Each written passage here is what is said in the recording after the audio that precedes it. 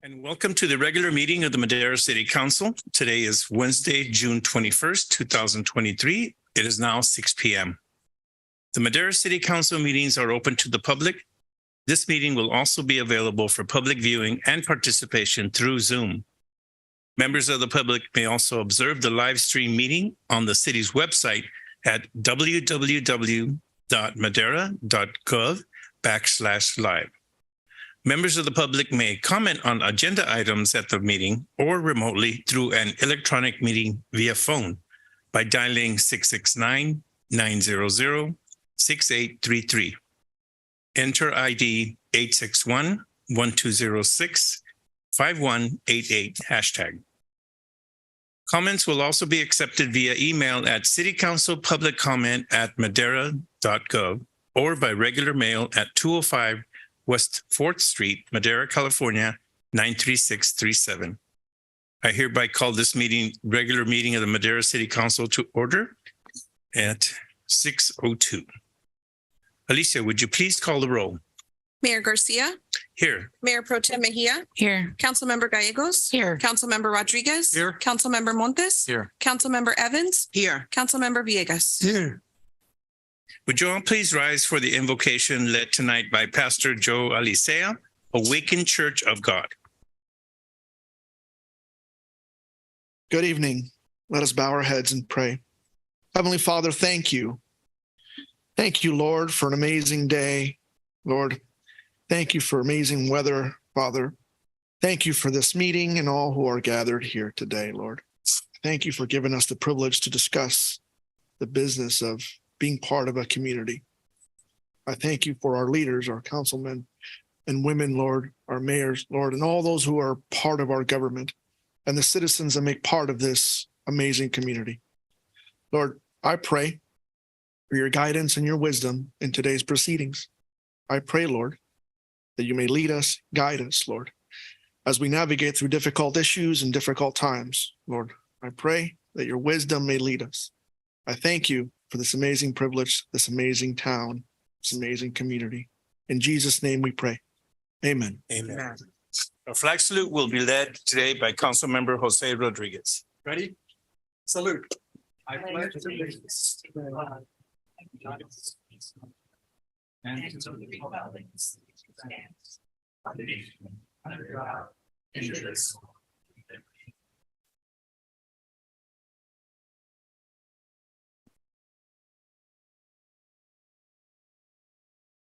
Thank you, Pastor. Thank you, Jose.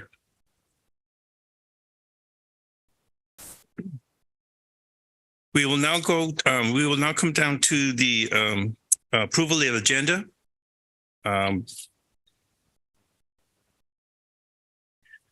there any members of the public wishing to comment or make changes to the agenda? Thank you. I'll move to approve agenda as presented. I'll second. I'd like to pull item B7. Is this the? Okay, then never mind. It's consent. Okay. I'm sorry, what was your question, member? To pull item B7 for discussion, but that'll be under consent, right? Consent. Okay. Yes. Okay. Seeing no further changes, there was a first by Councilmember Montes, second by Councilmember Rodriguez. All those in favor say aye. Aye. Any opposed? Ayes have it. Thank you very much. Motion passes. We now move on to public comment. The first 15 minutes of the meeting are reserved for members of the public to address the council on items which are within the subject matter jurisdiction of the council.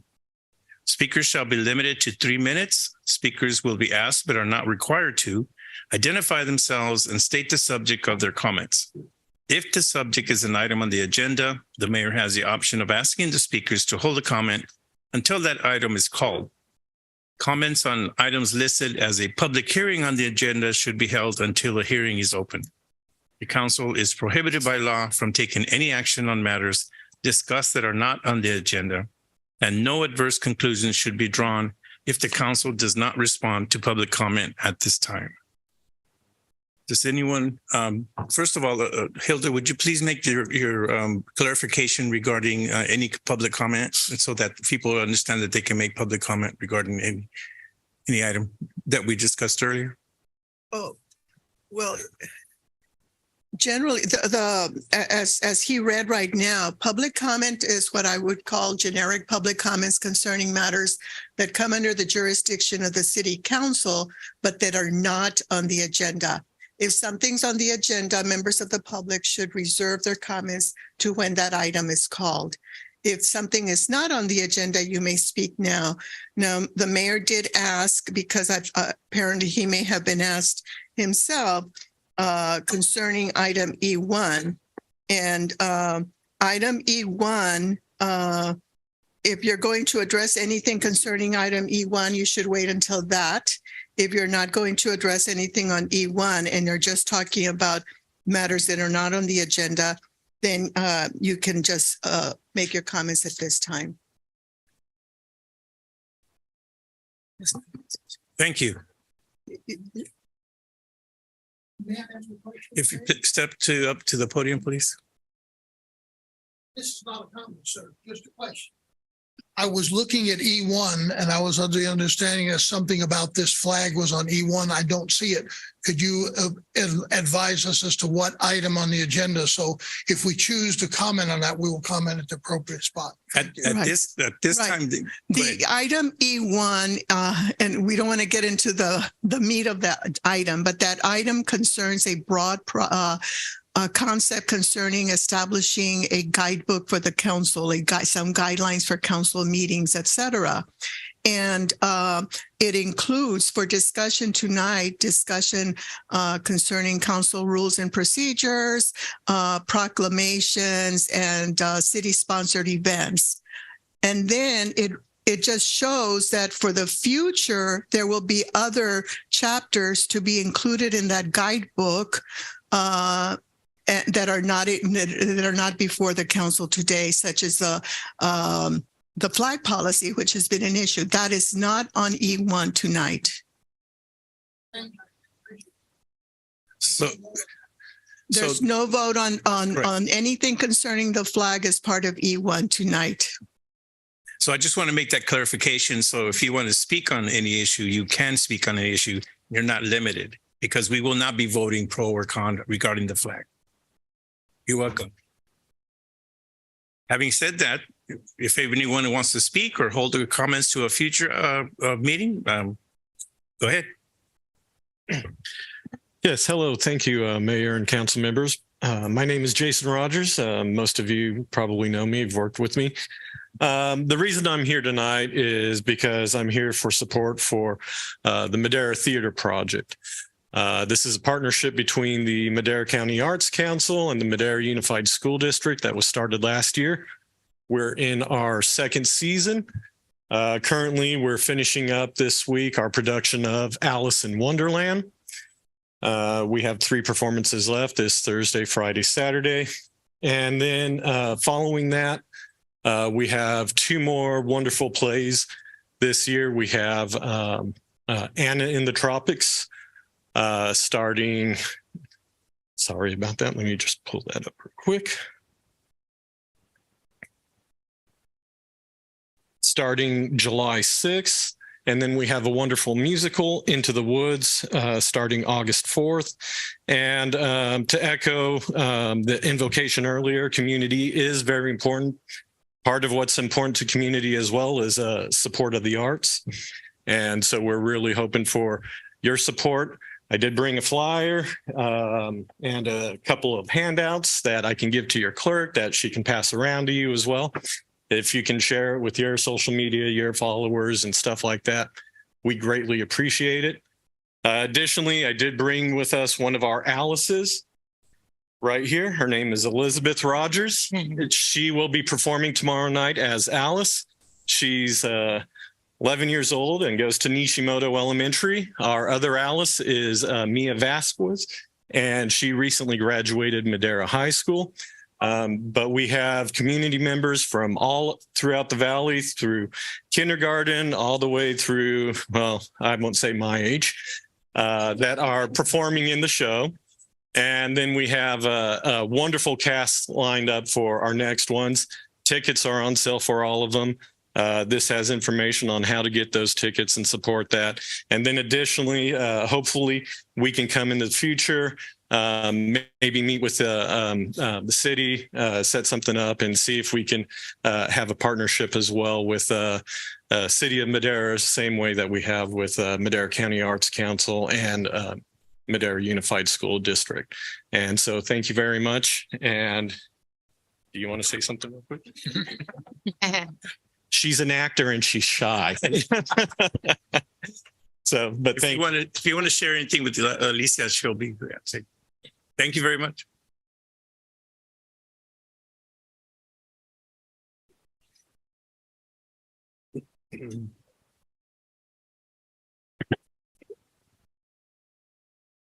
Good evening, Council. My name is Talia Arenas. I am publicly putting a request for there to be a flag raising ceremony policy.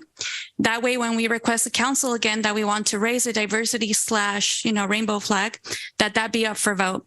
As of right now, that request seems to have been denied for this month. We got the proclamation certificate that was part of that request, but not the full ceremony that we were looking for.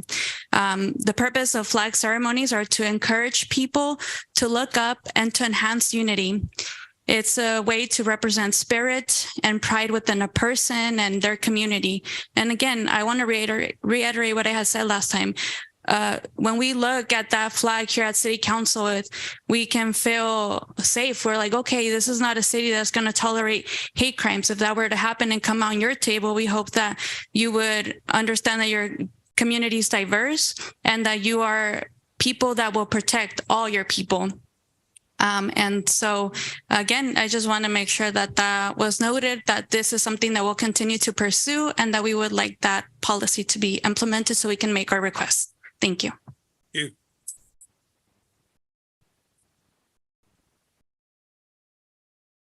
you. Good evening, City Council. My name is Jennifer Cruz, she, her pronouns, and I have the honor of running an LGBTQ resource center in Fresno.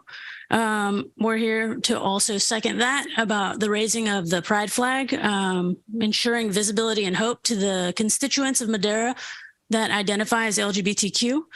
And basically asking, it sounds like you all voted in favor or it passed for a proclamation, which means you were supportive, but there was backlash around that. And it sounds like the city knows that hope and visibility by proclamations is important. And we understand that opposition can be difficult, but opposition and hate speech from folks who don't want to acknowledge or give hope and visibility to the LGBTQ community is exactly the reason why you should also raise the flag.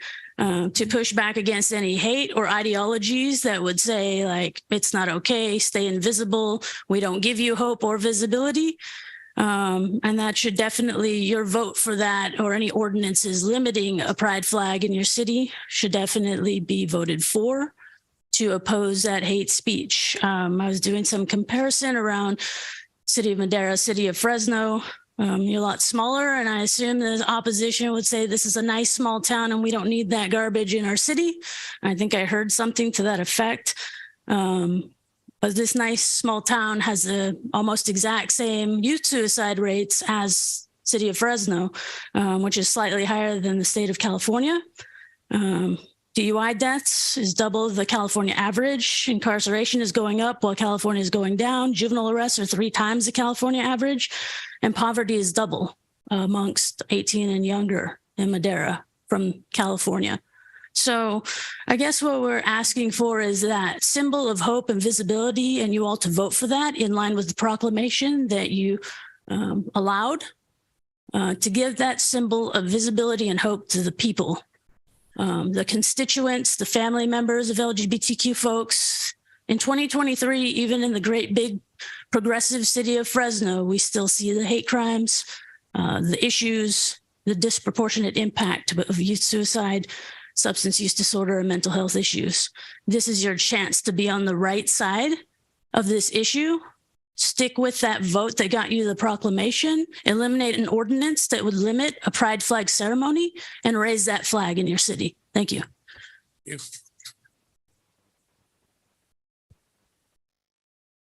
Good evening, Mayor and council members. My name is Steve Williams. I reside at 1908 Venturi Avenue. I come this evening to share my concerns as it relates to the action of last council meeting that you offered a proclamation to the Gay Pride Month. Doing this not only suggests your approval of this behavior and the agenda that it represents, but it also aligns us as citizens with this same agenda and behavior. Certainly there's free people can live and believe what they want, but there's a big difference between allowing one's view and celebrating those views. It's one thing to treat all people with respect, and another thing in being forced to join in the chorus that they sing. This, for one, is what is so offensive to this action, and that is that you represent a major population in Madera that has a strong spiritual and moral value to it. Now, I don't know you individually, but I believe as a council, you can do better than this. I believe that you can see beyond the agenda, the emotion. This is not about hate. This is about understanding the values and the morals of what this represents, of what this momentum of Gay Pride Month represents. If not knowing, council, that you have wakened a sleeping giant in this community. The Catholic Church, the Protestant churches are coming together to raise the moral standards of this city if it drops into this segment of honoring this behavior, this lifestyle. Let me ask you this. Is it pride to confuse and manipulate the identity of individuals, especially our children? Why must we celebrate the physical and chemical alteration of their God-given bodies for life when all of these procedures don't change the fact that every cell in the human body either identifies them as a male or female from the very beginning? I'm reminded of Solomon, the son of King David, in his important and wisdom words. He says, pride comes before the fall. And I think this is a warning to us as individuals and as a body of legislators. We must be careful. And I give you the time and thank you for your consideration, Mason. Thank you.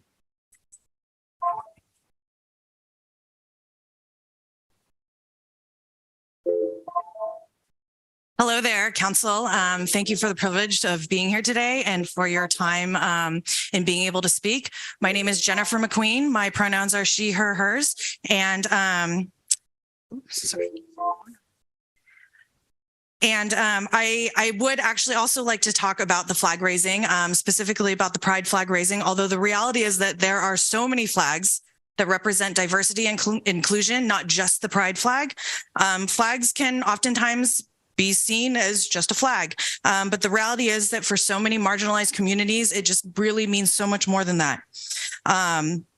I have been to many flag raising ceremonies across the Central Valley, and to see the beauty, diversity, the inclusion, the acceptance, the youth, folks and communities come together for something positive, something that supports one another, is truly a tremendous occasion to be a part of.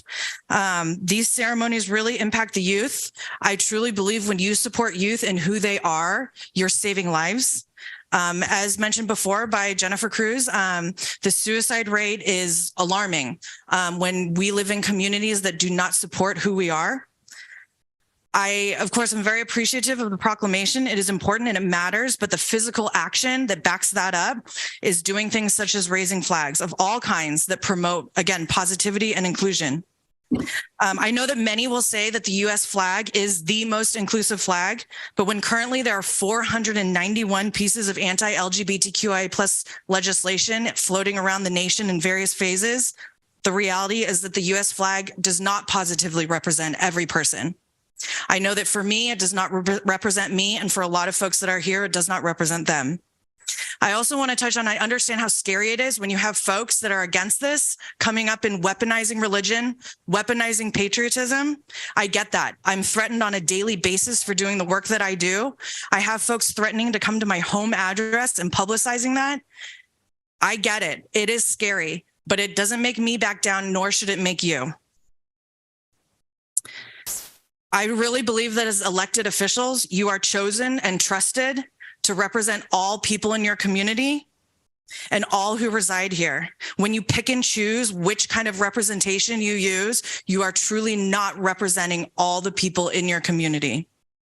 The reality is that the LGBTQIA plus community transcends all religion, gender, race, culture.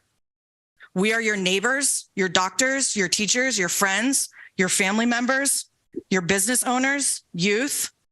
We exist in every single corner of every single community. The reason why we may feel like a small community to some folks is because we are forced to be invisible and put in corners by folks who weaponize their religion and their patriotism. Thank you for your time.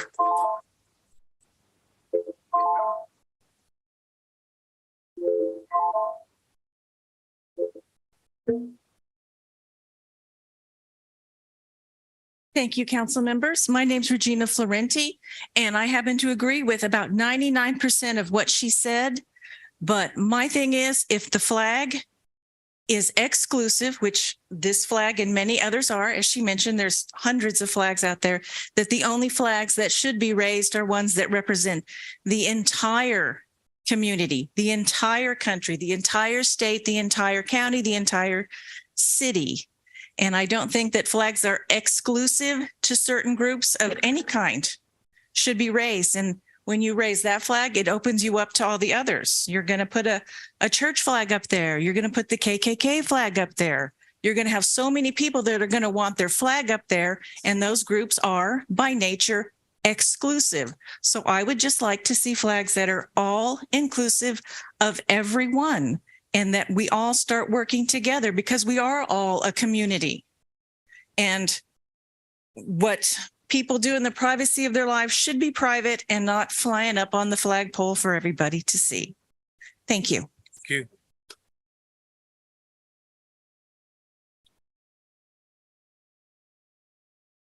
Good afternoon, folks. Thank you for allowing us to have our First Amendment rights up here, something that the American flag has given us with the 13 colonies and the 50 states. Each time I come up to one of these podiums, it's always been mentioned that a pride flag is something that you need to be identified by.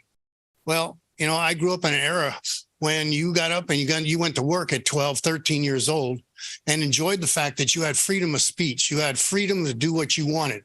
And now I don't care what you do as adults. I don't care that you have to worry about whether or not you're going to get to work or you're going to get demeaned by somebody at work.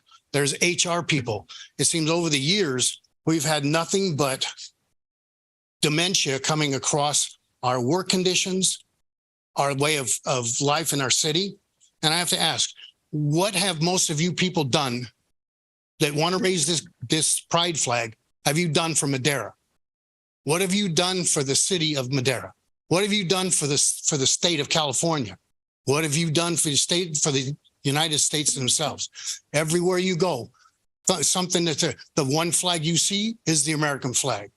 Okay? I don't care what you do as adults behind closed doors, but don't make the rest of us feel that we're brandishing something that nobody cares about. You can go to the Bible all you want and you say we're patronizing the Bible and making it a weapon. Go through Romans, Leviticus, it tells us straight up. Man's not meant to lay with a man. Okay? It's a man and a woman. So over the years, you give an inch and you're taking a mile. The raising this flag is wrong. Okay? You don't need a rainbow flag to be identified as a gay or lesbian.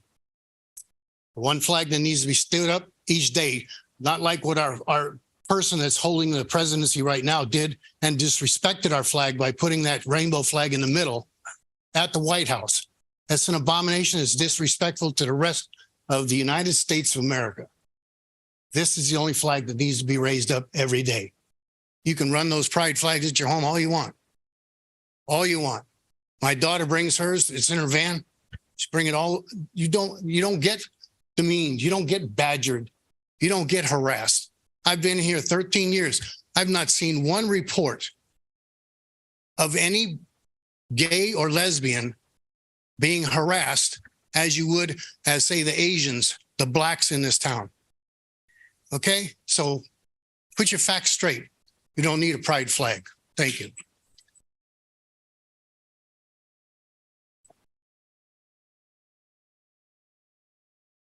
How you doing today, City Council? My name is Santos Sosa. I've been in this city for like over 30 years already. I agree with the gentleman that just spoke.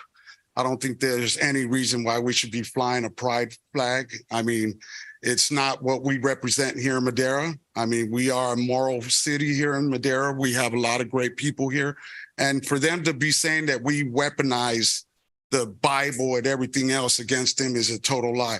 They want to use those kind of words and that kind of speech just to make us look like we're the bad guys here. We're not the bad guys here. We love them. My daughter's an LGBTQ. I love my daughter to death. I don't think she's in the right position. I've taught her better than that.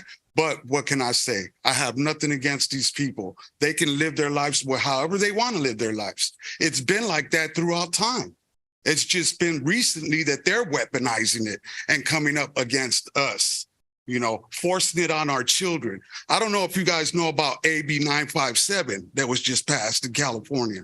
That's taking the rights of the parents away so they can go ahead and genderize our children and do what they want. And that make it an abusive thing to us, which is wrong. You know, that's how it starts. I come from a city, San Francisco, California, born and raised. Look at what's happening in San Francisco, California. Because of the demonic stuff that they do there, that city is like a hellhole now. I don't want to see Madera go down that road. I love Madera. My children were all raised here. My grandchildren are being raised here. And I just wish that you guys would do the right thing and stand up for Madera as we do. And I have nothing against none of these people there. I love them. They're probably great people. I just don't agree with their agenda. And I thank you for listening to me and spending the time. God bless.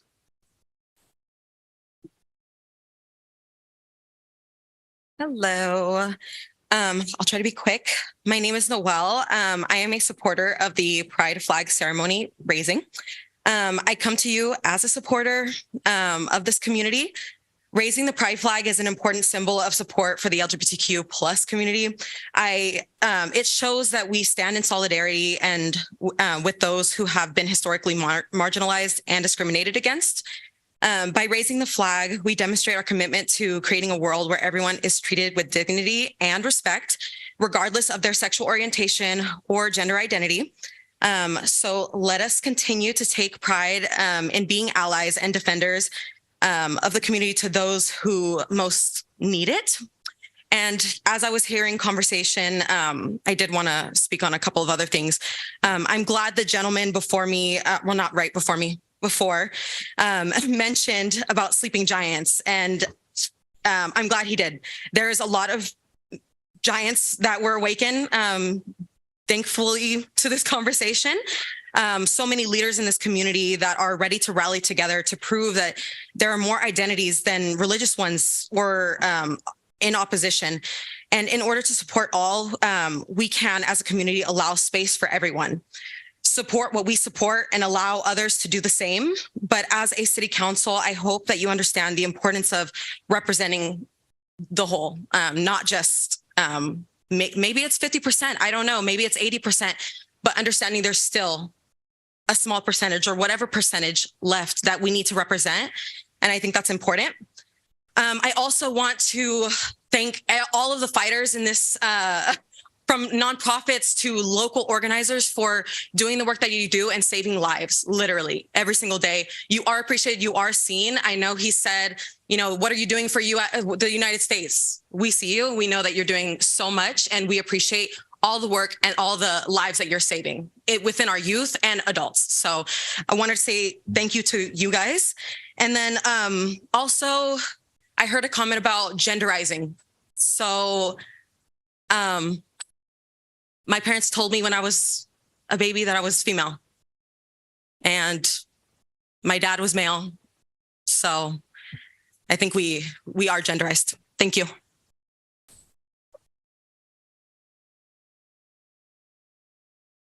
Hello, my name is Xavier Sanchez, pastor of the Iglesia Cristiana Bethesda. It's a Spanish church. And I hear everybody speak, but I read behind you right there, and God will trust. It was God, he's the one that put his rule, you know. This is the one giving the Bible to us. Y quisiera hablar en español porque ese es mi hablar. Así como todos tienen derecho a hablar inglés, yo también español. Amén. Y Dios lo ha puesto desde el principio. Yo sé que ustedes, all of you, they believe in God. They believe in the Bible too. Yeah, I know you're going to do the right thing. Okay? God bless you.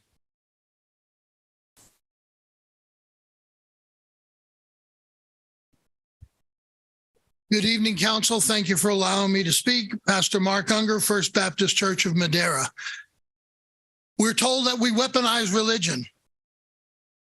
I ask you, does the city council weaponize religion? Because that's a quote from Psalm 56. Did anyone know that? That's right straight out of the Bible. In God we trust. That's what it says in the Bible. We're told that we're spewing hate. I spoke 2 weeks ago. I don't remember saying I hate anybody. I wrote 2 letters to the city council and the mayor. You've all got my letters. 3 of you responded. Thank you, thank you, thank you. 4 of you didn't bother. But there wasn't a word of hate in those letters, was there, brothers and sisters? Not a word. They say we need a flag for hope and visibility. It's an important symbol of hope. Okay, so if I come up here with a flag that looks like a rainbow and I say Jesus Pride, and I want to fly that on City Hall, y'all gonna fly that on City Hall? You all gonna give me a proclamation? Because every person in my church is opposed to raising that flag. And there are pastors here, some who'll speak tonight and some who won't, unfortunately, whose people in their church oppose the raising of this flag as well. We're told it creates a space for everyone. I thought there was space for everyone. I thought that was First Amendment right. I thought I had the right to do in my bedroom what I wanted to do sexually as a married man, but I don't need a flag to tell you all what I'm doing in my bedroom. Neither did other side need a flag to tell me what they're doing in their bedroom. They have the perfect right to do what they choose in their bedroom. It just so happens that the Bible says, I'm holding it in my hand, it says, and I'm just reading it straight, degrading passions, a lie, unnatural, burning desire, committing indecent acts, not acknowledging God any longer in such behavior as that. And it says, and although they know the ordinance of God, that those who practice such things not only do the same, which is their prerogative, but also give hearty approval to those who practice them. We want to raise a flag to tell everyone it's all right to live that way. And it is if those individuals choose it. But we don't need to fly a flag. And I must say, council, I'm disappointed. I love you. I pray for you. I'm disappointed. Proclamation went out. Why are we proclaiming something that the Bible says is a sin against God? And don't have a proclamation. We're going to raise a flag. I say, no, stand up, because nobody's going to vote for you again if you vote for this flag. Thank you.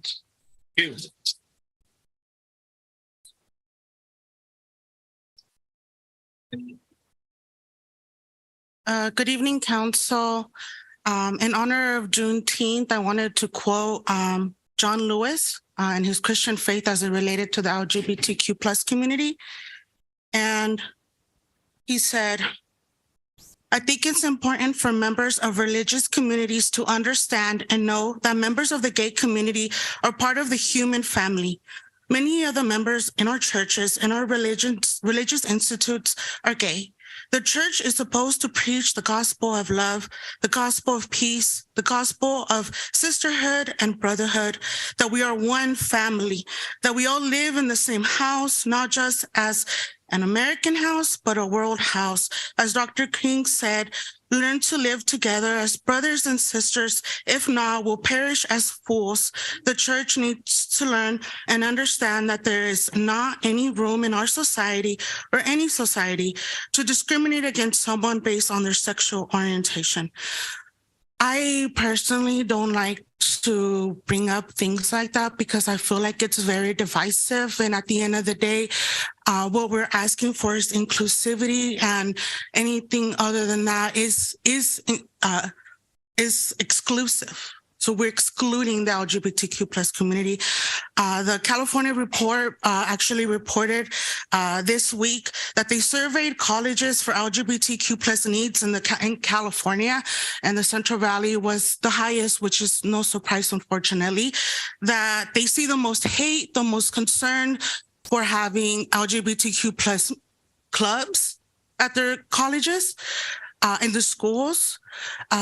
Children, everyone in Madera deserves to feel safe and feel comfortable with who they are. And as other cities around the Central Valley surrounding us have been exclusive, I just ask that you please consider being inclusive of everyone in Madera and not exclude our LGBTQ plus, as they have been historically more here in the Central Valley than other communities. Thank you.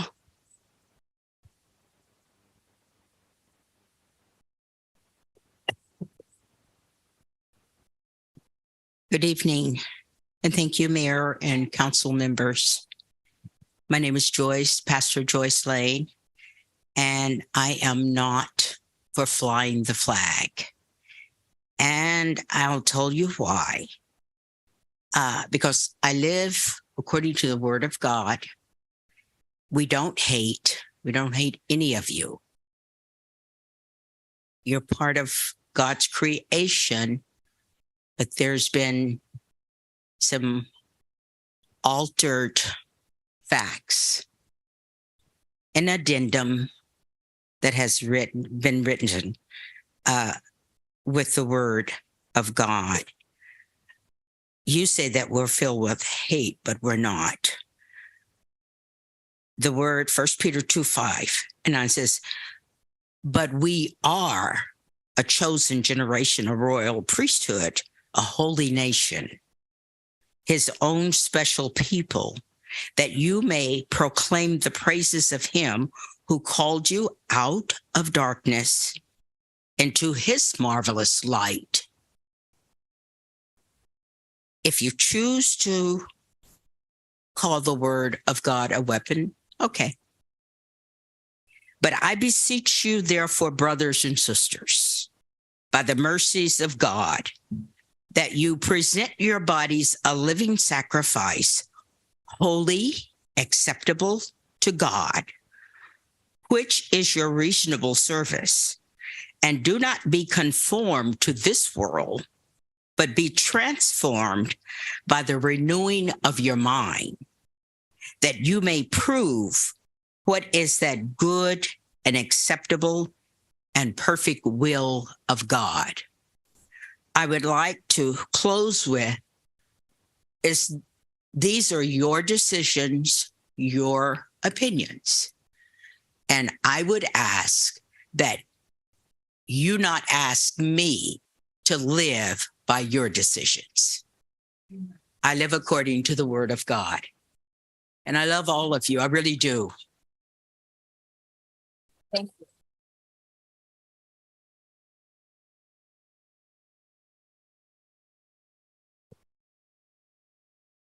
Okay, well, I'm here to make the request and ask for the Madera City Council to make the proper internal policy changes to be able to raise the pride flag. The pride flag is a representation of inclusion and to also give visibility to our LGBTQ folks in the community. Raising the pride flag would show our LGBTQ plus community that we acknowledge them and that we're standing in solidarity with them and in solidarity against hate and homophobia. Raising the pride flag would be life-saving. It is life-saving. And it is a symbol that can really be life-changing for someone to walk by or drive by and to see Even though it's just symbolic or it might not mean something to you, it could really change someone's life. And it's a really simple act for us to do in solidarity, and not just during Pride, but all year long, right? It's a visual act for our community to feel accepted and safe in their community. And as elected officials, you should not allow the fear for taking a stance in solidarity to deter you from supporting this action. It is your responsibility to represent everybody and to support all of the residents in your community. And I just want to add that last time that we were here, there was a lot of young folks present, and they were being acknowledged for their success, like on their teams and whatnot. And they had to sit through a lot of the hateful comments and being denied of their identities. And I also felt that. And it was really, really hard to sit through that, and to seeing young people being torn down by adults who don't want to be inclusive or understanding of their identities and who they are. And that's fine. You don't have to be, but you also don't have to like spew your hate onto people or your beliefs and whatnot. So it was really hard to watch young people like either walk away, or they were crying in their audience, or they were just really hurt. And I could just tell that they knew that their community was not accepting them, and that their representatives did not want to move forward with this, to feel like included and whatnot. And I hope that some of those young people are tuned in, or they showed up and know that like there are people that support them and that are here for them, and that will continue to come to these things to stand up for them. And because I wish that there was adults when I was a young person that stood up for me. Thank you.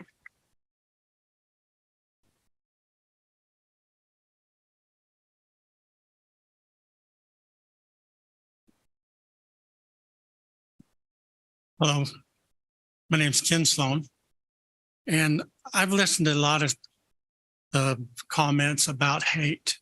I still don't understand where that flag is going to make them safe. The United States has got a flag. That means we're united. But it seems like doing a flag like this, all you're doing is separating people.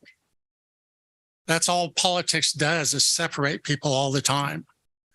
They want to divide us. You know, I don't know where, again, that's going to make anybody safe. Ask Brittany Grenier, the basketball player that was in prison for 10 months in Russia. What flag got her out? The United States flag, not the gay flag, not the pride flag. You know, this doesn't make sense, you know, because they keep thinking you put that flag up, it's going to make them safe. It's the haters aren't going to stop hating people because of a flag. Work on the hate, not the flag. You know, I mean, that's something you got to work for, is stopping people from hating, not flashing in everybody's face what you're doing. You know, I just don't understand, you know, like they talk about the rainbow flag, which was a symbol of God. So actually they stole God's flag. You know, and what good does it do to be divided? You know, I've lived my whole life going to rodeos and doing all this stuff, and I wear my hat to the rodeos. I stand up for the national anthem, for that flag. I take my hat off for the Pledge of Allegiance, for that flag. And that's flag what protects everybody in here.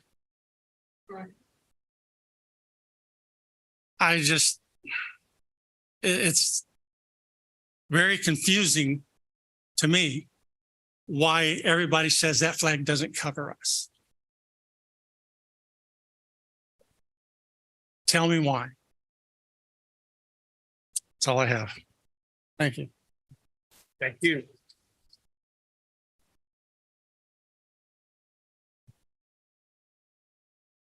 Mayor, if I may, the speakers that are at the podium, if you could please speak directly into the microphone. The cameras will rotate to the person speaking. So if you could speak directly into the microphone, that way we can capture each public comment live stream. Thank you. I would first like to start with we could walk and chew gum at the same time. While the pride flag is a symbolic act of solidarity, there is still the undoing of hate and everything that we are working on at the same time. So to discredit a lot of the labor that a lot of individuals and community members are participating in, I think is short-sighted, as well as the repeated citing of LGBTQ plus sexual activity as the premise for not allowing the flag to be flown, I think is also very interesting that that's at the top of a lot of these people's minds. But as a city of Madera, it is important to take a stand for LGBTQIA plus rights and representation.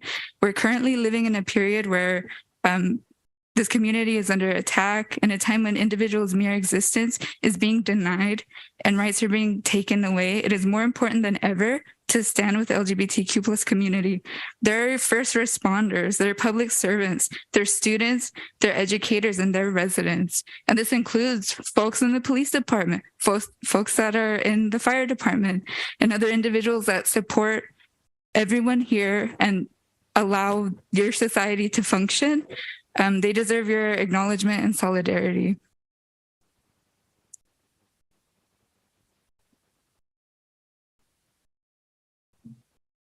Hello, I'm Tricia Osterhout, she, her. I'm a transgender woman. I was born and raised in Los Banos, California. I've lived in the Central Valley pretty much my whole life. And I grew up being in a very conservative Christian family. And when I was 4 years old, I was beaten mercilessly for wearing my grandmother's makeup. By the time I was 6 years old, I was being abused by my parents and my pastor, going through conversion therapy, with them forcing me to be straight. I was physically abused. I was mentally abused. And for that, today, I am not a Christian. I see Christianity as a device that abused me in my early years of life. And so today, when I go places and I see that rainbow flag flying, I know I could be safe there. I will go to a business and I see a flag and I know I can take part in that place of business without being discriminated against or harassed or beaten further. Yes, maybe not every Christian weaponizes religion, but a lot do. What does Jesus have to say about the whole matter? Matthew chapter 22, verses 36 through 40. I'm going to paraphrase. This tells, and this is Jesus speaking. Love God with everything you have. Love each other the same way you love God. And when people are using their religion to oppress a people, that is not love. That is the opposite of love. So please, let me feel safe driving my truck into this town to bring produce and things so everybody can eat. Because at the moment, without a symbol of safety, I can't say I'm safe here. And I can't tell my dispatcher I'm safe to go to this place. Thank you.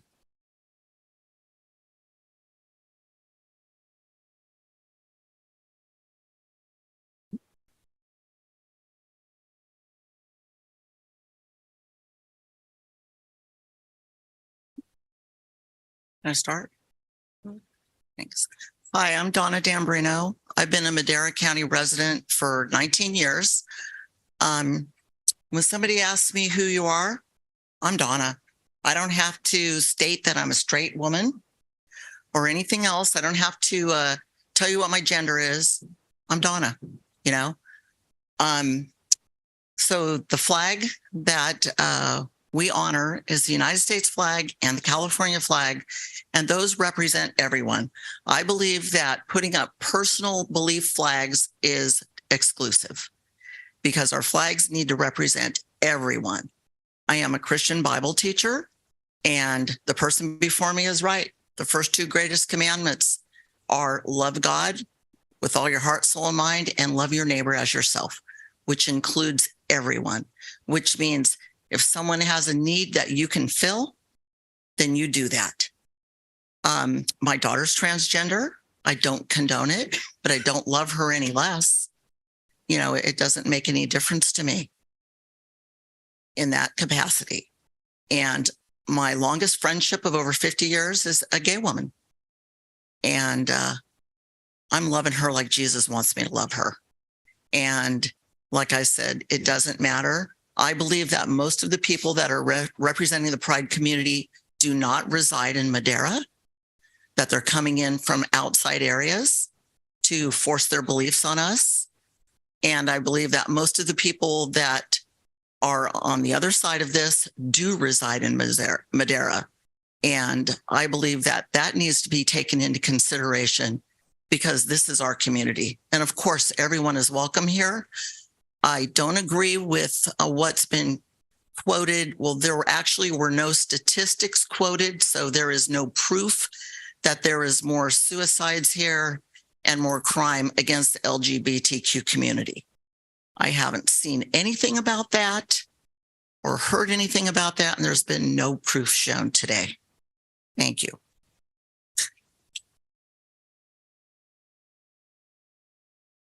Hi, I'm Pastor Roger Leach, and I was born not too far from here at the old Dearborn Hospital. I've been here for almost 74 years, and I grew up in this town. I honor each and every one of you. I live in the city of Madera, and I grew up on a farm.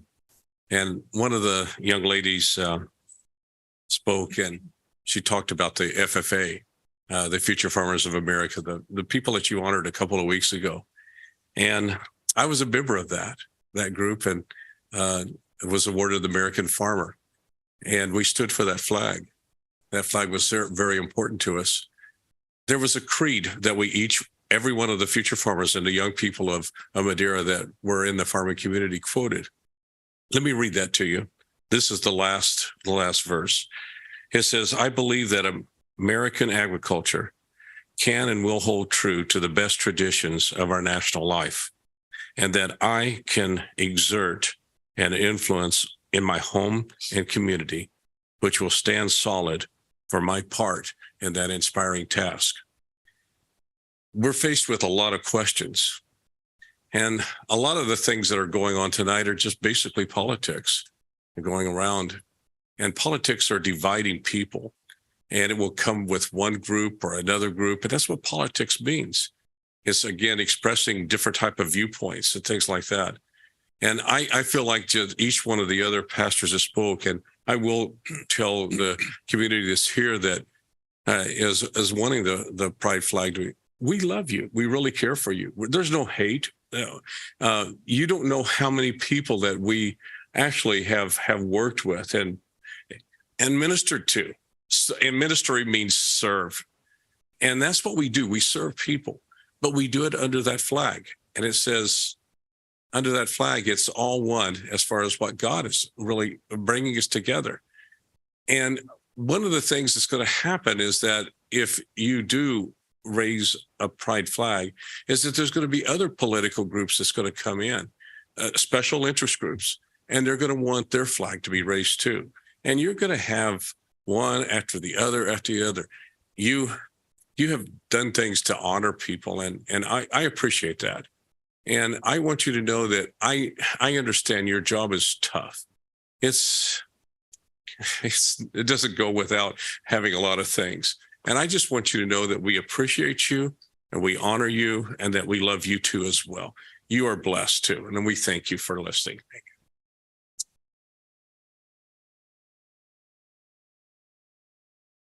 Good evening. Thank you. My name is Linda Unger. And a couple of people ago, it was mentioned, excuse me, that there was abuse, physical abuse by parents and a pastor.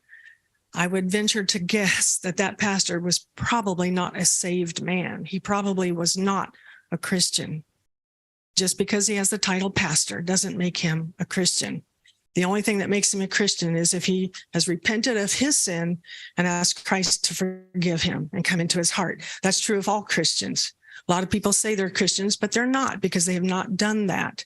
Therefore, when the person spoke, it made me realize that what I wanted to come say, and I decided to hold back a little bit, is that sin is in the world. And there were times all through history when homosexuality was, homosexuals were killed, they were tortured. That's been also true, unfortunately, throughout history of our African-American brothers and sisters. They were tortured and killed because they were Black. But there are also all kinds of people who, because of sin in the world, are tortured or killed. It's not just any one group. And we don't hate you. We love you with the love of Jesus Christ. And that's all I have to say about it, because I mean that from my heart. I wasn't always a Christian and I lived a different way, but that changed. And therefore, if you're feeling like you're being hated, you're not being hated. We just don't agree with what you want to do, raising a flag. I'm an American. I love the American flag. It means even more to me now than it ever did. But we're sinners. Therefore, it's easy enough to turn to the Lord and repent of your sin and ask him to forgive you. And he'll change you. He'll change your life. He'll change your heart if you let him. That's all I have to say. Thank you.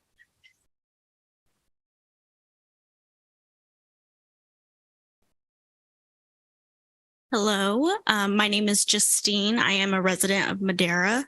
I've grown up in Madera my entire life. So people saying that, it's not Maderans that support this, I'd beg to differ.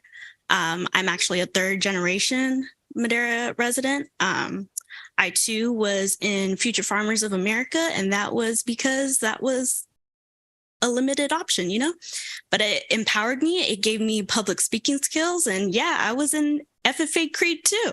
So I believe in the future of Madera. And I was also an American farmer as well. I got the highest degree bestowed upon a member. And I was also a state champion in 2015. So I have a long history of being in Madera, and I love this community too. I remember on the last day of school, my senior year, there was someone in my class that, we're all talking about how, oh my gosh, it's so crazy. Like we're graduating. A lot of us are going away for college, and excited and saying our truth, And I remember there was one person in particular. I had gone to middle school with them, and they were such a quiet person all those years. But they were so friendly and nice and sweet. And every time you saw them, I just try to talk to them. And on the last day of our senior year, they came out to our classroom. They said, I'm just confused, like I've never heard of a community or a space that would accept me and what I'm confused about. I don't know. My gender expression doesn't make sense. My sexuality doesn't make sense, and those are things that come up for a lot of us. And so I think about them a lot. I think about how LGBTQ plus individuals are often targeted in hate crimes. The FBI reported that 16.8% of all reported hate crimes in 2019 were based on sexual orientation or gender identity. However, it's worth noting that hate crimes are often underreported, and the actual numbers are likely higher because people in the community do not trust the law. Transgender individuals are are often the victims of being killed, discrimination and harassment. According to a survey conducted by the Williams Institute, the UCLA School of Law, 17% of adults, LGBTQ plus adults in the US were experiencing some sort of discrimination. So those are the facts and support this flag raising. Thanks.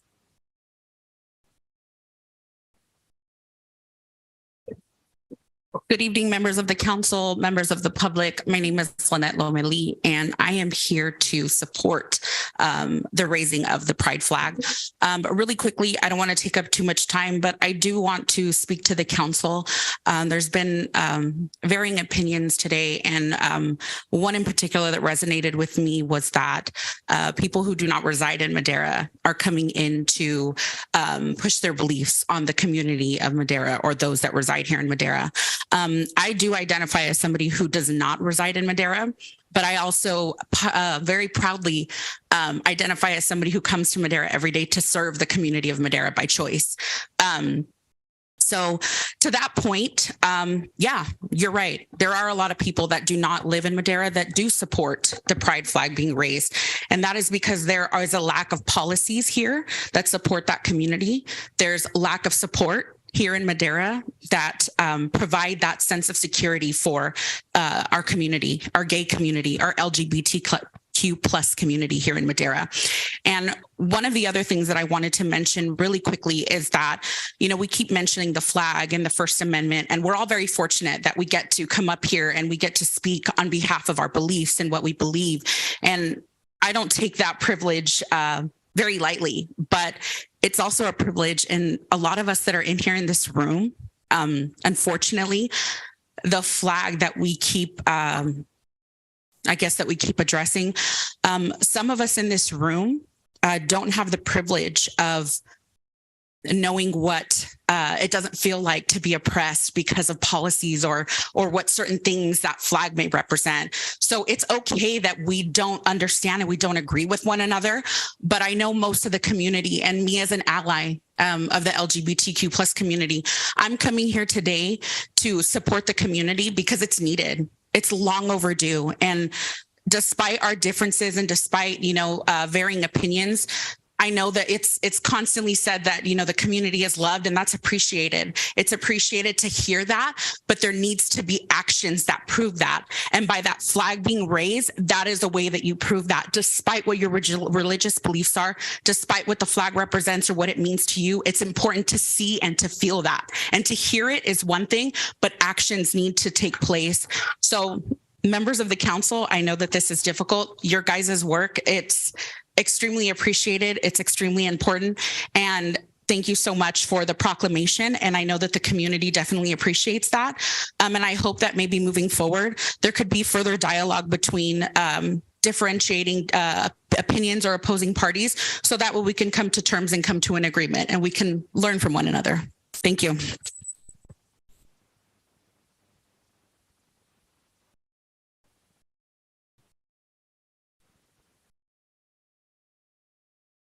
Okay, I'm going to take a deep breath like I did 2 weeks ago.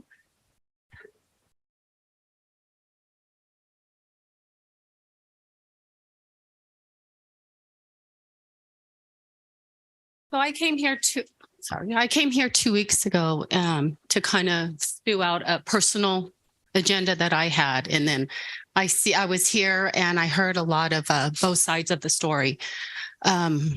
And my stomach's a little nervous right now. Sorry about that. So I went home and I prayed about it, and I don't know about you guys, but I know my prayers are always answered when I'm truly in zone. So what I'd like to say is I know that the country that I live in, we are the only country that is under God. Did you guys know that? Under God. So to me, there's two types of pride. There is a individual pride, and then there's a nation pride. And I tell you, from what I can see and what I can hear, we're not going to change each other's mind. I can see that. I can hear that already. You know, we're so focused on our own pride, on our own pride. But let me tell you, when my prayer was answered, I was very thankful that I live in a country that is under God. I really do. I'm very thankful. Thank you.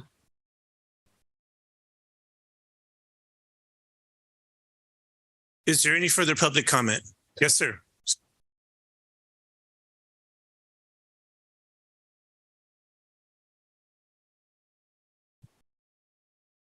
I just want to say this. I don't think we're going to change the minds of anybody. They already set up. What we need to do is probably train our kids, our young people, and a lot of adults to respect other people's rights. What I understand about and I want to address the council, is that the rights of people need to be uplifted. Their rights end where mine starts, right? My rights ends where theirs starts. But I see the flares, the anger boiling, and like what I didn't like, and I'm gonna be honest, the way they went out yelling, "You like we win," and it's not about winning because there's not gonna be winners. Just gonna say something about this indigenous Mexican president said very wise words.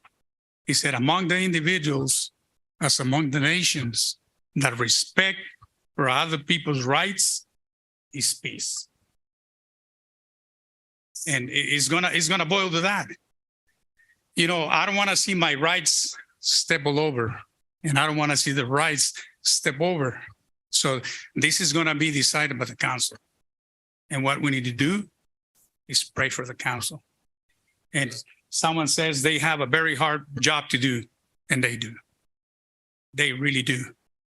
It's not about pleasing one group or the other one, but they're going to have to make a decision that is going to have a lot of repercussions either way they decide. That's what I see. Nobody's happy. Everybody's going to, if they raise the flag, they're going to say, "Oh, they stepping over my rights." And if they don't, they're going to get mad. So, I think it's going to take a lot more than that, because it's educating people, like they feel like they've been rejected. And of course, we know they're not. Maybe some people, I'm not speak for everybody, because I know some people might don't like them and they don't respect them and they might attack them, or, what they were saying about, reports that they've been attacked is true. It is true. And people hate them. Even Christians hate them. Like the lady was saying that this pastor was abusing her and all that it might not be a Christian. I agree with that.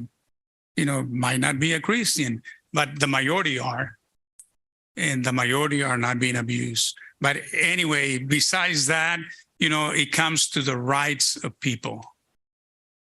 The rights of someone is going to be stepped all over.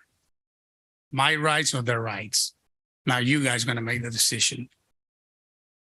Christians say, "Oh, my rights are going to be run over," right? And they're going to get mad. It's nature. We need to admit that. It's nature in human beings. People are going to get mad regardless of who wins. And they talking about politics. It happened in politics. So thank you. We're just going to pray for you guys and make the right decision. And just want to say this to finish. The proclamation that was done last time, it was not approved by the whole council. It was the mayor proclamation. Thank you.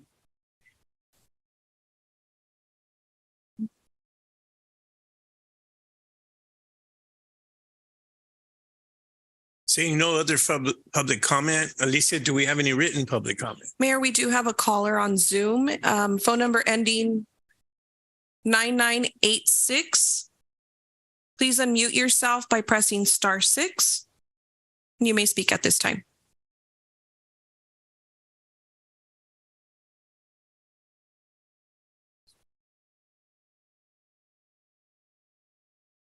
Council member, sorry I couldn't be there. This is Melissa Sloan. I am actually out of state working.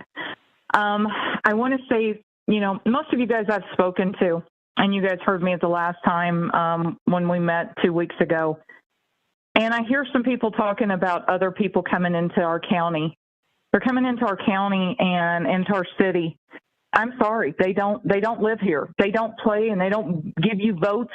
They don't put, maybe they put some money in here, but the voters are the one that's putting you guys behind the seat. I talked to some of you guys and you said, I'm going to have to see what my voters want, what these people want that are in my district. I think you all can see we don't want this. We don't want this flag. Planned Parenthood is coming up and they're supporting this. Well, my question for Planned Parenthood is, would you stand with me when I request to have a straight pride flag hung? Would you stand with me if I wanted a Confederate flag hung? You wouldn't, because that's offensive. That is offensive to a lot of people. And that is aggravating to me that we're allowing these people to pick and choose what sides they want to be on. I'm sorry, I agree if you don't live here. I get you want to have love and respect, and I do love and respect you. As I've said before, my family, I have a lot of gays in my family, love them all. But if what you say is we're hurting our youth, drinking and driving hurts our youth, but yet alone, we don't allow those kids to start driving until they're 16. We don't let them drink until they're 18. They can't go in and fight for this country until they're 18, or they can't drink till they're 21, and fight for this country until they're 18. But yet we're saying that it's okay for these kids to start choosing what sexuality they want to be at 5, 6 years old. They shouldn't even be thinking about sex. They should be playing with Barbie dolls or trucks. You look at me, I'm in jeans and boots every day. I don't care if you wear a suit. I don't care if you wear a dress. I don't care if you're a man and want to wear heels and be a woman. I don't know why you want to, because putting on makeup every day is a pain in the butt. But I don't think we're letting these kids make these decisions, and we're glorifying this. That American flag, it addresses all of us. If you read from the New York Post, over 500,000 people have left this state. Why do you think that? All these people that have stood up, they're going to vote for you guys. We don't want this flag. We understand what you guys are representing, and that is fine. You talk about love, but all I see is hatred that you say we're pushing. Just because we don't agree does not mean that we don't love you or support you. We just don't want this flag. We don't need a flag to show support. When I go to these, and I have been to your events, these pride events in San Francisco, the one in Fresno, to see sexual acts and to see men half naked with things laying around that I don't want to see. I don't want to see that if you're straight or if you're gay.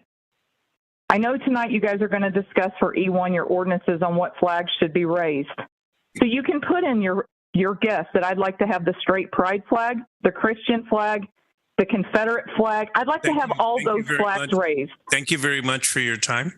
Your time is up. Thank you very much.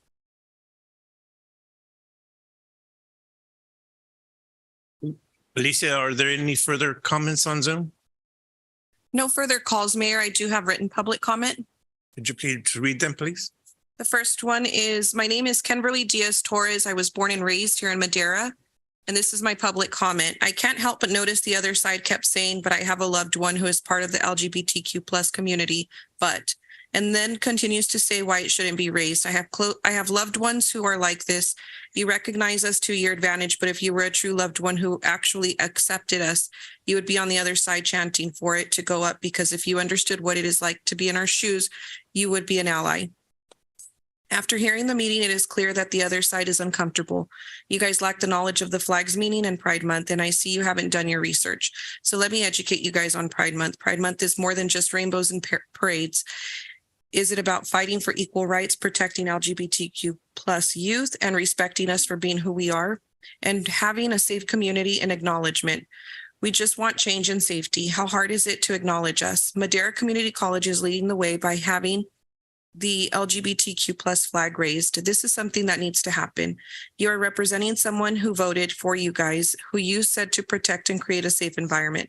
This is not something that should be up for discussion. This is not something that should be pushed to the next meeting, or oh well, the month ended, we will talk about it next year. No, we face this day of the year just because you guys are uncomfortable this month shouldn't be a reason why you continue to dismiss us. Madera City Council members do better. Just because it's controversial doesn't mean it gives you the chance to dismiss us. We want to be heard and we want to be acknowledged. If this makes you uncomfortable, then I welcome you to the uncomfortable. Thank you. This is from Jessica Hurdle.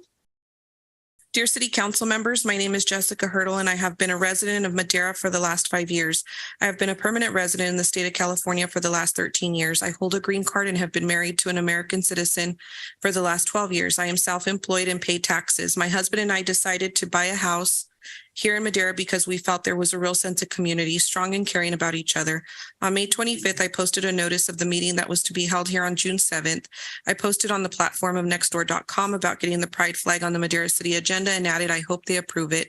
Would it be nice to show off Madera as a place that embraces all religions, all races, and support for the LGBTQIA plus community? I was surprised and saddened to see how quickly some members of the Madera community took it upon themselves to use the platform to verbally attack those who supported the raising of the flag, including myself. Nextdoor admin had to remove several offensive posts including calling members of the LGBTQIA plus pedophiles, perverted, grooming children.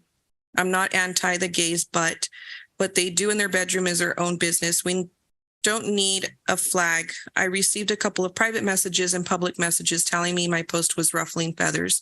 This was the conservative city and the flag This was the conservative city quite intimidated and was considering taking down the post. But then I remembered I marched against racism in the 70s. I marched with gay rights advocates in the 80s. My feet should be so sore for the amount of marching I have done over the last 40 years, marching for the groups who have been marginalized, treated unfairly, exploited, discriminated. I refuse to be intimidated. I will stand firmly behind the LGBTQI plus community here in Madera. The flag should be flown. The common denominator between us, we are all human, and as humans, we have the capacity to love, show empathy, to learn, and above all, to listen. Unless I walk a mile in the LGBTQIA plus community shoes, I really have no voice, no experience, but I can learn, listen, show compassion to another human being just trying to live their own lives. Today, Madera will make history. It can go down in the records as a city that really does include everyone, or it can go down in history as a city that turned their back on some of the most vulnerable members of our community. As the Beatles once sang, all you need is love, and all the LGBTQIA plus community need is some help. Sincerely, Jessica and Jay Hurdle. Madera Council, I'd like to express my thoughts and opinion regarding the pride flag. As a Madera registered voter and taxpaying resident, I do not believe it should be something flown by government agencies. The only flag that should be allowed to be flown at any government building property are the American flag and the state flag. All other flags should not be flown. If the pride flag is given the opportunity, why not a Confederate flag or any other flag? If the pride flag is flown, it does not show, in my opinion, inclusiveness, but rather more divide, as it separates us from all just being Americans under one nation. We should not be divided by race, gender, religion, sexual orientation, etc. If the pride flag is raised, it would negate the idea of inclusivity, but further divide our common cause in standing for freedoms in our community as one. Sincerely, thank you, Sherry Gill. Good evening. I teach in Madera and am part of the LGBTQ community. Although I am publicly out, I have to hide that piece of my identity at work, especially in light of the current political climate. Providing an opportunity for the flag to fly in Madera is the first step in showing our community that we are safe and supported. It is so important for adolescents and young adults to see the representation in their city. Please consider raising the pride flag at least for the month of June. The LGBTQ community is here in Madera, and we deserve to know that our city is a safe place. Thank you, Danica H. I have a couple more that we just received.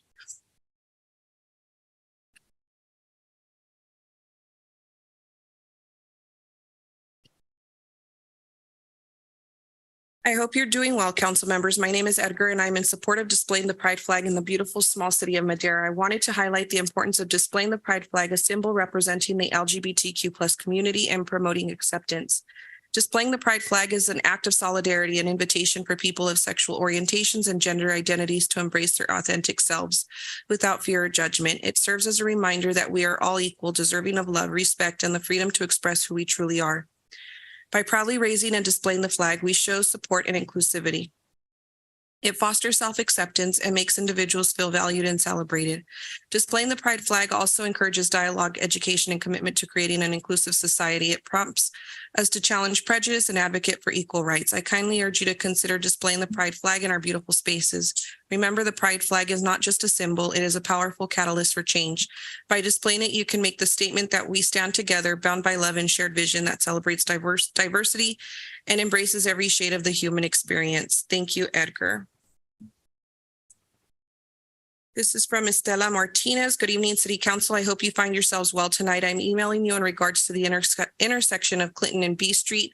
Please consider putting a stop sign or speed bumps or something, please. It's ridiculous that this intersection is so close to the police station, and yet it is so dangerous. So many people use this intersection in the morning, and I am tired of the many near accidents I have faced because of the lack of visibility. Please do something about this. Additionally, I urge you to implement a policy to raise the pride flag. Pride Month is almost over, and it's a shame the city of Madera did not raise the flag. It's sad and ironic that you open your meetings with the prayer and yet have not done the Christian thing to love thy neighbor. I personally do not agree that a prayer should be said in a political setting since there is a separation of church and state. But since we're all picking and choosing what to honor, let's show pride in our LGBTQ community and fly that flag. Otherwise, do not claim to be Christians. Do not be hypocrites because God is watching. You do not have to say the word hate to know the opposition to flying the flag is hate. Ultimately, you respond to and represent your real life constituents. Be the example and champion in the Central Valley. Thanks, Esther.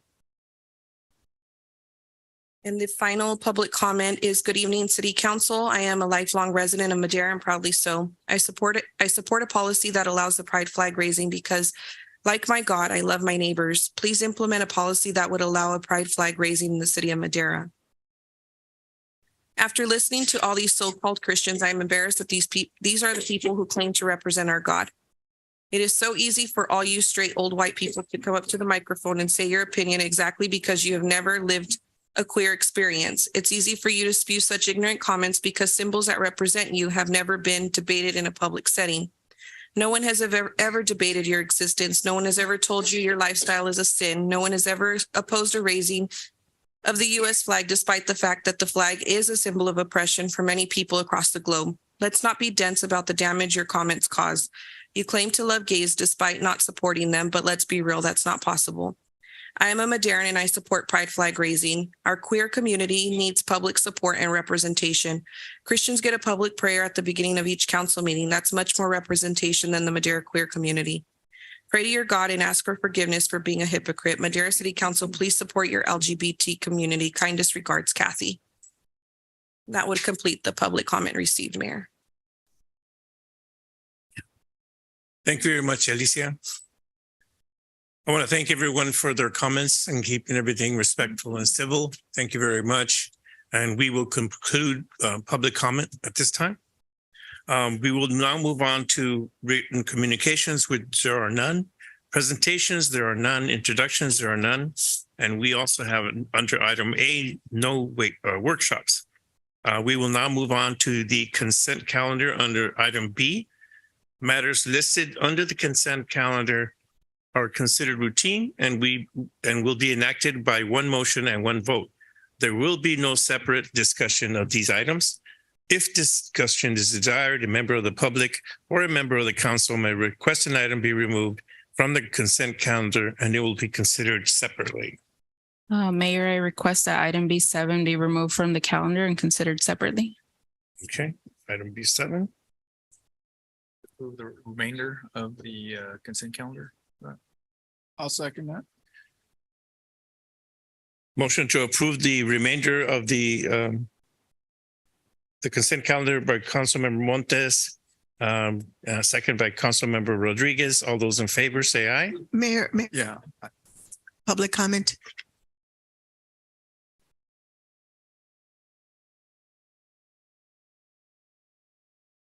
Thank you, Hilda. Jump to that. Yeah. Alicia, are there any members of the public wishing to comment under the consent calendar? We have no written public comment, Mayor, and no callers on Zoom. Thank you. I'll now close public comment. Are there any members of the public wishing to speak on the consent calendar? Thank you. You still have to ask, Mayor, even if you think you know. I thought I did that at the beginning. I'm sorry if you did. Okay. All right. It's a pretty long evening and we're not done yet. So therefore, Motion to approve the consent calendar by Councilmember Montes, second by Councilmember Rodriguez. All those in favor say aye. Aye. Any opposed? Motion passes. The ayes have it. We will now move on to item C, public hearings. 5737. So you did want to comment on it. You No, should- no. You pulled Okay. it. A motion to approve the remainder. So we still Gotcha. have to discuss B7. Mayor Pro Tem. Right. So I had questions about this item, and Keith, thank you. I know that you did answer some earlier today. And just based on the map that was presented and the list of the projects that had been completed, I wanted to see if it would be possible to include other areas in Madera, specifically Southeast Madera, that are in dire need of repairs. I was thinking a street that has often been asked about, which is East 6th Street, starting on A Street all the way to Magnolia. And also the reason for that is because I know that we anticipate investment by Caltrans, and I know that we may have traffic that's going to be diverting to 4th Street or East 6th Street.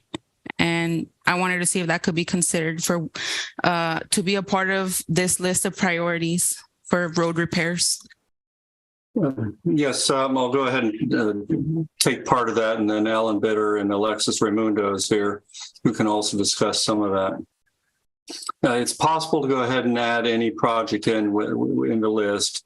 It would, I'd say that it takes the council majority to go ahead and add that to the list. We can, of course, look at it and see where it lands. If it were to automatically be in worse shape than any of the projects on the list, it would be an easy decision to go ahead and move it there.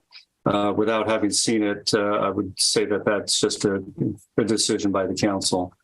Alan, Alexis, do you have any thoughts on that? Yeah. Go ahead, Ellen.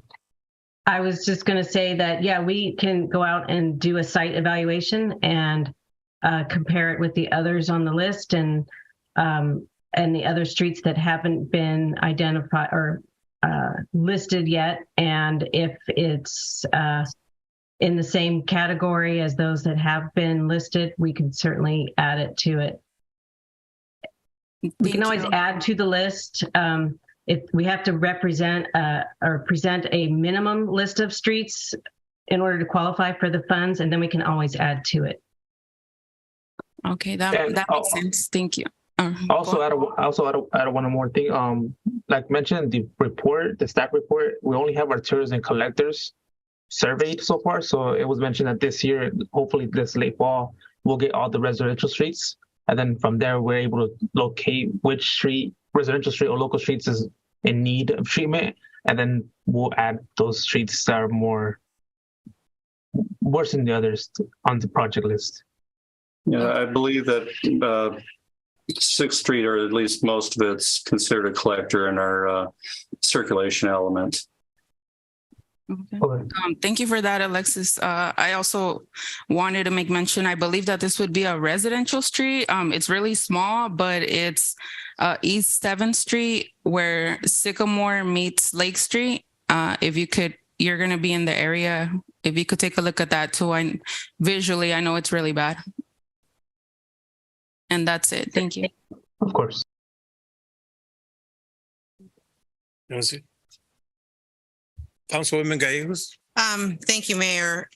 Keith and staff, if we could also take a look at, they're not in my district, but they're in deep repair and it's right behind a school. So it's traveled by several of our community members. It's a dual language. So it's not just that district, that dual language school provides schooling for every child in Madera Unified.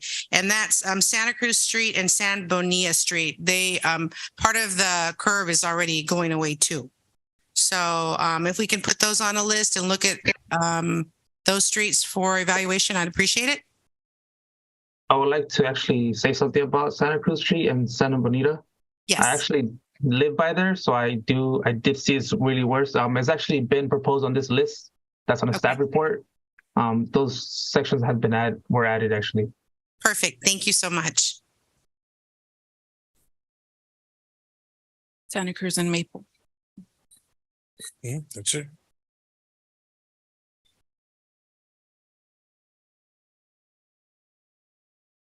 That, did you want to make a motion to approve? Because we can approve this and add At the street. after they do the evaluation, right, Keith? We can add or Alan, I apologize.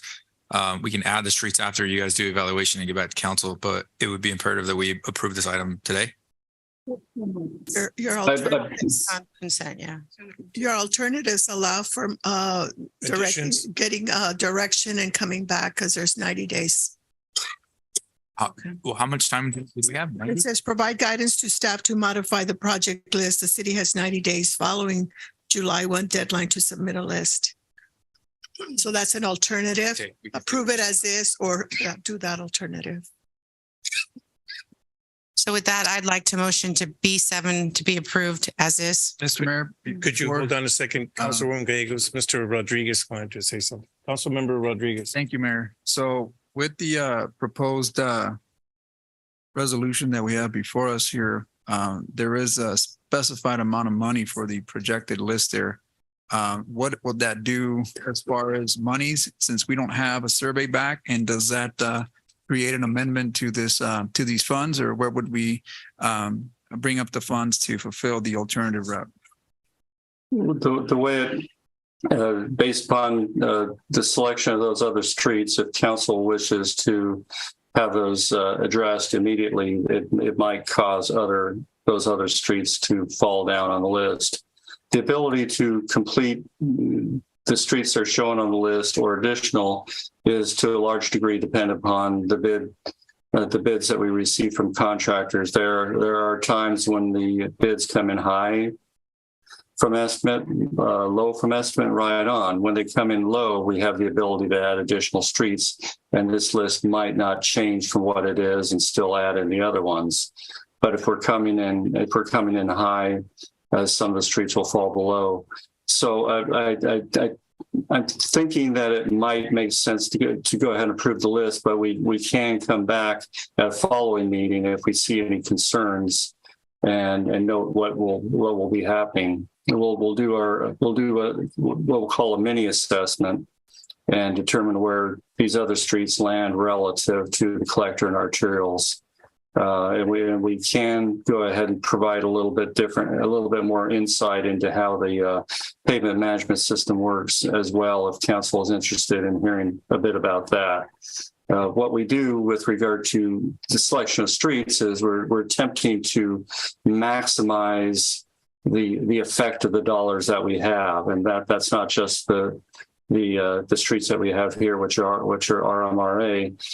We attempt to use those dollars to go ahead and take streets that are in fairly good condition and extend the lifetimes on those, while allowing some others to potentially degrade over time. It's to some degree a balancing act, because we are still well short of what we need in terms of funding to bring all streets up to an average, go ahead and say 70 PCI pavement condition and index. So it may be helpful for us to return at a later meeting, probably the next meeting. Though we do have 90 days, we'd like to go ahead and try to settle this up as fairly quickly as possible. So Keith, at this point, you don't really have an exact number because we haven't got all bids for all these projects that are on this list. And I'd say that's true. We don't know what the number is until we actually do a bid. I'm pretty sure our estimates are at the moment are based upon the bids from the previous year, and they've been coming in relatively high. They can jump around. Sometimes it's a matter of getting the right season for the contractors. If you get lucky and pick a time frame when they're relatively slow, the prices may come down because they're competing against each other. And sometimes they're busy and those prices are going to go up. So it's probably more of an art than a science to go ahead and get to tie down the prices when we're in a busy market like we still are. Well, I mean, I'll just comment by saying this is that I certainly don't want to see any of the streets that my colleagues had mentioned here go or overlooked and not brought up to code, or at least to the PCI level that you mentioned before. So at this time, would it be then wise of us to continue with the current resolution, but at the same time come back within those 90 days, see if there's any room to add these other additional projects? I would hate to pick and choose.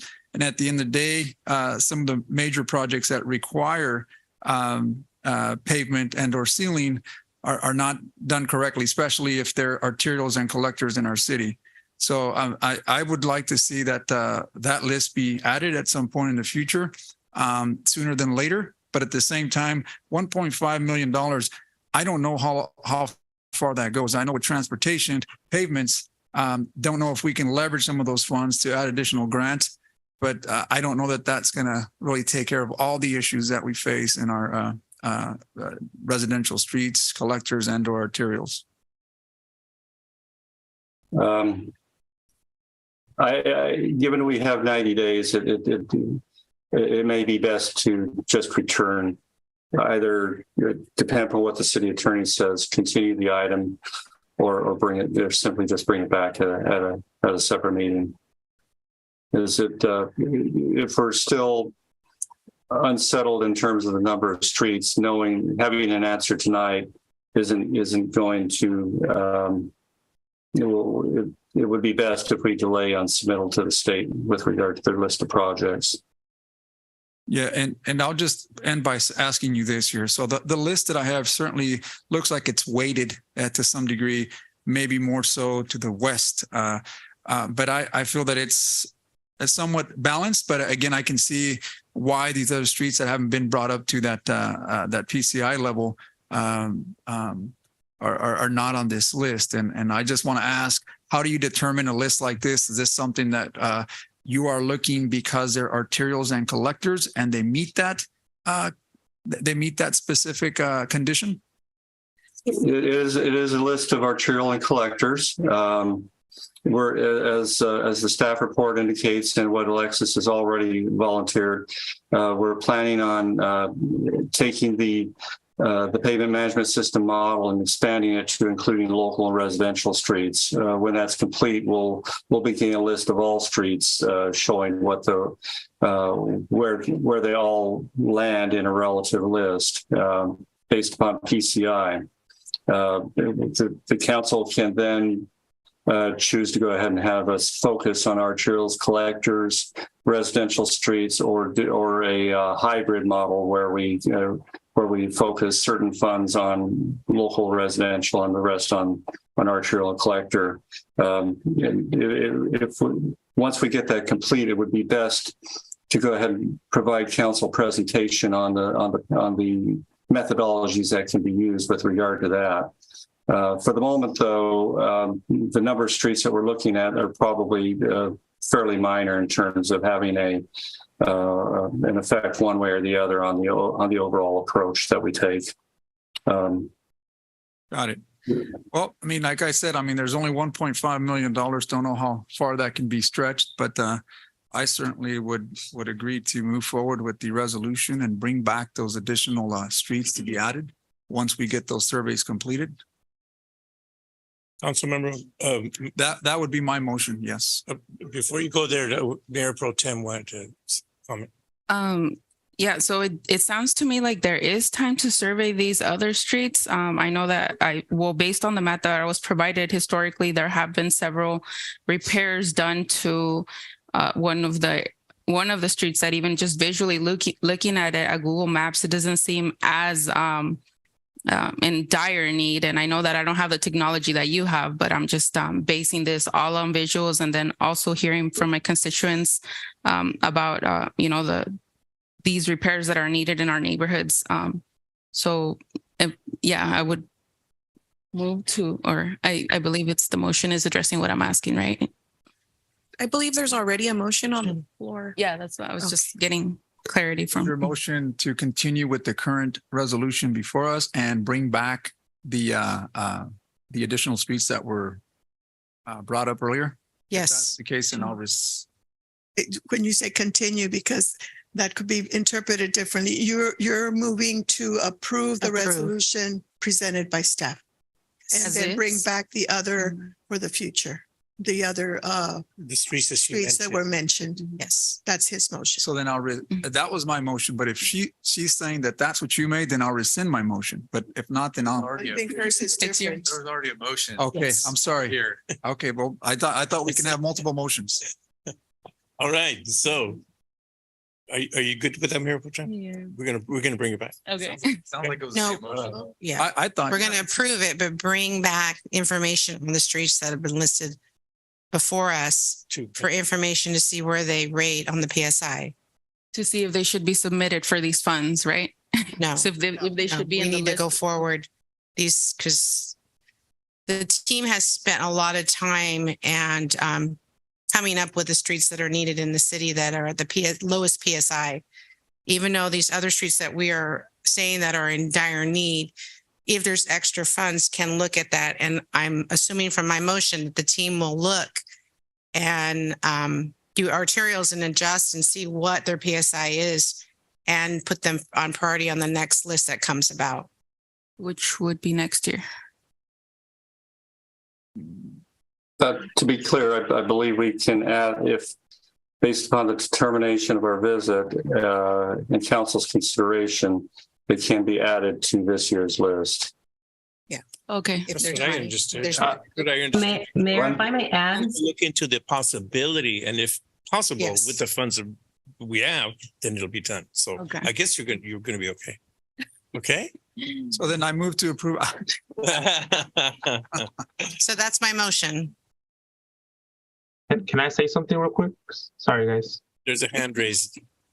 Yeah. Alexis? Sorry. If you guys would like Keith mentioned, once we do get the survey done, hopefully we're aiming for this fall. If you guys would like, I can also present to you guys a presentation and see the results. And then from there, we can go on and, if there's some streets that you guys mentioned that need more, we can just look at the PSI. Then from there, we can create another list for another project as well. and if I might add to the discussion, what's before you tonight is just one of our funding sources, the RMRA funds.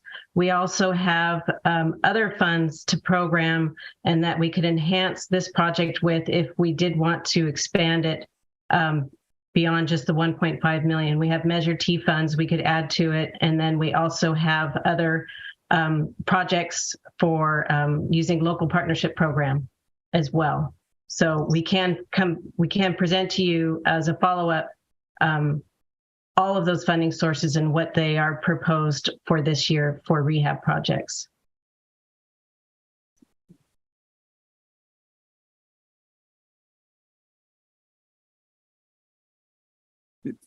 Anybody second? Anybody Clear as second? mud, because I actually heard the motion over here, but then I heard the second motion over here, because you were saying for next year's funds. But now I'm kind of confused as to which motion we're Never actually. said next year's funds. What? Said we're putting it on a list. If we have enough funds to cover the extra streets, we would use that. If we have enough. And if not, like Alan's saying, we have Measure T, we have other funding sources. If these streets PSI level is low enough that they need that repair, we can use those funds to shift for that. Correct, Alan? Okay, but sorry. No. Yeah.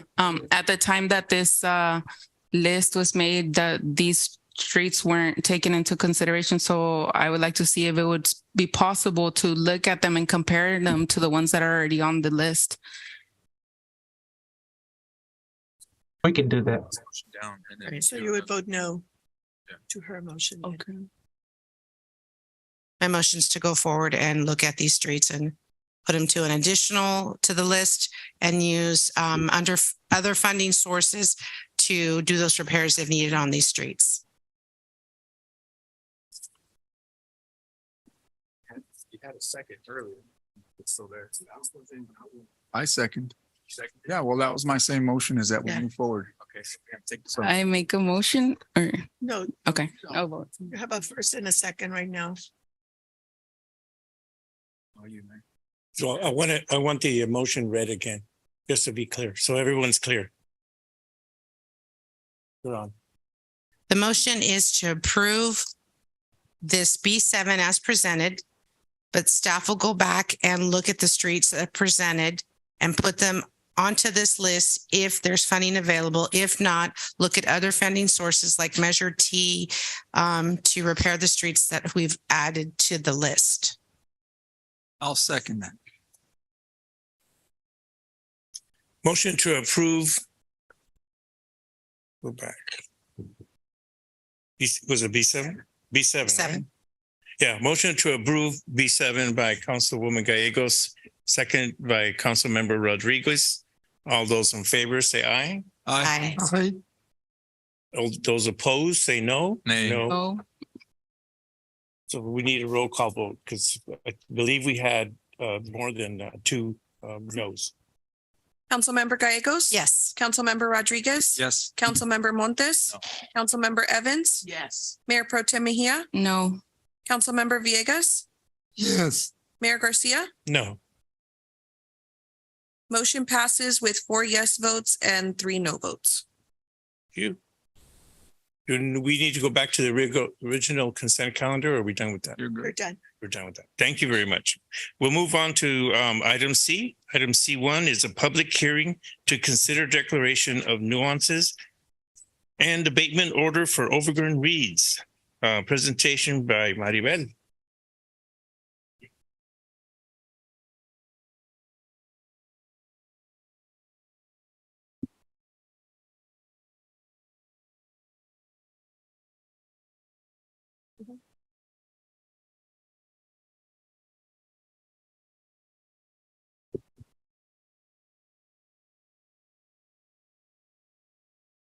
Yeah.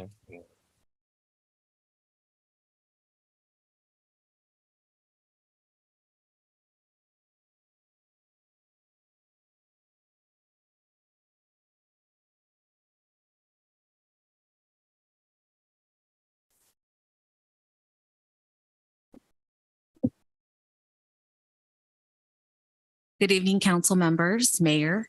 My name is Maribel Hernandez, and I am a neighborhood preservation specialist with the city of Madera. Code enforcement officer is probably the more known term. And before you, I would like to present a public hearing to consider declaration of a nuisance and abatement order of overgrown weeds.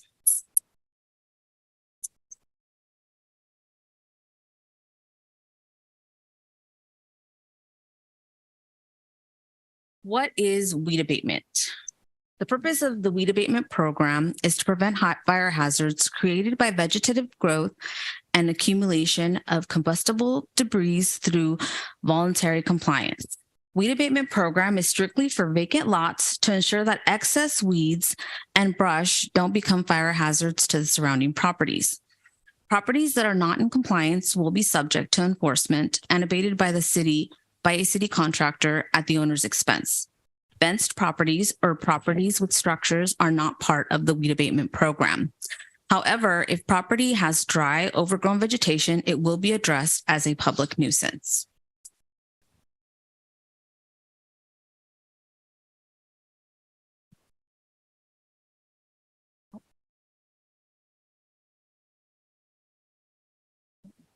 Way ahead, sorry.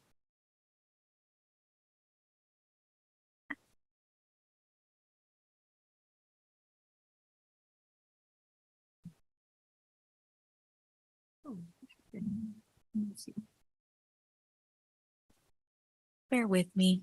Oh, it's okay.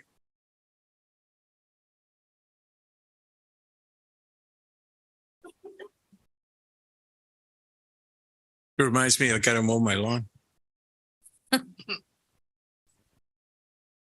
One of your properties? Yes, my bad.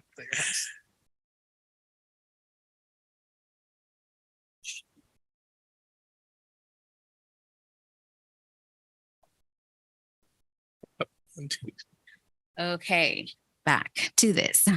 Why is weed abatement important? It prevents fires, protects the health and safety of the public, keeps right-of-ways accessible, prevents damages to abutting properties, discourages illegal dumping and encampments, and reduces blight in our city.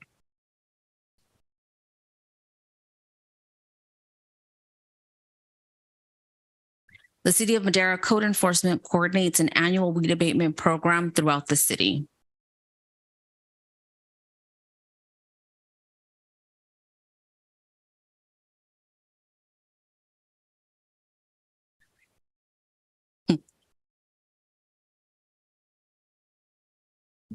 So the weed abatement code states in summary that having overgrown vegetation on a vacant lot and constitutes a public nuisance and shall be abated by the property owner at their cost.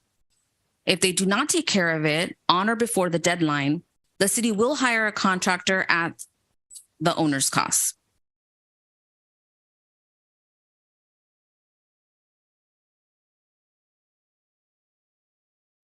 The weed abatement process. Every year, code enforcement updates listings of vacant properties by conducting research to determine if property ownership has changed. Inspections are conducted to determine if the property is in violation or has been developed. On March 27th, vacant lot owners were mailed a 45-day notice of violation. Re-inspections were conducted throughout the months of May and June. If properties remained in violation, they were issued administrative citations. Today's public hearing will determine if we move forward with abatement of the properties that remain in violation. If approved, code enforcement will proceed with hiring a contractor to abate weeds, rubbish, and debris. Property owners will be charged a $250 administrative fee in addition to the contractor's costs. If property owner does not pay, a lien may be placed on the property. The following properties have been identified to currently be in violation and require abatement. Please note that we have made attempts to contact property owners to let them know of their violations and of this scheduled hearing.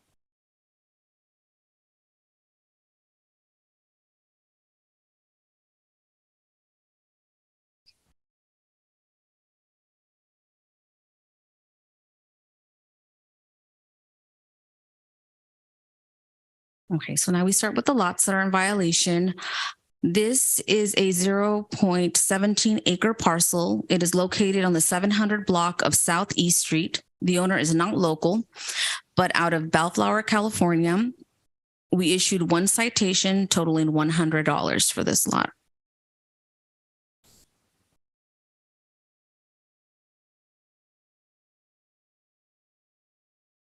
This 1.37 acre parcel is located on Adele and Country Club Drive. The property owner was contacted and agreed to abate the violation. As of this Monday, the property was still in violation. We issued one citation, totaling $100. The following three lots are next to each other and have the same property owner. The property owner was contacted and expressed difficulty finding a contractor to abate violations. Owner agreed to have properties abated through weed abatement program. We issued two citations totaling $600 for this location. This is a 1.65 acre parcel and it is located next to Madera Community Hospital.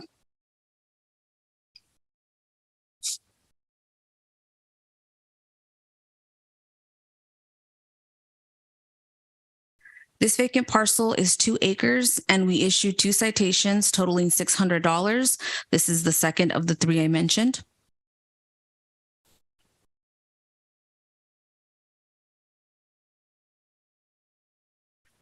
This vacant parcel is 1.63 acres and we issued two citations totaling $600. And this is the third of the three.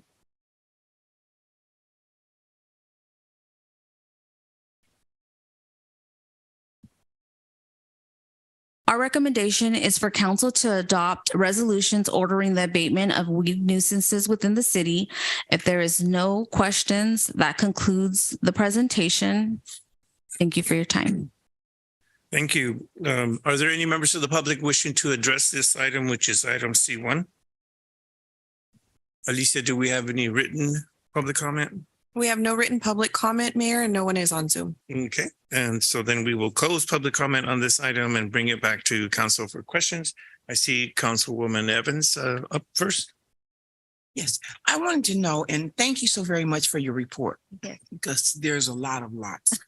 I wanted to know, how was it determined, the lots that you do have here listed versus some of the others that are around town?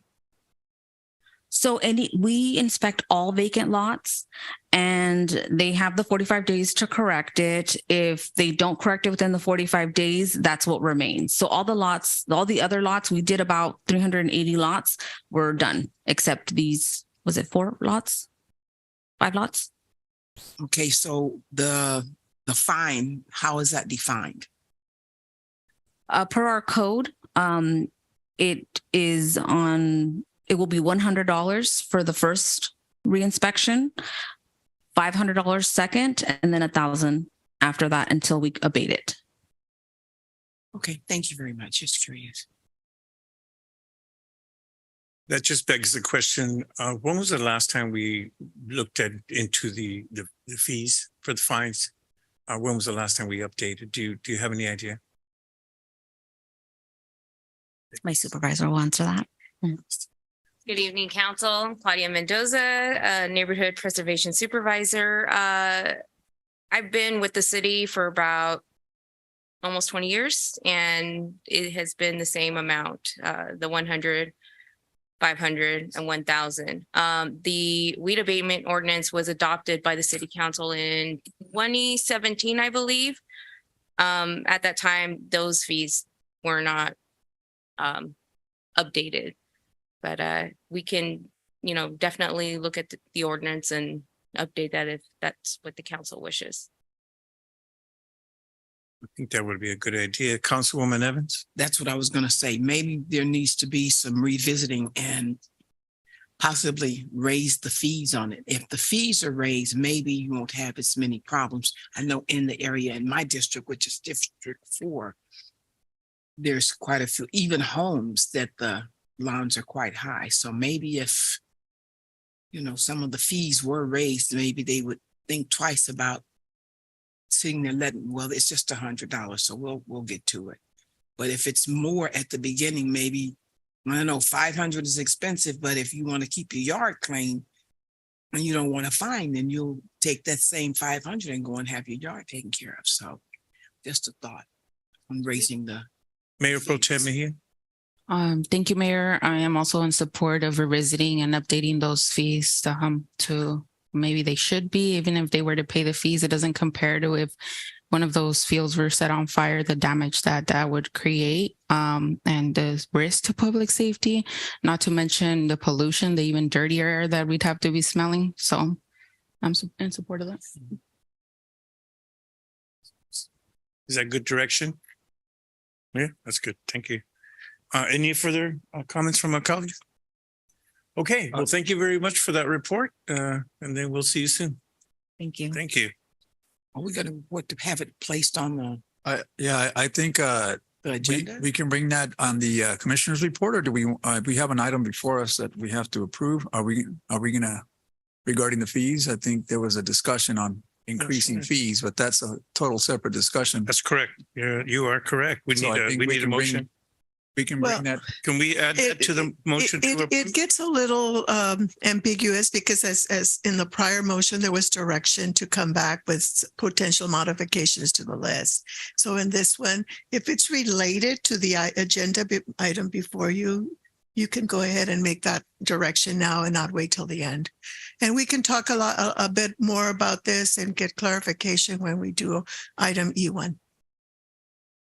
Councilmember Rodriguez. Yeah, so I don't know if there was a motion there, but if there was, I would like to at least have the discussion of what the history has been. Thank you, Claudia, for bringing that. But at the same time, what would be the appropriate fee?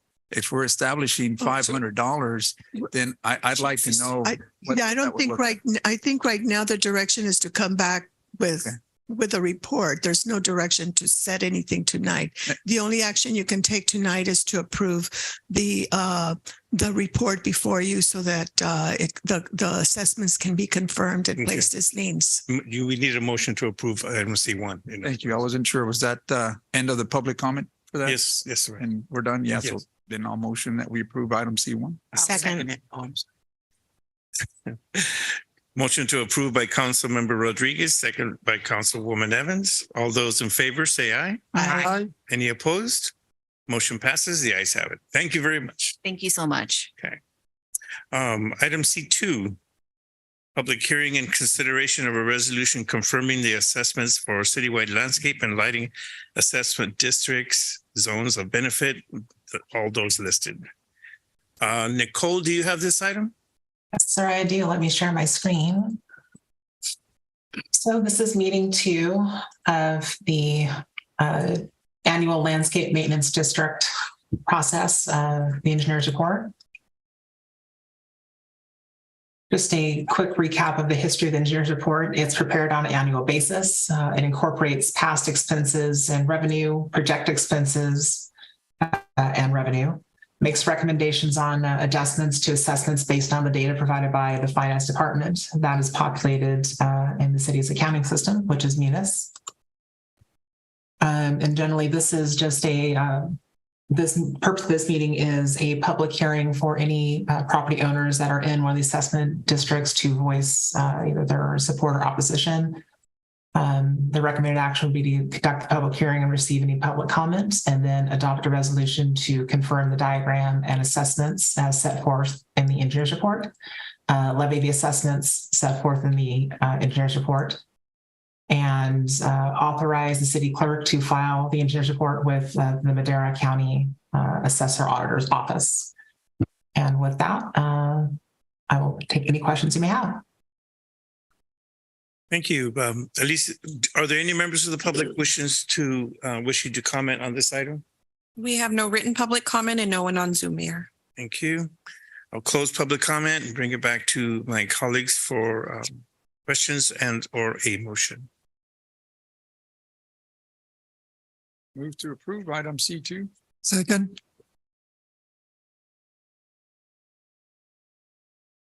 Motion to approve item C2 by Councilmember Rodriguez, second by Councilmember Villegas. All those in favor say aye. Aye. Any opposed? Motion passes. The ayes have it. Moving on to item D, petitions, bids, resolutions, ordinances, and agreements. Item D1. Nicole, do you also have this item? I do. Give me one moment. I was just getting ready to swap to my other PowerPoint for this one. Okay.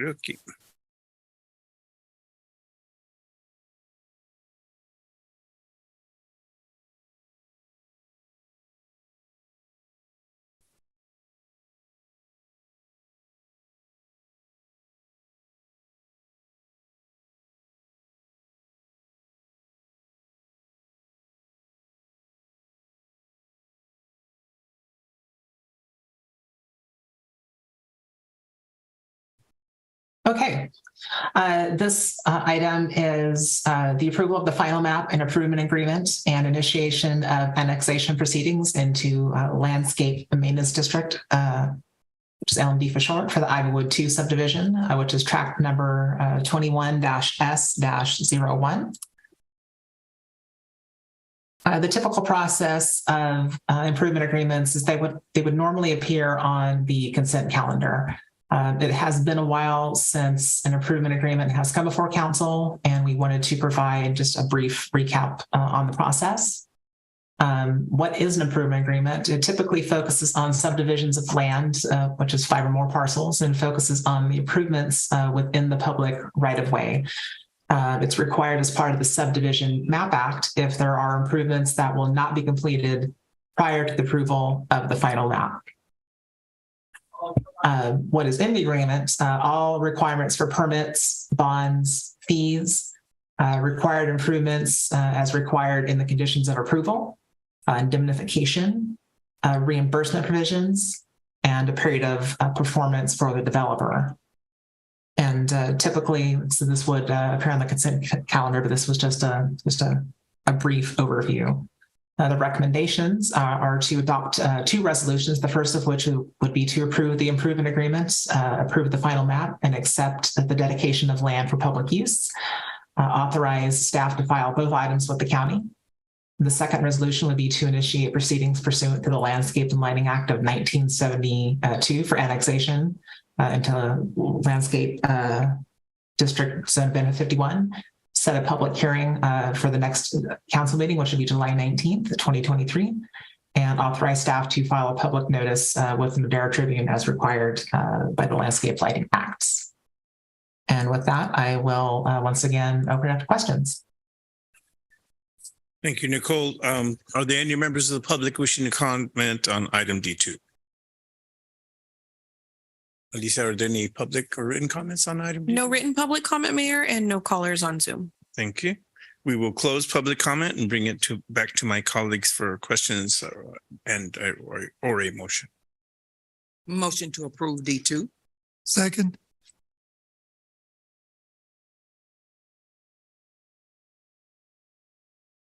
Motion to approve item D2 by Councilwoman Evans, second by Councilmember Villegas. All those in favor say aye. Aye. Any opposed?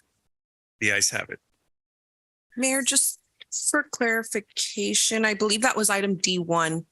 Oops, not I'm sorry. D2. Am I skipping around today? I apologize. Okay. Motion to approve D1. Thank you. Thank you for saving me on that one. Nice save.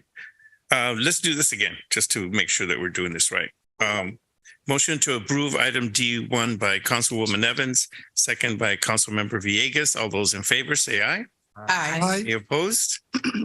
Thank you very much. The ayes have it. Now we move on to item D2. Ninth amendment to the Madera Municipal Golf Course Operation and Management Lease Agreement with SGM Inc., DBA Sierra Golf Management Inc. Mr. Hebert, do you have this item? Joseph? No? Thank you very much, Mayor. I'll be taking this item tonight. All righty. So the item before council this evening is a ninth amendment, as the mayor stated, to the agreement with Sierra Golf Management, for short SGM or Sierra. I do believe that given the history of the golf course, it merits a little bit of historical perspective in terms of how we got here. The city first constructed the golf course around 1991. To construct the golf course, the city did obtain a construction loan. That loan is going to be retired this year. So the city has been making annual payment debts to service that debt since 1991. Actually, I'm not positive if it was 91 or 92, but around there. And this November will be the city's last payment. Due to some operational challenges, which usually implies lack of money, in 2009, the city issued a request for proposal and sought out bidders to assist the city operating the golf course. At that time, the city selected SGM to manage the golf course. In return, SGM pays the city rent, and the city continues to pay the debt service. Historically, that agreement had a base rent amount, it had a per fee amount, and then at the same time, SGM was required to make capital improvements. And a capital improvement, it's not your daily operations. However, they're more significant. For example, concrete work, significant upgrades to the course. And at the time, SGM, or to this day, I should say, SGM makes the improvements and then they submit receipts to the city. I should also preface it that this report went out to the city council on Friday, actually Saturday morning, if I recall. Yesterday morning, a grand jury report did come out specific to this matter. Oddly enough, a lot of the issues that were highlighted in the report are actually covered in the amendment this evening, because some of the concerns they expressed, those are concerns that staff and council, I think, have shared. So historically, the city has made payments to pay the debt off of roughly $330,000. For the most part, the entire report is approximations for rounding, because there's a lot of zeros, but roughly $330,000. With that being said, a portion of the golf course sits on airport property.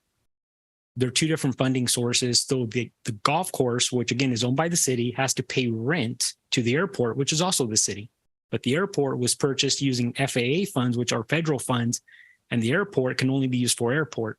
So if there's a direct benefit to the airport, therefore the golf course can sell that property. That payment is $64,000. The city every year makes a payment of $64,000 from the golf course to the airport, and that's identified in the budget. If you combine the two, it's approximately $400,000. It's just south of $400,000.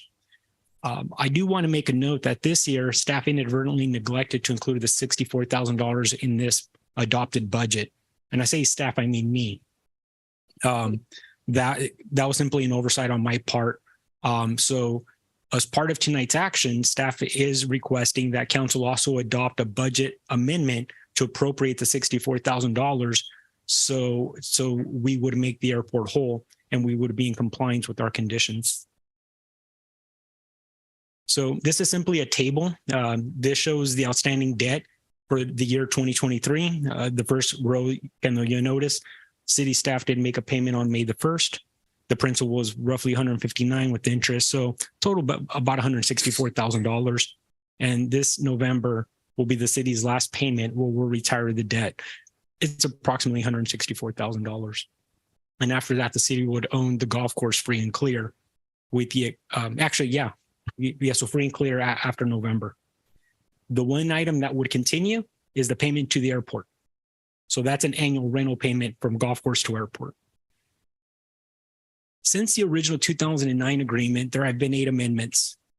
I understand that has been confusing, and it's a little convoluted at times for both, I think, for the community, for staff, as well as SGM. Historically, SGM paid the city roughly $40,000 base fee, $2 per round, plus $50,000 in capital improvements annually. Now, again, I say historically, but there's been variations of that. But in a nutshell, that's kind of what it's been. And I do have a spreadsheet later or table, and that table was included in council's packet.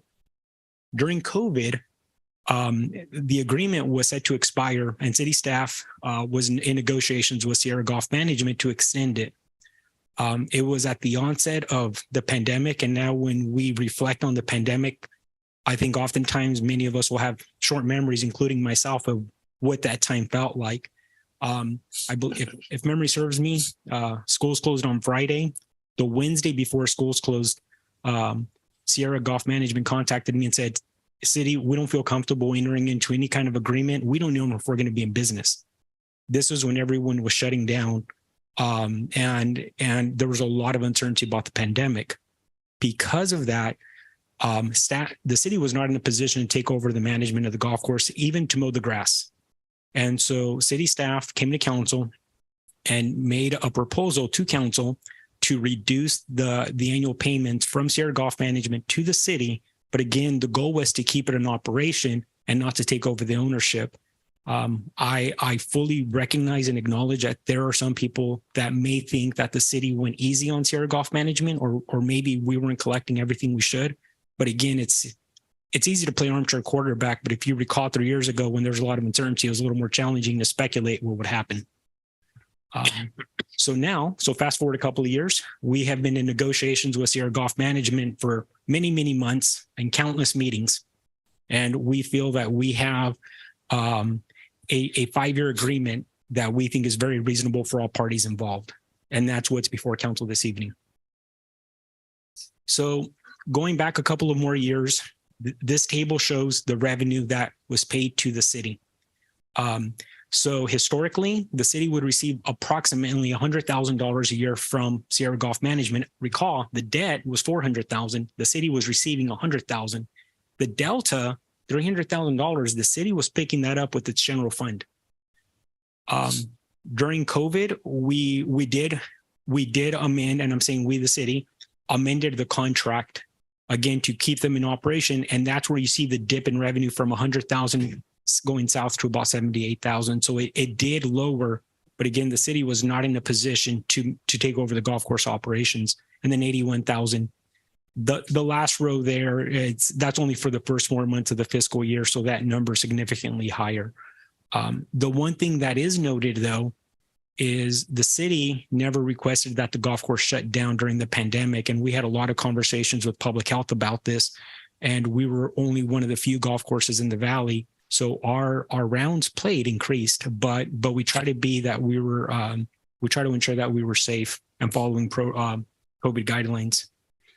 So the agreement before council this evening is for 5 years. However, at the city's discretion, there's a 5-year extension. If that were to be extended at any time, obviously there would the additional negotiations would be needed to flesh out some of the conditions. The base fee would increase to $65,000 a year. The round that Sierra would remit to the city for years 1 through 4 would be $2.75 per round. Again, historically, it was $2. During COVID, it was reduced. Backing up a little bit, the base fee historically was $40,000 per year. During COVID, the city reduced it to $20,000, which actually rounded off to $19,992. Here, it would increase all the way to $65,000. The capital improvements would go back to $50,000. However, there is a clause there that the city would contribute $25,000. That $25,000 would be some of the revenue that Sierra Golf Management would pay the city as part of its rent. And again, now that the city is getting ready to retire the debt, that's why staff feels comfortable coming before the city council and making that proposal. So the chart, I apologize if it's a bit overwhelming with a lot of numbers, but I was attempting to capture the original contract, which is on the left, the existing contract, which again, there are multiple variations, and on the far right is the proposed. So the proposed 5 years, $65,000 in base rent, $275 per round, $3 per round, $50,000, and then capital improvements. If you go to the left on the last row, you'll see historically the city has not paid any amount of funds for capital improvements.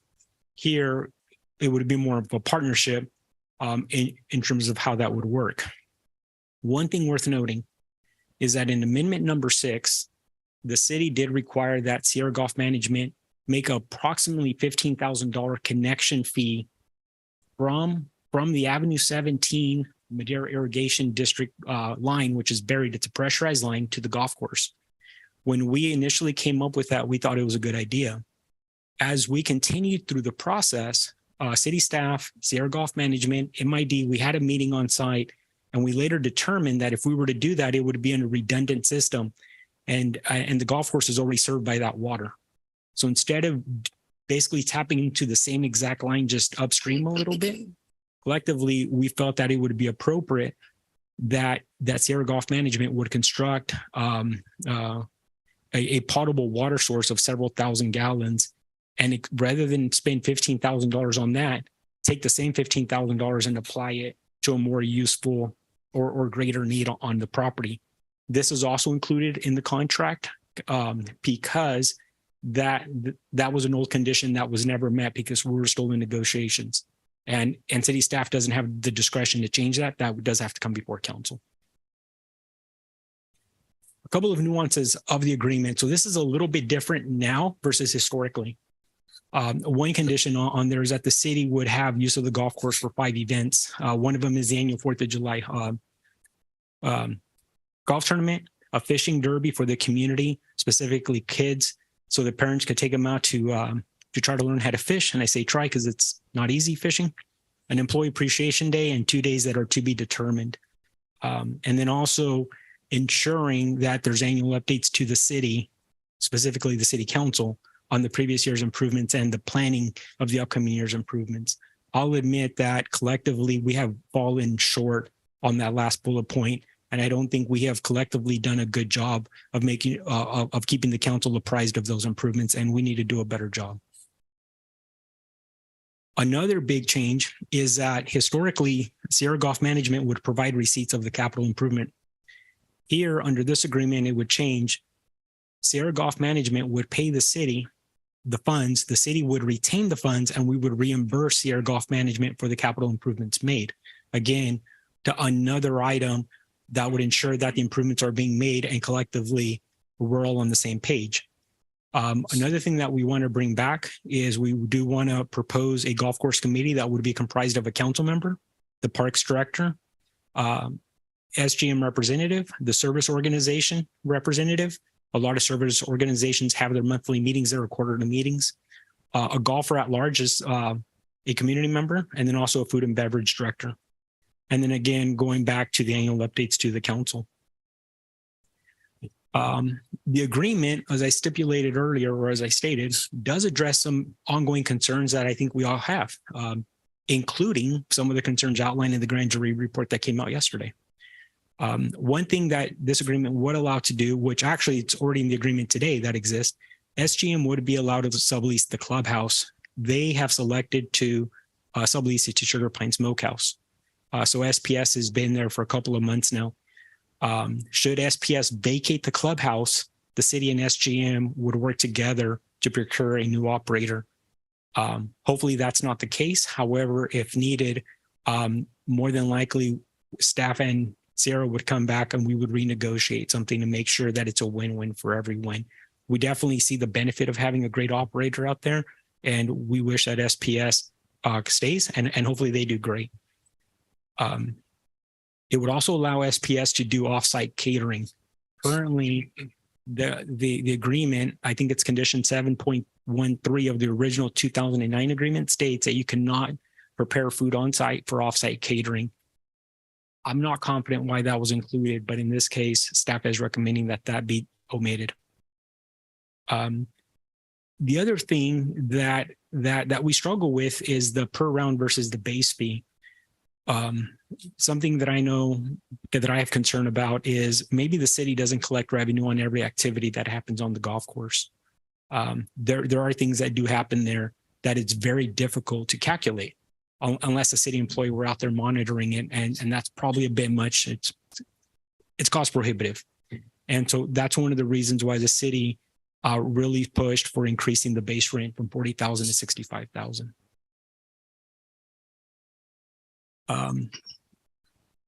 I stated this earlier that it does create a committee to flesh out some potential issues moving forward. And again, the city will collect capital funds, and when completed, the city will reimburse the operator, and then it also mandates annual reports to the council. So with all that being said, what does that mean financially? The city would receive approximately $58,000 a year in revenue. Today, the city is paying out roughly $300,000. So this is an enormous swing for the city. How we tabulated that was approximately based on 30,000 rounds a year, which is roughly what the golf course does. It'll fluctuate every year a little bit, hopefully going north and not south. 140, Sierra would pay the city roughly $147,000, minus the $64,000 payment from the golf course to the airport, then the city's allocation of $25,000. If you do the math, voila, you have $58,000. And again, that number could fluctuate based on the number of rounds. So this is what it would look like in years 1 through 5. Year 5, because the per round fee would increase from $2.75 to $3. That would increase to, and so you can see at the subtotal payment to the city, that's not including the payouts the city has to do again to the airport and to the capital. These are estimates because it's all based on number of rounds. And then capital contributions, the Sierra would pay $25,000 per year, the clubhouse would pay $25,000 a year, and the city would contribute $25,000 a year. So it'd be $75,000 a year for capital improvements out at the golf course. So with that being said, staff is recommending that the council adopt a 9th amendment. And then also there's a second resolution in there to address the oversight earlier from this year on the $64,000 budget appropriation. The other item that I should add is staff recognizes that the agreement, it's very voluminous. And one thing that we've been talking to Sierra about is about potentially revisiting it and bringing back a clean version sooner rather than later with the same conditions that are outlined here, but just cleaning it up because some of the language is dated. So with that being said, that concludes my presentation. Thank you. Thank you, Arnoldo. Under item D2, are there any members of the public wishing to comment or ask questions regarding this item? Alicia, do we have any written or Zoom comments on this item? We have none, Mayor. Okay, we will close this item, public comment, and bring it back to council. Mr. Montes? Yeah, I have two quick questions, and I just don't want to make any assumptions. So for the capital projects, my assumption is that it's going to be, I guess, proposed by the committee, but is that something that they'll have full discretion on, or is that SGM, or does that come to council? Because it currently doesn't, right? I haven't seen that item, proposed capital improvements, come to council at all. Currently, you're absolutely correct, council member. Capital improvements historically have not come before the city. Historically, is my understanding, SGM would meet with the parks director, make the improvements and provide a receipt. It would be more of a negotiation between the committee. At the end of the day, the city would be the decision maker, knowing that the city would have to reimburse SGM. So I think it would be in SGM's interest to make sure that the city was comfortable with reimbursing any potential capital projects, because if not, the city in theory wouldn't have to reimburse them. However, with that being said, if it's council's desire, we can add a condition that capital programs come before council a year in advance and that the council would bless it. And that's also an option. I'm not advocating for that. I'm just have the questions. And maybe this next question will inform me a little better. So for the appointments that are not named by position on the committee, is that something that the council will appoint? Right, because the service clubs, somebody's gonna, I'm assuming, make a nomination or recommendation. And just like some of the other committees, they do get approved by this body. Is that, I mean, I don't know if I'm just kind of getting too much in the weeds, but I mean, it does make. And that's a great question. I'm going to sound ill prepared. I haven't thought that far ahead. But I'm going to look over to Joe to see if Joe's on there already. Joe, you can make. Joe, congratulations. You're the only actual member there, right? I think that it would be appropriate to bring that back to council at the next meeting. I'm going to look over to Hilda.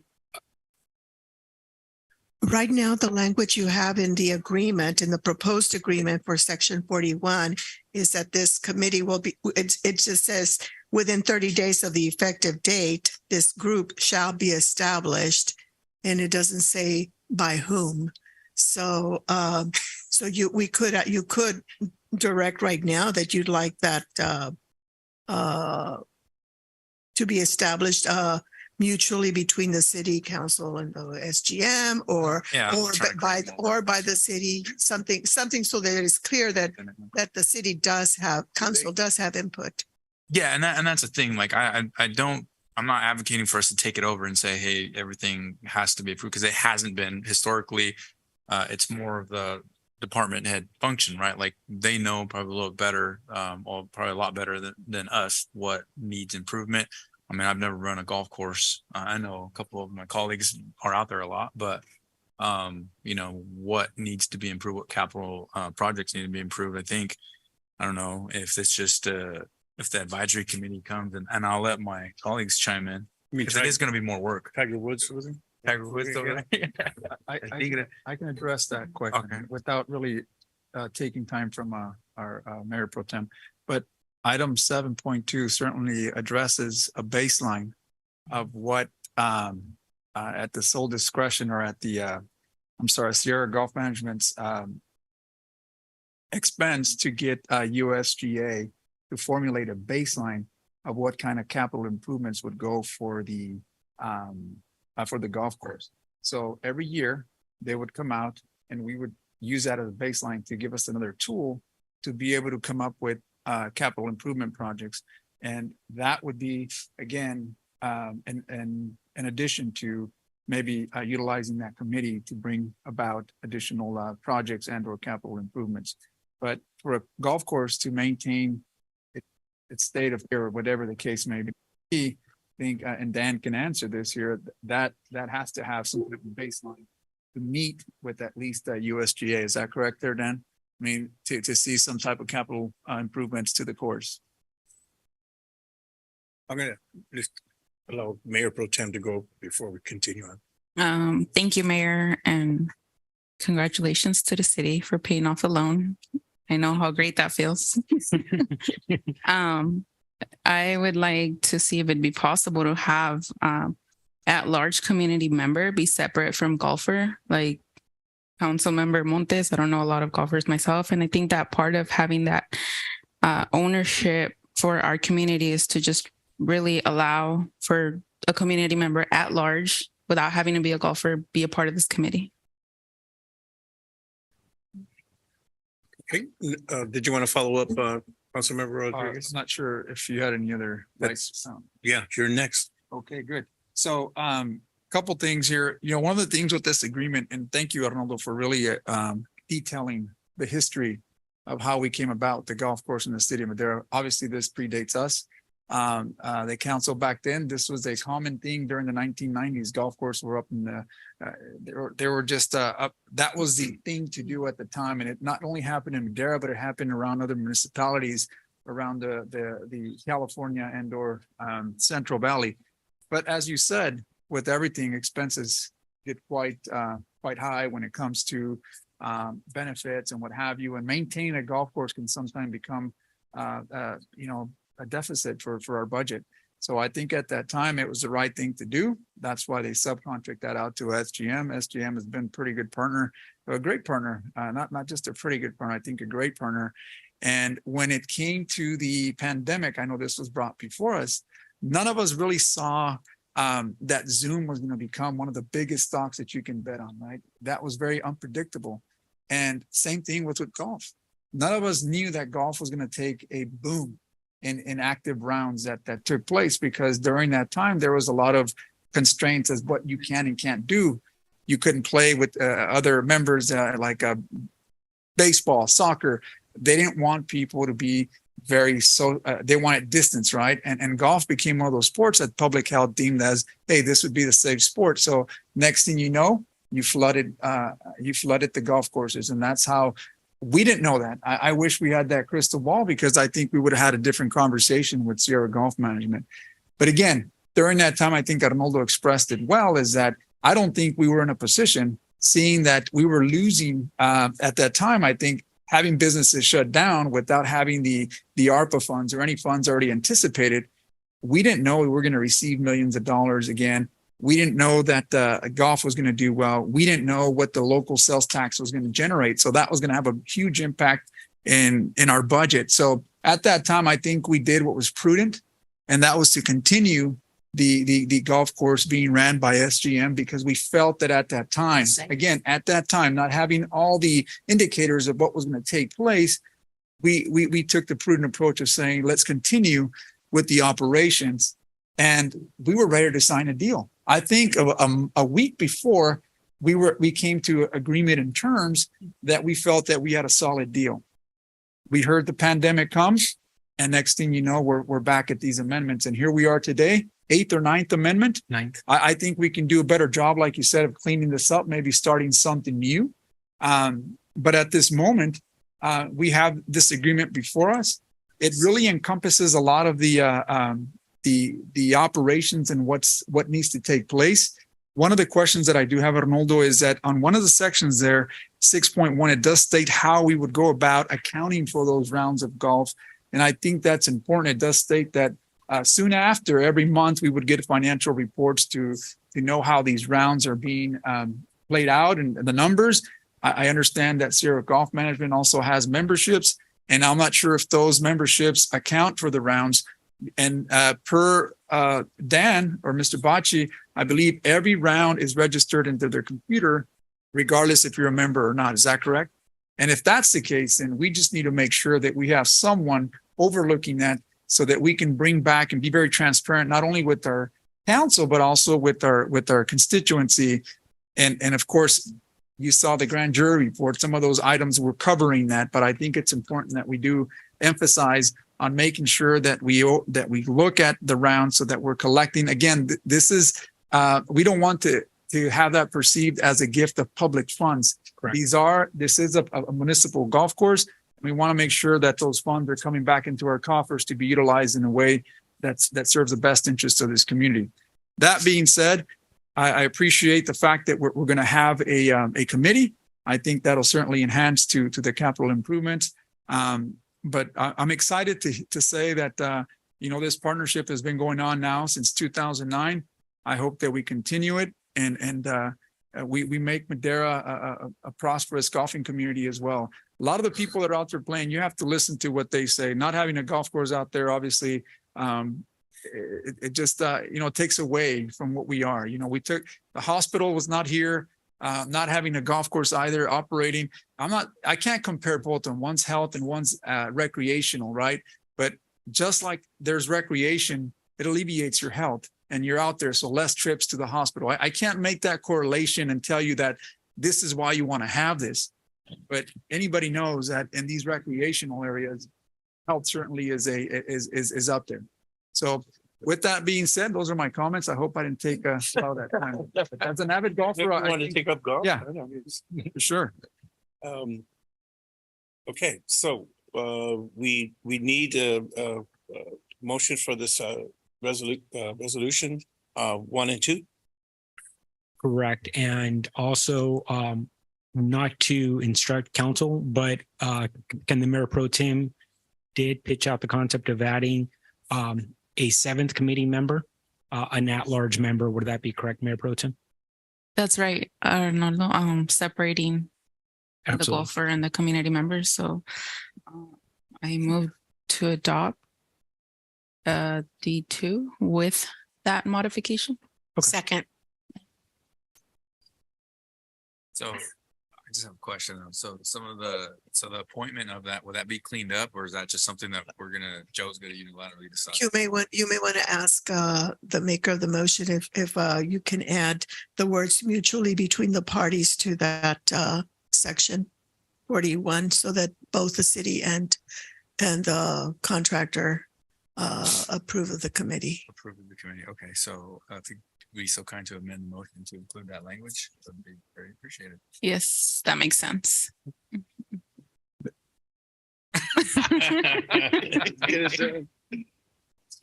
Yes, I see Mr. Rodriguez want to add something. I know we have a motion and a second. Yes, this we does do. not really go against that, but I am going to just mention that item 5.4 does outline as far as a termination.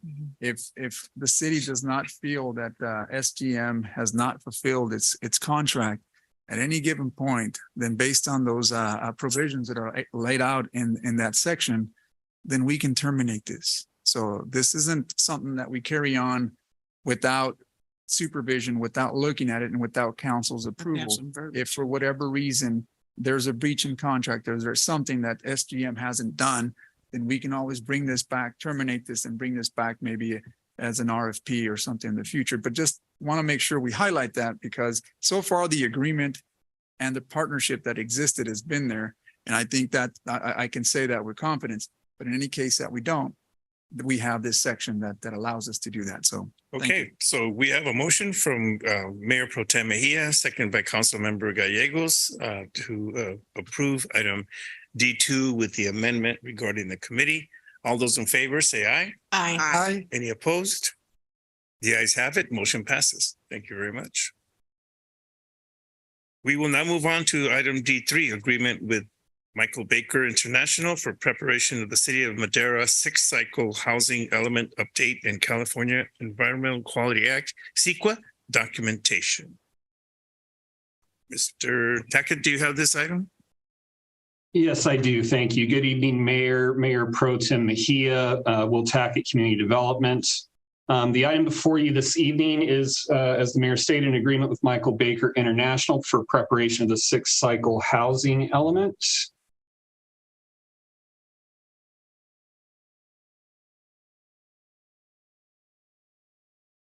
Housing elements are one of 8 mandatory elements within a general plan. They are the guide and strategy for how a community meets its housing needs through a horizon year.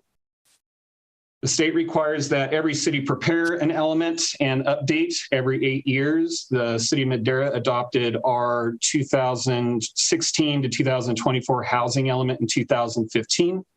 So we're at the point where we need to now update it through the horizon year of 2032. Housing elements require that cities adequately plan to meet the needs of the community. That includes their housing supply at various income levels, must illustrate cities as not unduly constrain housing developments, The elements must be reviewed and approved by the state. And it does serve as a guidebook, which must be consistent with our infrastructure plans. Housing elements are required to be internally consistent with the general plan. Again, they are incorporated elements and also in compliance with state statutes in order to be certified by the Department of Housing and Community Development.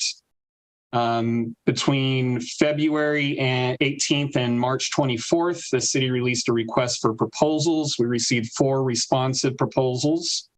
Those were evaluated by a city committee. The committee found Michael Baker to be the preferred respondent. They demonstrated an exemplary experience and knowledge. They demonstrated a clear and pragmatic understanding of the schedule and our deadlines. They have experience working with over 100 municipalities in the state of California and have now experience working on over 20 6-cycle housing elements. Again, the 6th cycle is what we are looking at this evening.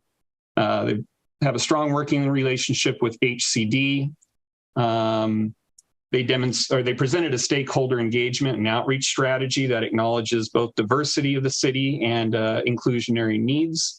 And they presented a CEQA strategy that would allow the housing element update to occur unencumbered for purposes of a tight deadline that we are on, while separating out the non-mandatory and subsequent implementing actions, which can follow dependent upon our timeline between 1 and 3 years of the adoption date.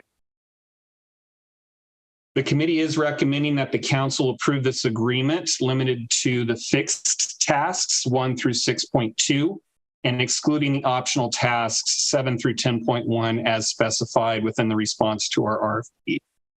That cost proposal for those services would total $326,650. That does include a $30,000 contingency or 10% of the total cost to account for unforeseen circumstances or modifications to scope that may be mandatory along the way. The city of Madera did secure $300,000 through the Regional Early Action Plan or REAP grant for purposes of this housing element. So the balance of the cost subject to this agreement would be proposed to be paid through the general fund. And staff is recommending that the council adopt the resolution and approve the professional service agreement with Michael Baker International for an amount not to exceed $326,650. That concludes my presentation, and I am available to field any questions the council may have. Thank you. Thank you, Mr. Tackett. Are there any members of the public wishing to speak on item D3? Are there any members of the public wishing to comment either written or on Zoom, Alicia? We have none, Mayor. Thank you. I will close public comment and bring it back to council for questions and or action. Is there a motion? Move to approve. Second. Motion to approve item D3 by Councilmember Montes, second by Councilwoman Evans. All those in favor say aye. Aye. Any opposed? Motion passes. The ayes have it. Thank you, Mr. Tack. All right, we will now move on to item D4, Consultant Services Agreement with Madera Unified School District for the after-school program for fiscal year 2023-24. Good evening, Mayor, Mayor Pro Tem, and council members. My name is Derek Sanchez, and I work for the Parks and Community Service Department. And let me share my screen.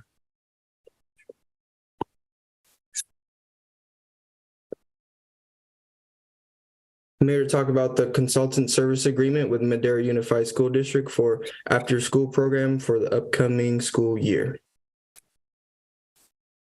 One second. Madera Unified School District approached the city and desires to renew the partnership with the city for the upcoming academic school year to offer after-school program services. Under the proposed agreement, MUSD would like to pay the city up to $323,000 to provide services at 21 schools. Prior to COVID, the city and MUSD had partnered for over 4 years, not to exceed $124,000 for services at 12 schools.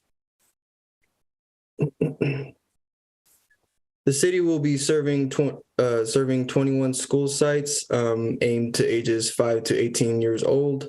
We will have a Monday through Friday rotation at 4 hours a day. Here's how the rotation will look. We would serve 14 elementary schools, 3 middle schools, and 4 high schools. K through 8 programming will focus on recreational activities, STEAM activities, arts and crafts, and healthy living discussions, while high school will primarily focus on recreational activities, healthy living presentation, career and college readiness, and multimedia programs. As currently presented, the insurance and indemnification language does require the city to assume full coverage. Staff plans to mitigate this by working with MUSD staff to amend the agreement with MUSD and the city, sharing the indemnification and insurance coverage for a more reasonable partnership. Until an amendment is agreed to both parties, the city will be responsible for all liability related to any incidents while city staff is on school sites with students, and will be required to pay for the district's legal counsel and defense related to after-school program where the city is providing staff. Here's a breakdown of the budget, materials and supplies, part-time salaries, training costs, program planning costs, and administrative costs. Our recommendation would be to adopt a resolution approving a consultant service agreement in the amount not to exceed $323,671 with Madera Unified School District for the administration of the after-school program during the upcoming 2023-2024 academic school year. Thank you very much, Derek. Are there any members of the public wishing to comment on the consultant services agreement with Madera Unified under item D4?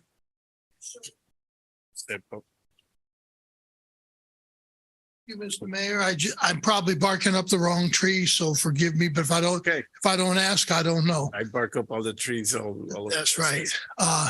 Did I hear early in this presentation that this had something to do with recreation as well as, computer and other things? Is that correct? Recreation such as sports?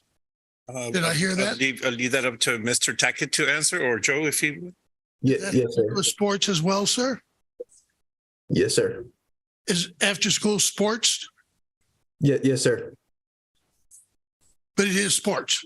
Well, and the reason I mention that is having taught karate in 5 decades and seeing the current stuff that's going on nowadays across the nation, I would just recommend to the council and to the individuals who are making this proposition, and forgive me, I don't understand all of it, but if you're going to have sports, I would strongly recommend that those sports that you do not allow biological males to compete in physical sports with biological females.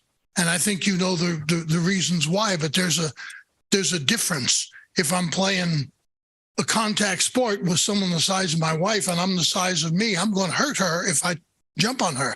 So I would just make that recommendation only because you see what's happening around the nation with these swimmers and different people like that. So I would recommend, as someone who's been involved in sports for all my life, that there would be a stipulation made that women's sports are for women and men's sports are for men, meaning biological. Thank you for listening.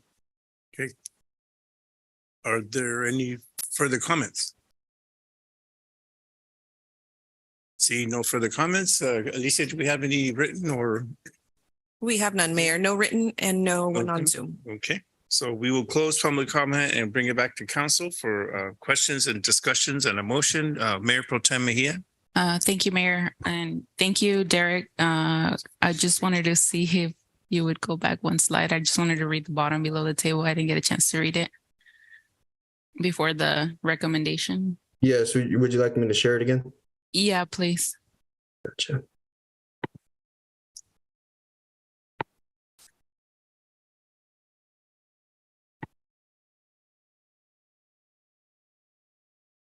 Slide 7.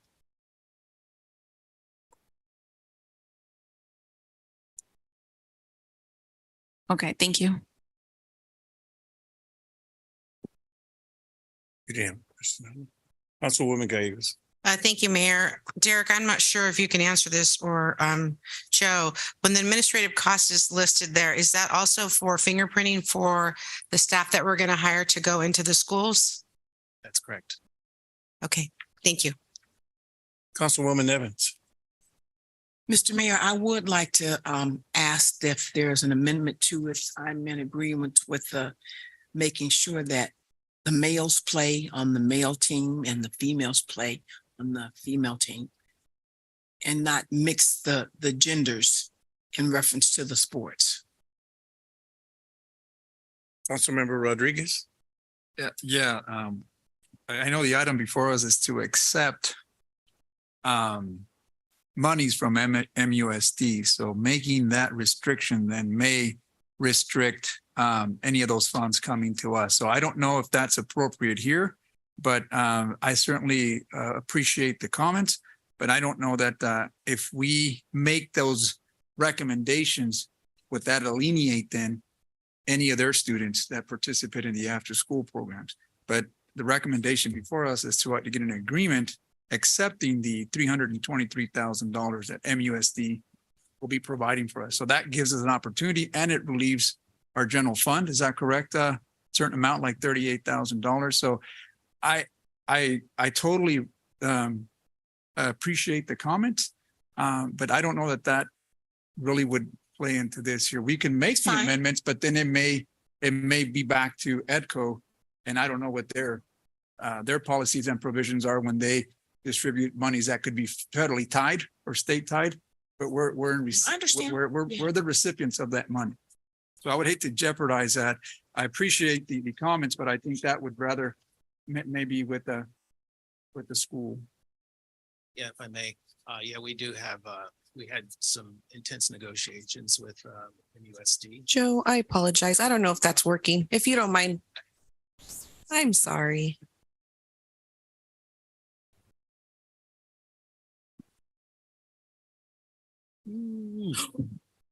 Drop the mic. Well, now we know it's not working. That's probably it. Is this on? Okay. Yeah, if I may. Yeah, we did have lengthy discussions with MUSD, and we spent a lot of time looking at past agreements and comparing to this. And that's why you see the significant increase in the price. Some of the things that we hadn't looked at in the past were the loaded rates for our hourly employees that we were putting in our proposal. After some discussions with our new finance director and also our risk management director, we went back to MUSD and got our proposal increased, and they accepted it. What you'll see, there's a line there for admin costs. That's just a flat fee that we proposed, and they accepted. And so that's all good. And that's cost plus. And so we've got that. And so I wanted to just clarify that this is a new direction than what we had in the past. And so that's where we're at. Seeing no further comments, I'd like to make a motion to approve item D4. I'll second it. Motion to approve item D4 by myself, second by Councilwoman Evans. All those in favor say aye. Aye. Any opposed? Motion passes. Thank you very much, Derek. And I apologize for confusing your name there a little earlier, but thank you for that report. We now move on to item D5, agreement with SNF Polyline Inc. for sludge dewatering polymers. Sergio, do you have this item? Yes. Okay. All right. Good evening, Mayor. Good evening, Mayor Pro Tem, and good evening, City Council. Let me share my screen. Okay. Can everyone see it? Yes. Thank you. Okay. All right. So yes, my name is Sergio Martinez. I'm an administrative analyst at Public Works, and tonight I'll be presenting regarding the agreement with SNF Polyline Inc. for dewatering polymers.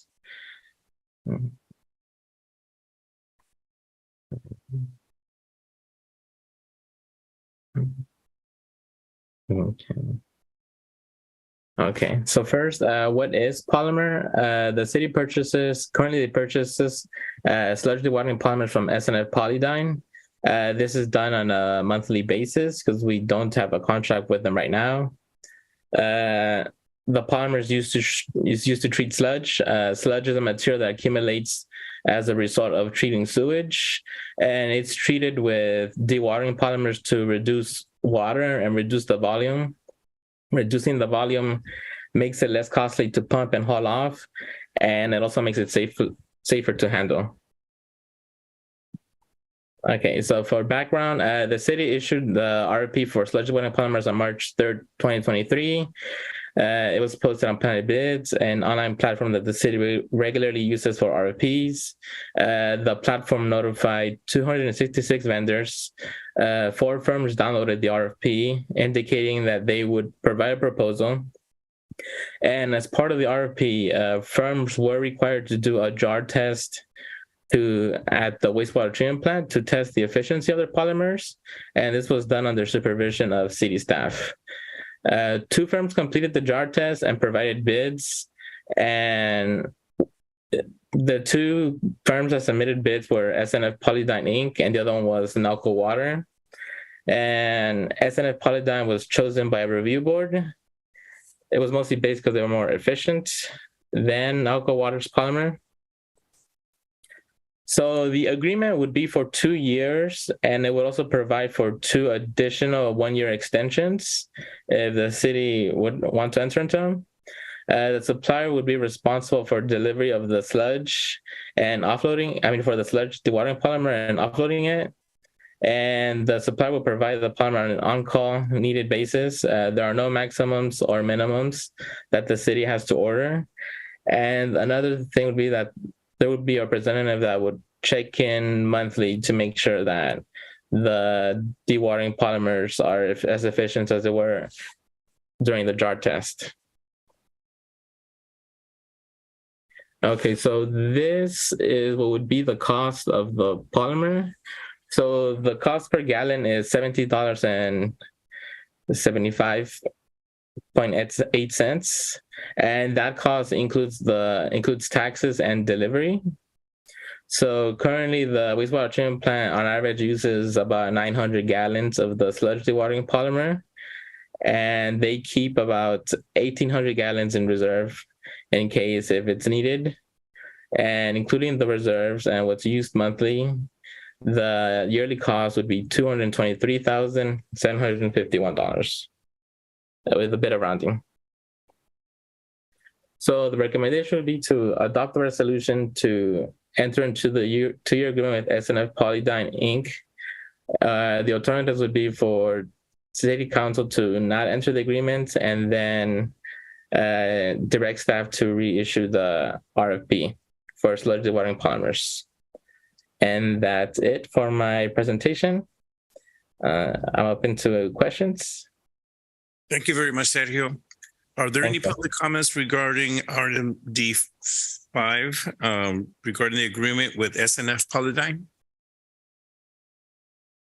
Alicia, do we have any written or Zoom comments regarding this item? We have none, Mayor. Okay, close public comment. Bring it back to my colleagues for discussion and a motion. Councilmember Montes. I just have a question. I'm just curious, and I apologize if I missed it. What was the per gallon price before when we didn't have a contract?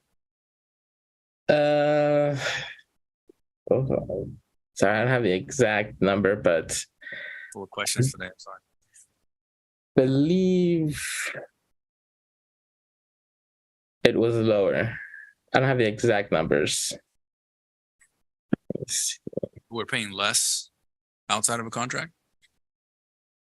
Yes, and then also didn't include, but we have some benefits. We have them on an on-call basis, and we also have someone checking in to make sure that it's the same efficiency. So were we having problems with service delivery in the past when we didn't have a contract? Well, there's also issues when it comes to billing, of having to get a new PO and then it going over and then having to make changes. It's efficient that way. So we're saving in staff time, not having to go through the whole process. Yes, and it makes it flow a lot easier because we do have it as an on-call basis.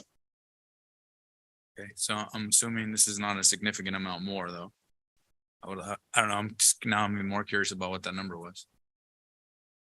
So for staff, I noticed that Gabriel, the plant manager, is also on. Gabriel, do you know how much the city was paying per gallon when we were buying it on a monthly basis?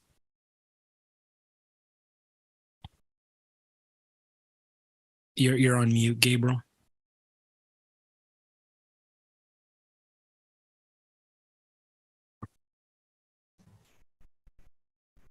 Arnold, I believe I can answer that. I don't have the exact number that we were paying, but it was pennies less. It wasn't anything to speak of. An additional reason that we need to enter into this type of an agreement is because without it, for example, right now we're going without the polymers that are needed. Staff is having to change the way that they process the sludge, the wastewater at the plant, makes it difficult. It really hampers the overall efficiency. So entering into the agreement makes the SNF Polydyne responsible to have that polymer whenever we need it. It satisfies our purchasing policy and just provides for overall efficiency at the plant. Okay, so we weren't able to get it in the past. Correct. Even though it's cheaper, but it wouldn't matter. Okay. I think the other problem is that if we were buying it on a monthly basis, given the dollar amount, we would more than likely be in violation of the city's purchasing policy, and therefore we would need a purchase order in order to purchase the amount needed. If it was a one-time purchase, it'd probably be okay, but we are purchasing a significant amount of the material per year, and that requires that the city enter a purchase agreement, and that was the need for the RFP. Is that correct, Hilda? Yes, correct. Thank you. Okay, thank you. One quick comment. I think it's just an inadvertence. The word sample in the agreement that's being approved needs to be deleted. So if someone could make we need to adopt this resolution. So a motion to approve with the amendment of deleting some language. I motion to approve D5, deleting sample. You need a second? I'll second that. Motion to approve item D5 by Councilwoman Gallegos, second by Councilmember Rodriguez. All those in favor say aye. Aye. Any opposed? Motion passes. Thank you very much. Thank you very much, Sergio, for that. Joseph, I'm not sure. I'm seeing a hand on your screen. I'm not sure if that's a. Oh, okay. So okay. It was a hand though, right? Okay. Alrighty. Administrative reports. We'll go on to item E.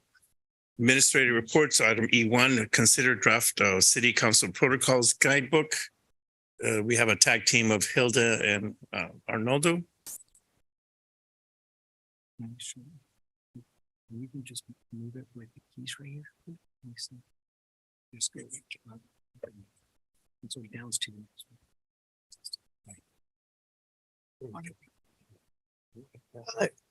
Good evening, Mayor and Council. This has been a long evening, and so I'm not going to go line by line. I'm not even going to go page by page, but I will address what needs to be addressed. In the past, as you know, you've requested that we prepare some policies regarding procedures associated with council meetings. And so we have been working on some of them for some time now. And as you know, things sometimes get in the way, but we have been working on them. And then we started thinking about what would be the best way to approach this. And instead of trying to, one way would be to get everything prepared and then bring it to you. And we thought that might take too long and that you might think we're not doing anything, and we have. So what we thought as far as an approach is to come up with what we call a protocols guidebook, a city council protocols guidebook. And that's the concept that's being presented to you this evening. And so it would include adopting a resolution, which would include the guidebook concept with chapters within that guidebook. And one of the chapters you've already approved, which is the code of conduct. So that would be the first one that would be in there. Tonight, I'll be going over the rules for conducting meetings. And those can get very detailed. And that's where I'm not going to go line by line because there's a lot there. And I really ask that you review this further because today it's here for introduction and for direction. And so one of the other items that should be quick for us to bring back would be the expenses and reimbursements policy that's required by the government code for city council members and for boards and commissions that receive stipends. A two that you requested last time, or they're sort of addressed as three right now, are the ceremonial documents, which are called proclamations and certificates, and the use of city facilities and the support by the city for special events. And at the last meeting, Councilmember Gallego said that she would like those addressed at this meeting.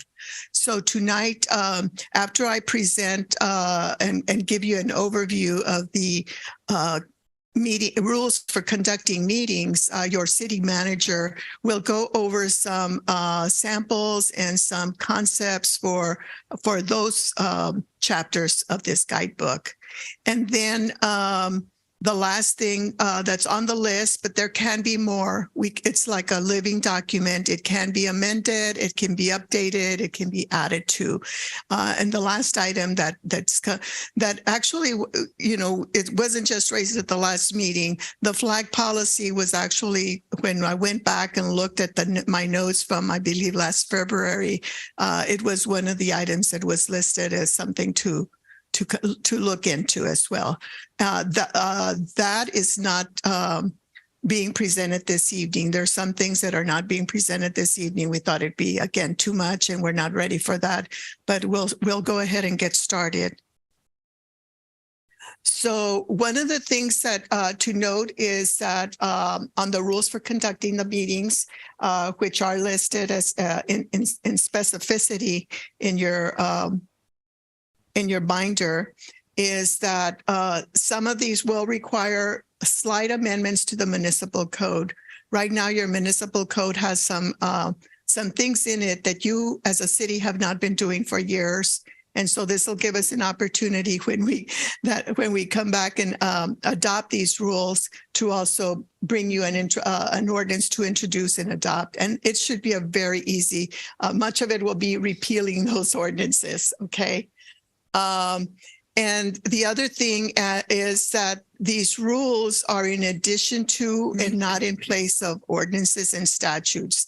So in the hierarchy of laws, the government code and other statutes are on top, as well as the city's municipal code, and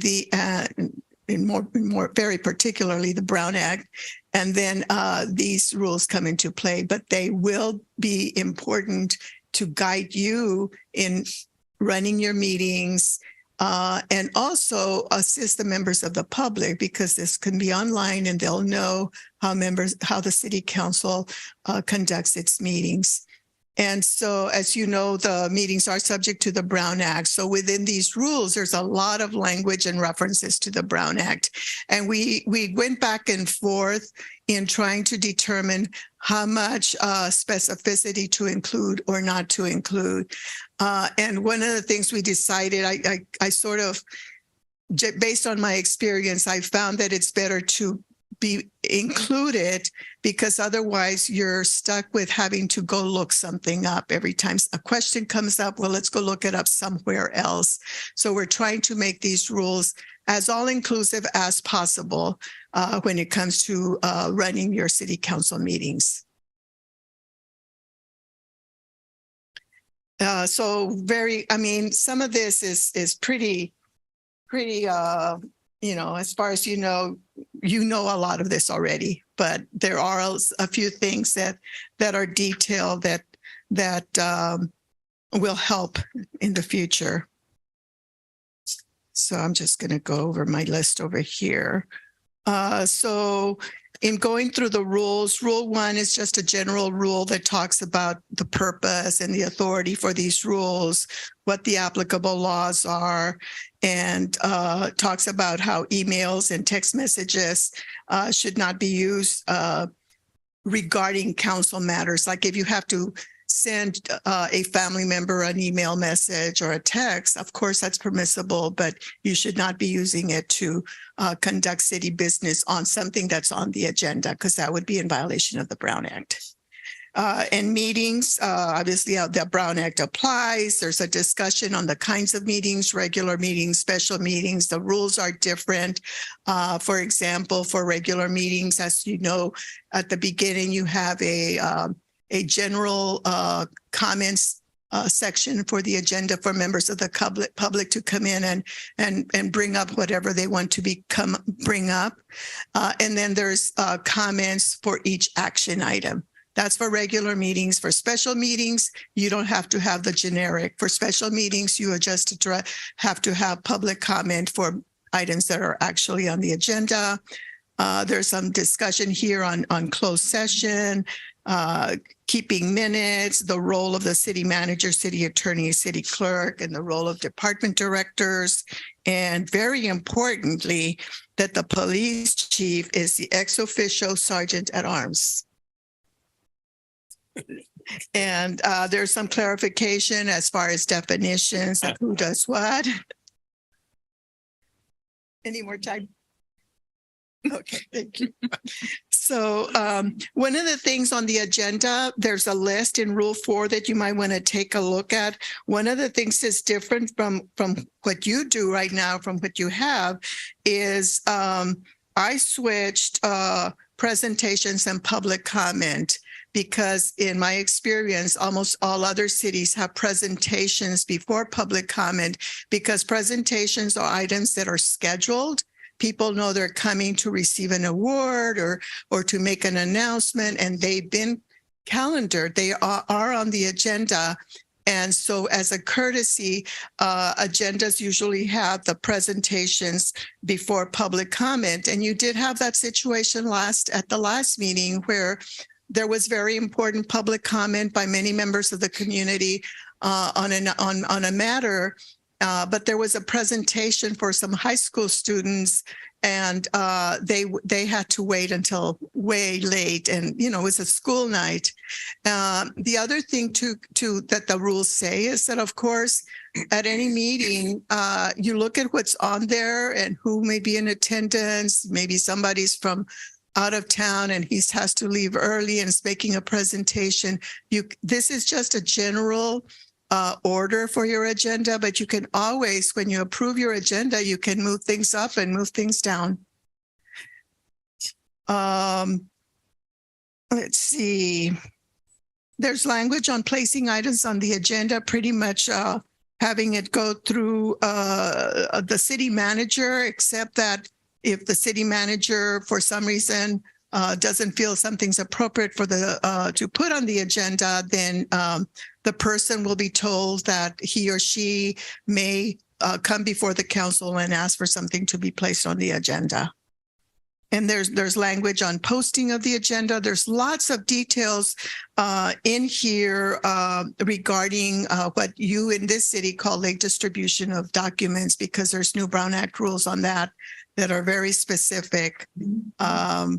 Then we have public hearings, which we really need to be a little more careful in how our public meetings are conducted. So there's a script that's embedded in these rules already on the order for conducting public hearings, opening up the public hearings. I know that in many places, staff makes a report and then you say, now I open the public hearing. The preference and the better practice is to open the public hearing at the outset, announce it, and then and staff makes their presentation and then you proceed. And the reason for that is that because if there is litigation, and there's something called the administrative record that courts will rely on to determine whether the city council did something correctly or did not. And in that case, it's always good to have what I call a complete administrative record. The other thing to note that I did observe one or two of you in a public hearing that was held today is that if you need to leave the dais during a public hearing, you should ask for a recess. You can always leave the dais for a minute or two during regular items, but not for public hearings.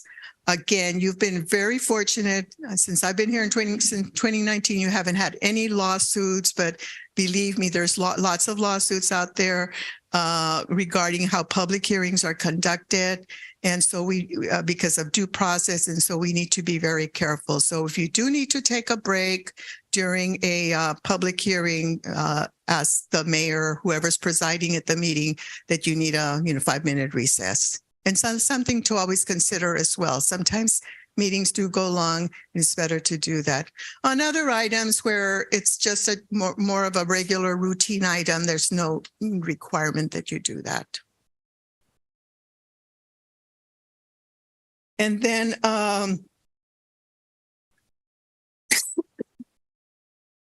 one of the big, again, in the city of Madera, you're very fortunate. You have robust public comments, especially recently, but you do have civility and decorum. And so you're very fortunate in that regard.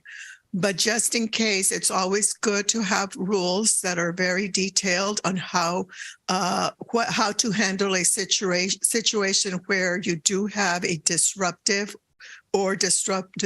persons.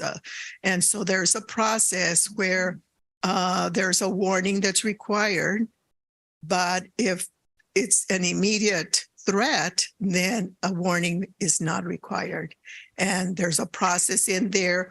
And I am thinking, even though I said that we're going to amend the code and repeal a lot of the language, I think it's important to codify this rule on decorum, because if the sergeant of arms, the police chief, if he has to, or his officers, they have to make an arrest for somebody that's disrupting the city council meeting, you want to have the force of law. Any resolution does not have the force of law the way an ordinance does. So that's something that, again, it'll be the same content, but we'll put it in an ordinance so that he has that authority. You're okay with that, Chief? Okay. Yeah. Rule 6 is again the specific requirements for when there is a conflict of interest. If you have a conflict of interest, to announce it and leave the room. You don't need to leave the room if it's something that's on the consent calendar. And just as a reminder, if you do think you may have a conflict, to contact your future city attorney in advance. Can you take a question, or do you want to wait till the end? You can go ahead and ask the question now. This screen is showing me. I know, I'm not following. No, but what I'm saying is that the item there says, if a member of the council vacates the room due to a conflict of interest on any item, he or she is not included toward the quorum on that particular matter. That's correct. And so then what you're saying is that, because I've always understood a quorum at the beginning of the meeting, you have a quorum if you have the quorum. But then if a person vacates because they have conflict of interest, then you don't have a quorum? Well, you may not, you could still have 6 people present. Well, or I mean, 5 but what people I'm saying is present. that if But- that person, let's say there's only 4 people. Correct. One vacates and then now we don't have a quorum. It's very unlikely here, but if you were to have a situation where you needed to have a meeting and only 4 of you were at the meeting and one of you had a conflict of interest, you would not have a quorum for that agenda item. So you would need to go on to the next agenda item at that meeting. Okay, thank you. That clarifies it. We've gone through the public hearing procedures, and also there's also language here concerning how many votes are required for different kinds of actions.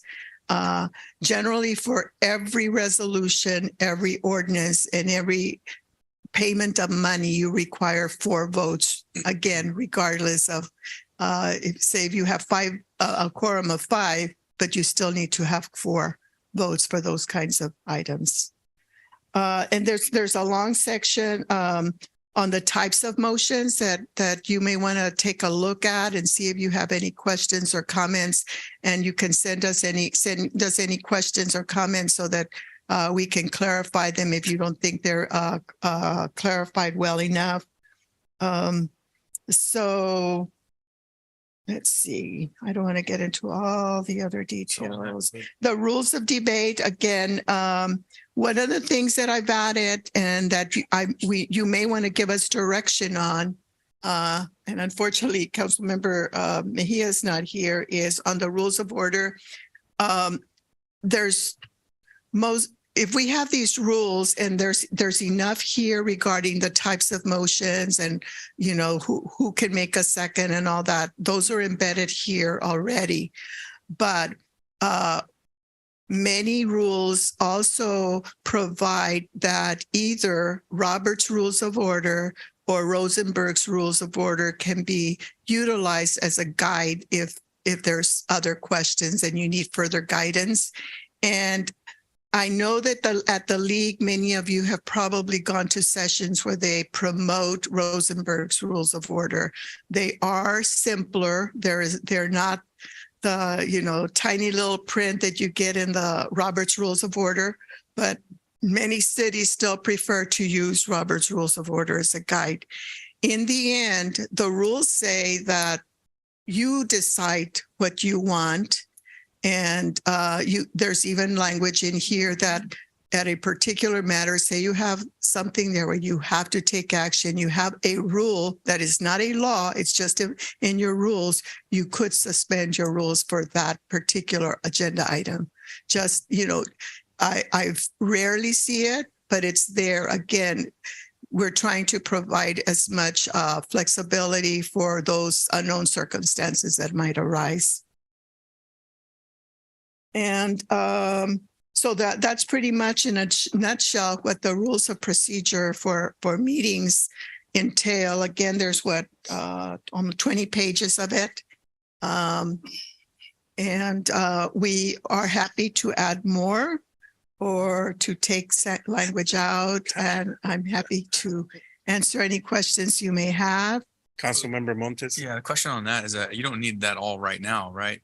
No, if you can provide us tonight, and I'm sorry I didn't clarify, we're asking for direction. We're asking for a thumbs up. Are we going in the right direction as far as this guidebook and our approach? Or do you want us to just bring things one at a time?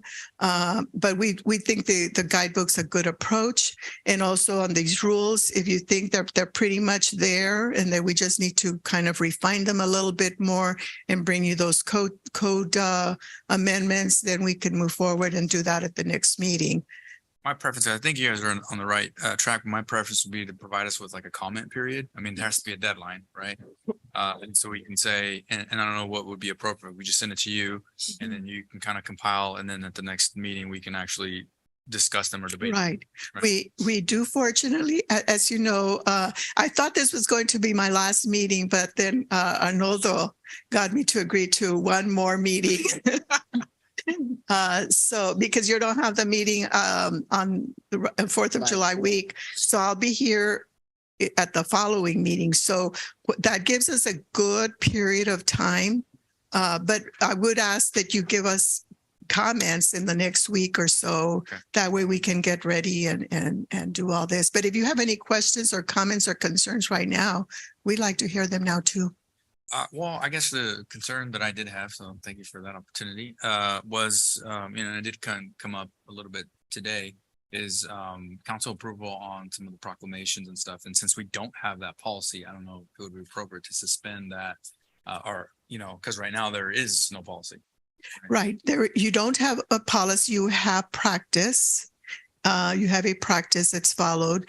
And I was going to turn this over to Arnoldo to talk to you a little bit about what his thoughts are on the proclamations and ceremonial documents, et cetera, on the rest of the things where the rules are pretty much done.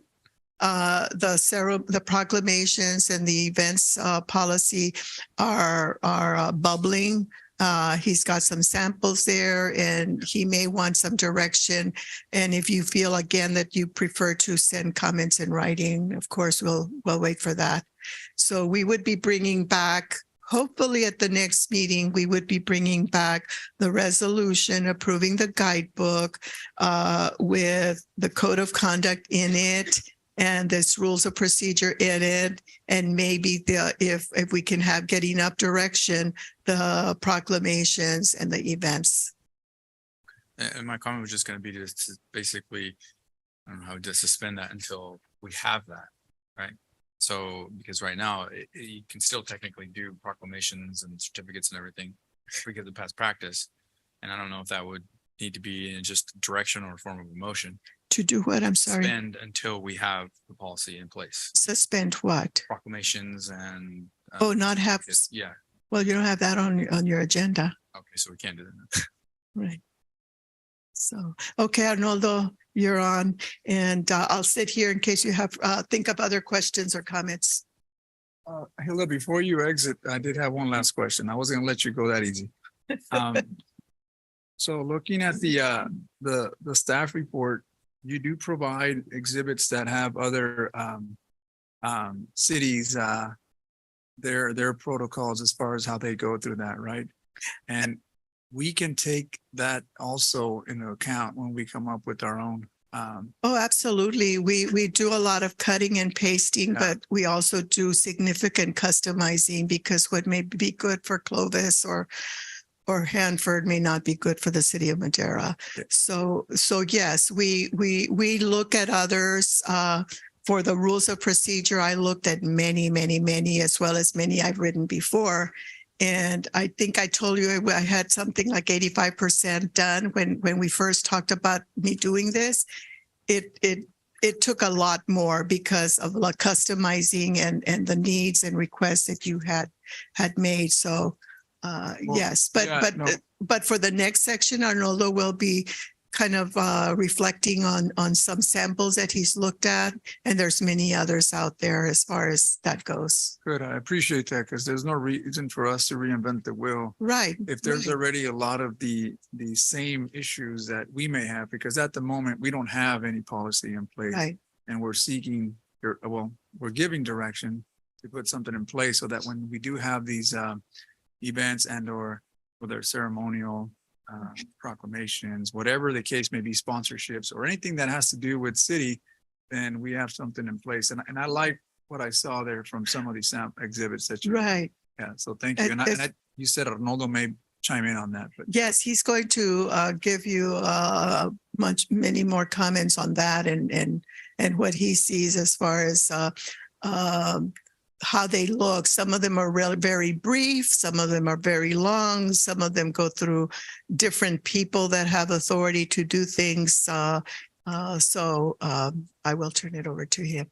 So, I mean, the policies to govern or to have an agenda and all the policies that you put forth, I mean, that's really good. Thank you for cleaning that up. I think it's important for us to have a handbook to go back to and be able to identify sections that talk about specific things, whether it's motions, whether it's decorum and what have you. But I do appreciate that. I think we've had some municipal code, but I think this only enhances more of the policies and procedures that we do as we conduct the meeting. So thank you. You're welcome.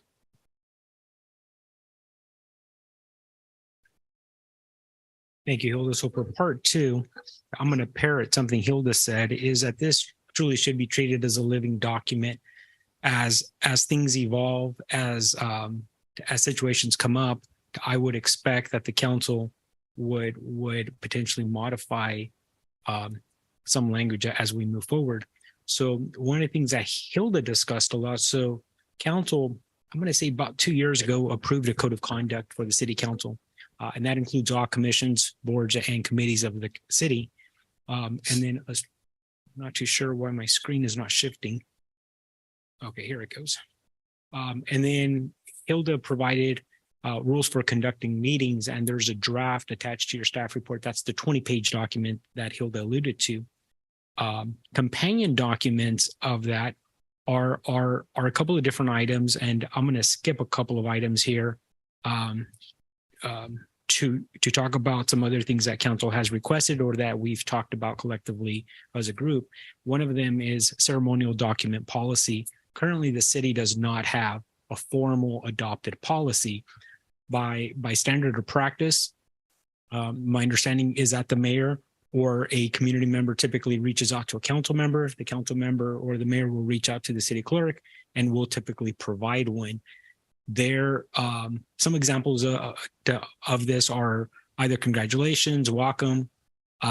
Examples are local championships, for example, the robotics championship, business recognition, academic, athletic. One thing in the council's staff report this evening is there are two somewhat local examples. There's one from the city of San Luis Obispo and one from the city of Tracy. They're very similar. If memory serves me, the San Luis Obispo provides a spreadsheet or a table that outlines the different types and who has signing authority. We are not married to either of those. Again, those are simply two examples. There are probably other examples that we can collectively find from another community that probably does it better. But again, I don't believe we have to reinvent the wheel. I think we can create a Frankenstein where we can pick and choose different pieces from other communities and make it our own. This evening, so those two examples were provided for council's review. If council has any potential direction this evening, we would appreciate it. That's not to say that you have to, but going back to something Hilda said, if council over the next week or two has some ideas and would like to forward that to us, we would greatly appreciate it. However, this evening, if council says we would like for staff to prepare something along the same lines, hypothetically, if San Luis Obispo, because that was one of the examples, then let's start that as our foundation, and then we'll build off of that. The second item would be proclamations, very similar to certificates. The city does not have an approved or formal policy. I should add some examples of this are Crime Prevention Week. Generally, when individuals have a century birthday, Juneteenth, which was a couple of days ago, 2 days ago. And right now, I think as a city are very generous when people reach out to us. We usually issue those. And it's often done by a council member or the mayor. These two, they're slightly different, but they fall along the same lines. And again, I think either the Tracy example or the San Luis Obispo example are two decent examples. If council has any direction this evening or any thoughts about that. Another item would be the mayor's certificate. A couple of examples would be the 40th anniversary of the Madera Tribune. This is to celebrate businesses, to honors occasions of important. And so this is very common, especially in partnership with the Chamber of Commerce when we have ribbon cuttings. These are very, for example, Boot Barn had one, and the mayor was there and presented the mayor's certificate. Again, the city is very generous in terms of its approach because we try to celebrate our local community. However, per council direction, we can continue along the same path we're on now, or council can provide direction for city staff to prepare something a bit more formal. And again, that's completely at the discretion of the council. Use of city facilities, we believe, is another important one, and this should be a chapter in our protocols guidebook. Currently, the city does not have a formal policy We've been building the plane as we're flying it on this one. During COVID, we did not have a lot of requests, with the exception of the public health department usually. And we always let them use any city facility free of cost for either COVID testing or for vaccines or any other public health item. Sometimes it was UC Davis, but oftentimes it was the county. With that being said, as things are returning somewhat to the new normal, we are receiving a lot more requests for the use of city facilities.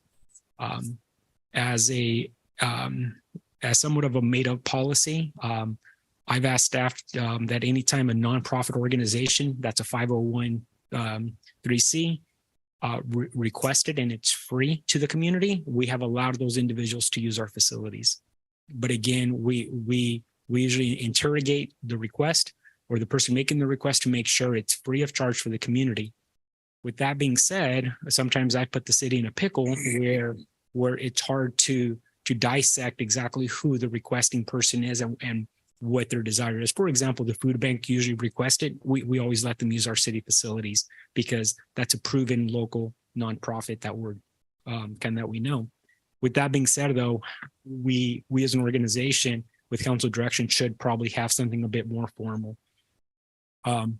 Right now, when community members ask us, we are very generous with our staff time and our resources, and we set up chairs, we provide PA systems, tables and chairs and those types of things. Again, we usually don't charge nonprofit organizations, but there's always a fine line between someone that says, well, I'm going to do it for free, but they're not a nonprofit. And that's usually where we get in between a rock and a hard spot. And Joe usually calls me and we're trying to decipher something. And that's usually not the best situation. And at the same time, I think it would be beneficial for the community to know what that means.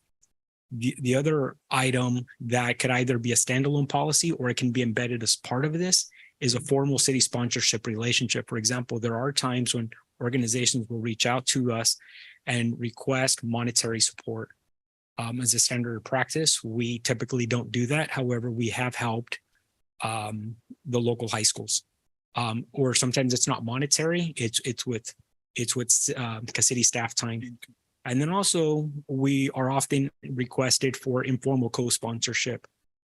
That I have typically treated very similar. If it's a nonprofit organization and we can establish they truly are a nonprofit and they're not simply saying it, and it's free of charge for the event or for whatever they're doing, we usually say it's okay to partner. However, if they're going to charge someone, the answer is no. However, I do think it would be beneficial to have a formal city policy blessed by the council.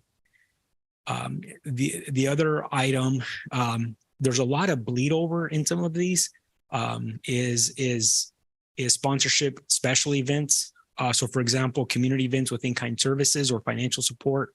This is very common. Again, the city does not have a formal supporter sponsorship policy. When someone, I think a good example of this would be the recent action the council took to approve the farmers market at Rotary Park. So I think that's for the summer where we waived the fees. There we're not providing any additional services. However, they are not paying for the cost, but it's in partnership with the county. But that I think would probably be good. And then also coupled in here, or maybe a standalone policy, is formalizing the process of using the city logo for promotional material. This is one item that nonprofits or event organizers request very often. They will call either Joseph, myself, or Joe from Parks and request to use the city logo. Usually the answer is no, unless we can establish it's a nonprofit and they're not charging for the event and it truly is a community event. However, standardizing that process, I think would make it a little bit easier. And at the same time, it would ensure that we're being consistent in our application and it wouldn't be based on who you know at the city and, can you get a hold of myself or Joseph or Joe? So this evening, city staff is requesting direction, if any, from council, or if it's something we can always come back because I know I went through them relatively quickly. In your packet this evening, we did include a couple of examples.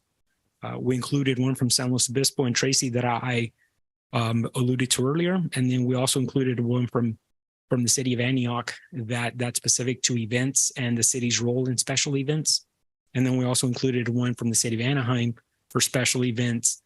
The one from city of Anaheim and Antioch are similar, but yet they're somewhat nuanced. They probably provide or meet their needs.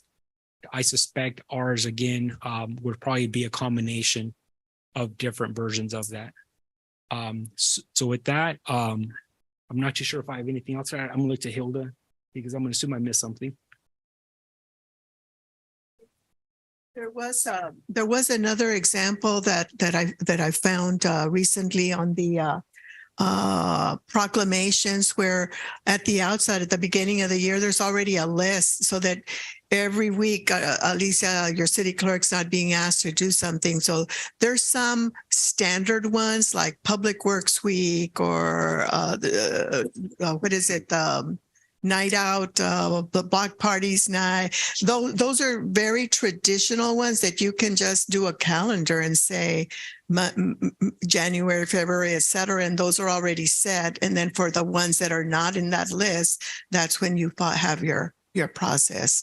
And those are the kinds of things also to keep in mind here is, your staff resources and your funding, I know your finance director's here, but all those setting up for nonprofits, and even though they provide a great service, that is a cost to the city. And so you may want to be, more careful in saying that you maybe not all the time, but for certain events, if they reach a certain number of people, things like that with different criteria, it can get complicated. So maybe it's easier to just say all nonprofits, but there's some nonprofits that you may not agree with too. So that's another issue.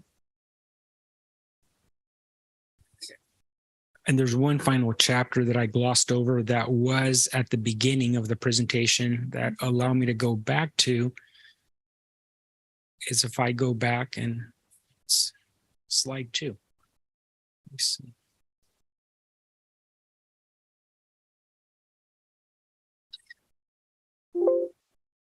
So going back to one of the slides that Hilda had covered. So right now, the protocols guidebook, City Council again approved the code of conduct this evening. In Council's packet for further direction would be the rules for conducting meetings, and then if Council would have, and then the next one, which I believe is fairly straightforward, is City Council allowable expenses and reimbursements. As Council recalls, Council's allocated $800 a year to spend per council member, so it's $800. Most council members, from my experience, don't spend it, and usually when you do, it's typically for educational purposes. And then that there are some state guidelines that outline what that can be spent on, and then we also have a local purchasing policy. And then in Council's packet this evening, there are 2 examples for, again, ceremonial documents, and then the use of city facilities, support of special facilities. Those are that's somewhat of a bleed over area because they some differentiate between them, some combine them. And then the other potential chapter, and I'm saying potential because obviously we have not received any direction from Council on this, is the flag policy. That could potentially be another chapter. As we move forward as an organization, I suspect there may be additional chapters, or some of these chapters could potentially be combined if that's going to be at the direction of Council. So that concludes staff's presentation, and staff at this point welcomes any potential feedback or direction that Council can provide this evening.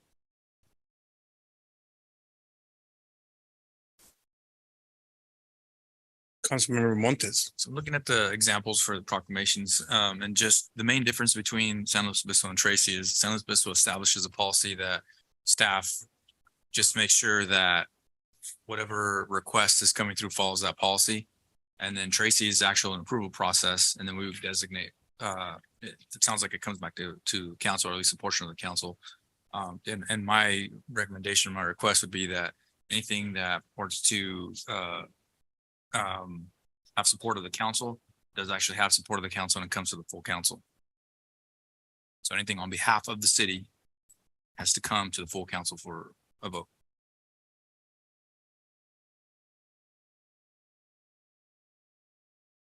I guess I'm saying I like the Tracy model where, you could submit and it actually gets approved by the body. But in the Tracy model, it does have just one individual or their designee, but I would recommend having the full council. I'm in support of that. Do we need just direction on that there? We'll have an opportunity if you bring it back to actually vote on it, right? I mean, it's just. And yes, correct. So any policy document's going to come for council. Tonight, we're simply looking for any direction. Hilda and I will go back, we'll research it, we'll try to come up with a plan. And even at the first meeting, we may have to go back and massage it further, but it's just some general direction this evening. I suspect we're not going to bring you a perfect document the first time. Hilda has 20 pages. Mayor Pro Tem. Only 20. Mayor Pro Tem here. Thank you, Mayor. My question is in regard to the use of facilities. I understand with limiting it to nonprofits and just the intention behind that. But I know that there have been several inquiries about people in the community that are offering to share their talent, share their background education through free classes for our community. I was approached about augmented reality, electricity, and I do remember when I was a child, there was folklorical classes at the Yosemite Center. So I don't know that was a nonprofit.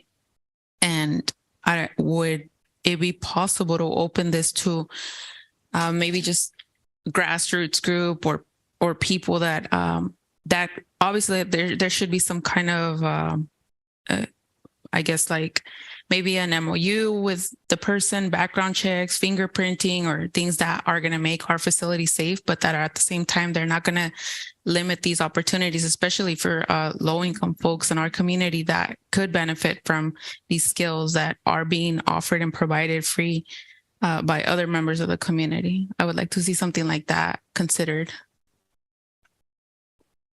Right. I have seen, I've worked on what I call license agreements to groups like that who provide classes, and they're provided with space, and it has to be very specific space with hours. And it's like you say, with an MOU. And if they're involved with working with children, they do have to get fingerprinted. Mm-hmm. Yeah. Okay. Thank you. And I think that's We can come back. Yeah. We can come back. Any more coffee? Yeah.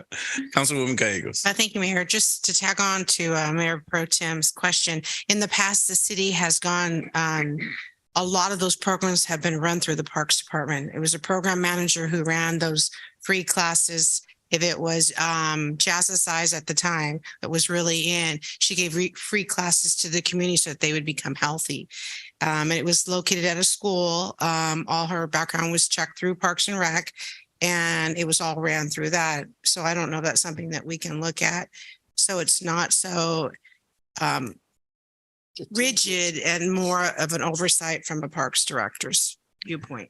Right. And you could delegate that authority to the Parks Director to approve those kinds of MOUs or letter agreements. Okay, thank you.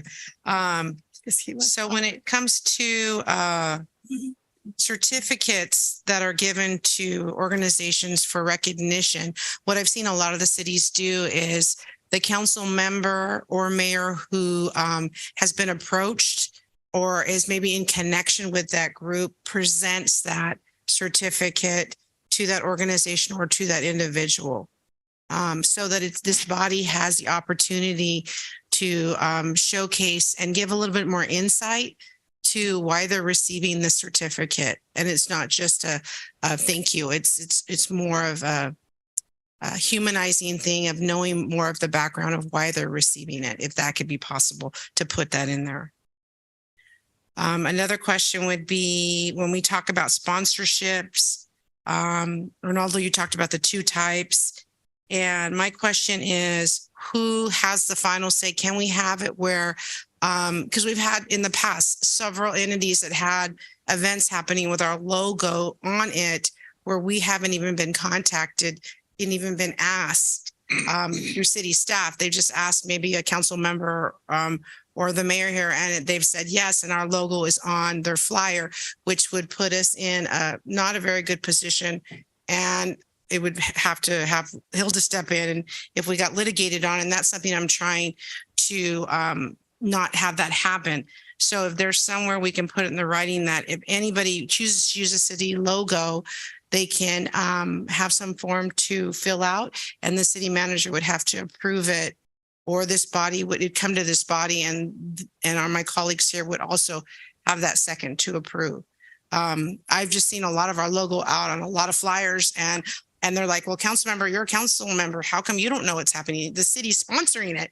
And I have no idea it's even happening. And that's happened more than 5 times this last year. So if there's some process that we can put in place where that our city manager because Arnaldo's very good about emailing us and keeping us in the loop. But when there's the buck stops here and everybody goes out and use it, we have no idea what's happening. And we're the ones that are supposed to be promoting and really being a part of whatever event they're happening with our name on it. You're absolutely correct, Councilwoman Gallegos. There has been more than one occasion where I've had to call individuals up and I have requested that they not use the city logo. It's an awkward conversation, but it's one that's necessary. And primarily those are events where someone is charging, or it's a business, or it's an event that I don't believe would be in the city's best interest, or doesn't represent, I believe, what the direction of this council is.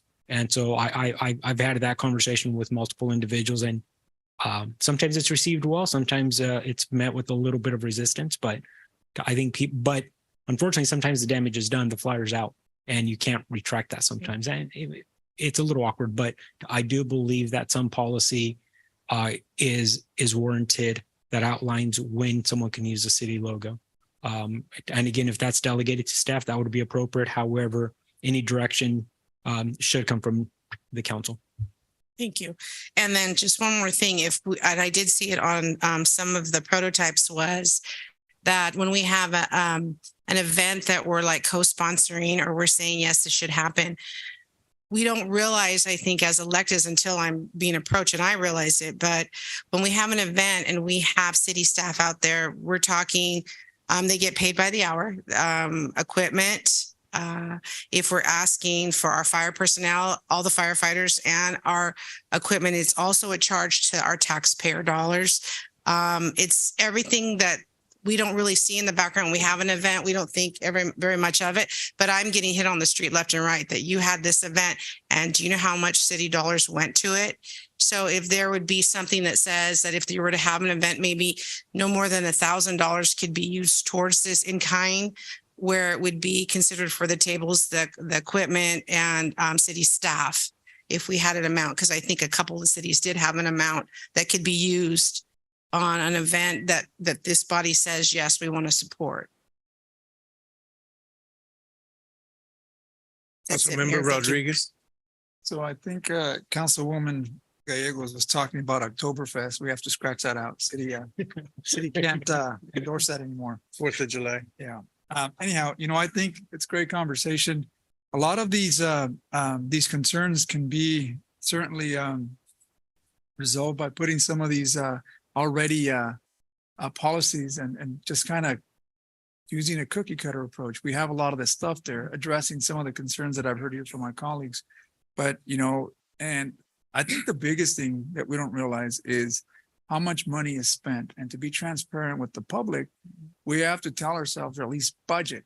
We have to allocate money to be able to do this, whether it's in-kind contributions. How much of that is it that you're contributing? Because at the end of the day, you may not see how much of that money leaks out, because you want to help. You want to be someone that is a partner with its residents, right? But at the end of the day, you can't serve every single little event that happens, because in some of these policies that I'm seeing, it's for the greater good of the residents, right? Greater good of the city, not specific, not necessarily isolating any specific group and or community, but more importantly, for the benefit of the community.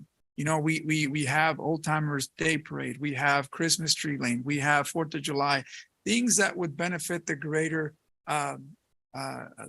residents of the city of Madera, or the majority, right? Or I think that's what they're trying to say by the greater portion of the city. But I think that would be important for us to allocate money.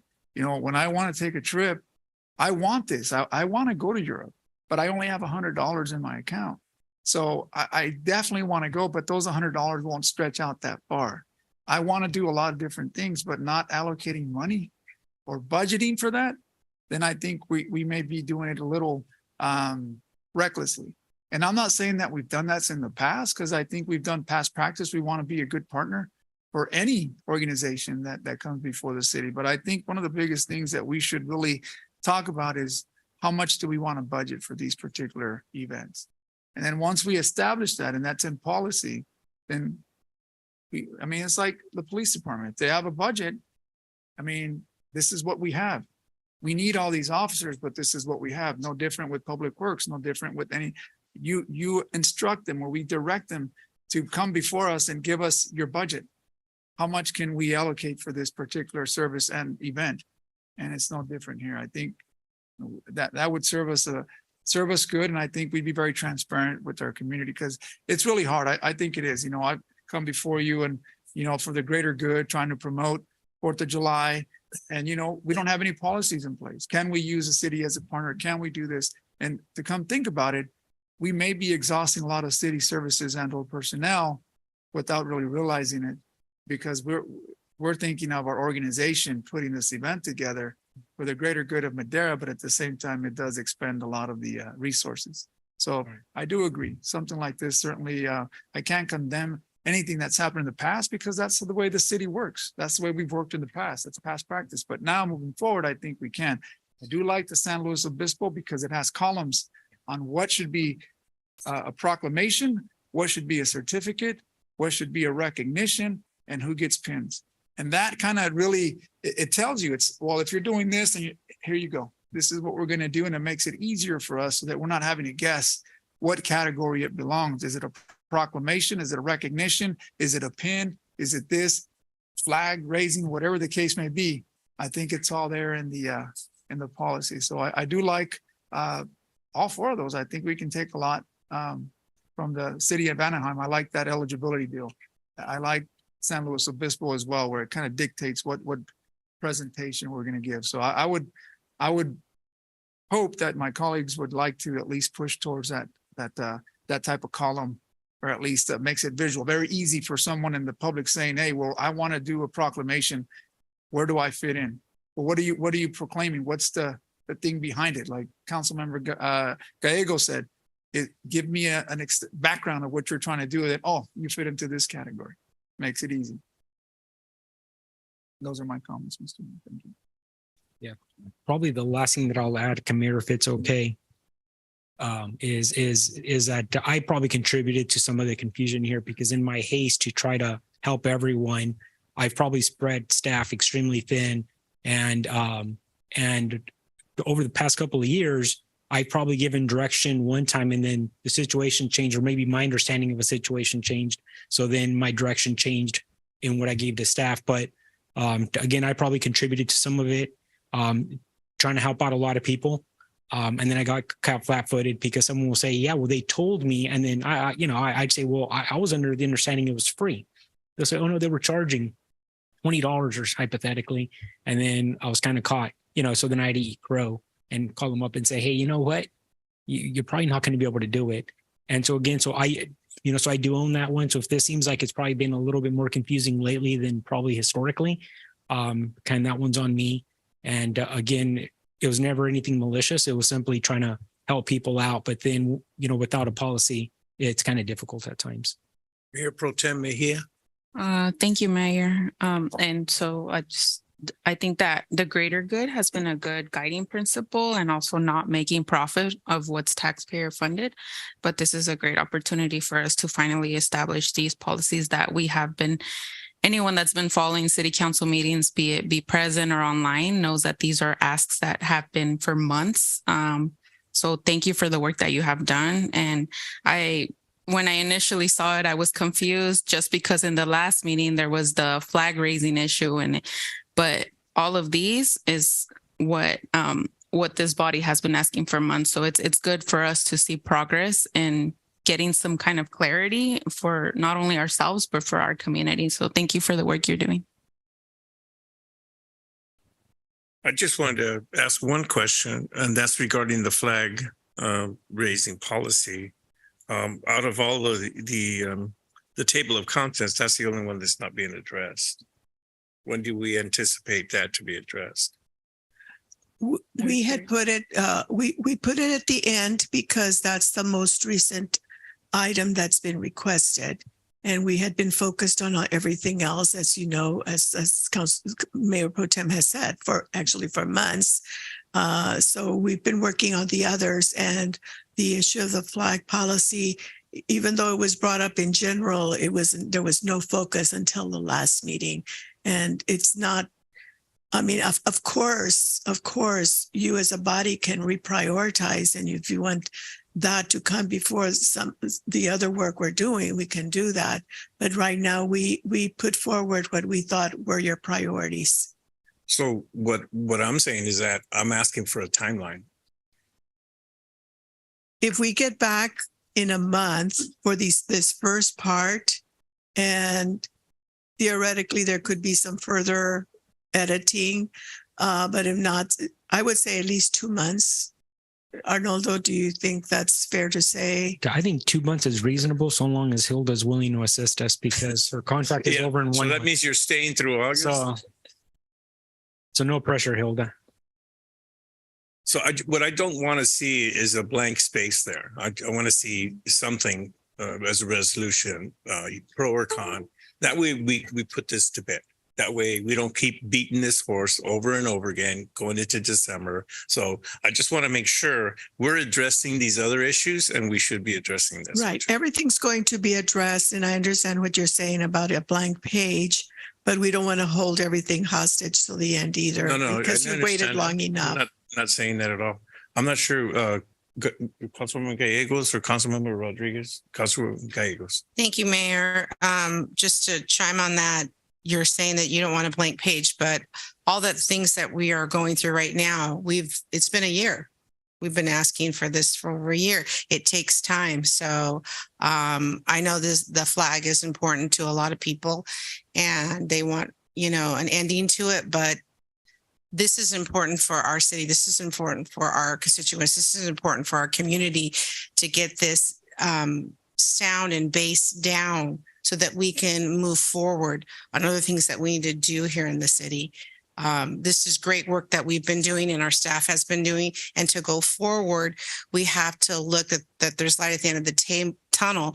And in order to do that, we have to not go back 10 spaces and just keep trying to move forward to the things that we've tried to accomplish in the last year. So I thank the staff for this.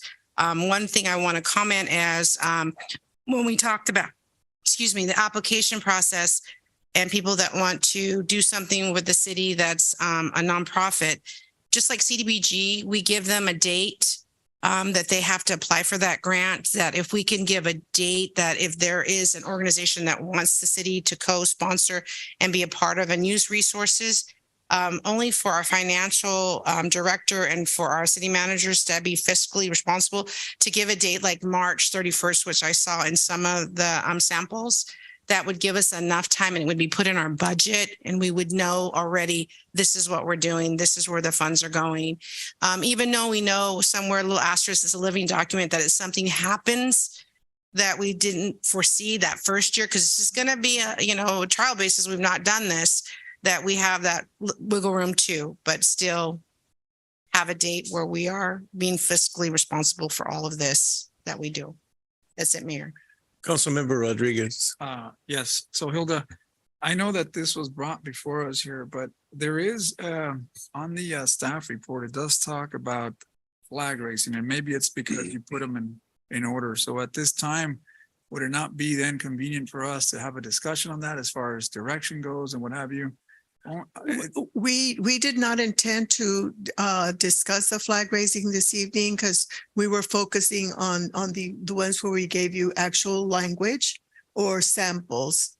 And we did not feel prepared at this time to engage on that topic tonight. Okay. But of course, it will be brought back. I got it. So as far as comments goes, and would we be out of line in making those comments now because this is part of that? Respectfully request that we wait, because I think if you look at the way the report is written and where we're asking for direction, it focuses on those other items for tonight. Got it. Okay. I did see that on the guidebook and how you listed them, but I didn't see that as a section to discuss how we want to go, and this is going to be brought in the future. But I just felt that if it was appropriate for me to make a comment, then I would. But I'll wait. Mayor Pro Tem Mejia. Thank you, Mayor. I know that you said that these were prioritized in the order of which they were received or mentioned, but did I understand you correctly that, for example, to Mayor's question, the order of priority can be decided today, or as far as like what's going to be discussed in the next meeting? You can direct us and say, we don't want you to bring back the rules of city council rules and the events policy and these proclamations until later. You can reprioritize. But, I think what will happen then, with all due respect, is that it'll just take longer because right now we have momentum on these other items. And if we move something that has no momentum, but where we have not done as much work on, if we move that to the top, it's just going to delay everything. And that's my viewpoint. I don't know, Arnoldo, if you see it that way too. Well, we could certainly look at the other items and see something that is maybe not as pressing. I'm not saying, I don't think anyone has said put it to the top. That's number one. But I'd like to, I have a sense of urgency because if you saw the last two meetings, we've had a packed house. And I don't believe that we have to necessarily say, okay, stop what you're doing and prioritize this and put it at the top. But believe it or not, the city staff and ourselves as a city council can walk and chew gum at the same time. And so what I'd like to see is a sense of urgency here to not prioritize it because we've already got work done, but at least to start moving on it so that we're not looking at this in November and December. I think when the question was asked earlier, I said 2 months, Mayor. Yeah. And I think a portion of why so many people have been here is because it was unclear on what was going to be voted on. And there's people out there saying that it's going to be voted on today or the last meeting, and it just simply wasn't the process and it wasn't true. And I think we can do as council members a better job of informing the public on what the process is. And I think when at the time we are prepared to take it, I think we can inform the community so that they can have their comments again, speak again. And I think we're in regular communication with the public as well. But I think that it'd be better with like what Hilda said, right? We have all these ready to go, well, not ready to go, but almost at the point, and then starting on this new policy, going and having debates on it again, you're going to have public comments again, even though we're not ready to vote on it, which it's the public's right. You can come and I do appreciate everybody's comment, pro or against. I do appreciate the comments so I can make an informed decision. But I think, changing all that stuff up, and unfortunately, it may not be Hilda that does this for us. I mean, we're lobbying for that. So having her start on something where she's not going to be here to finish might again hinder the process even further. So you're going to have her start something and then hand it off to somebody else, which is what we're going to be doing still after Mike does his presentation. So in my opinion is to just keep moving forward as we have it. And the other one that is for me, it's a priority for you. And that is the expense and reimbursement policy because the government code requires that you have that. It's a mandatory law.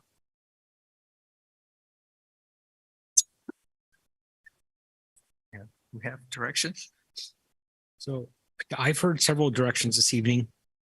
I've heard Councilmember Montes, I can believe that you had indicated that the Tracy model had some things that you liked. I'm not going to go into the details. And Councilmember Rodriguez, you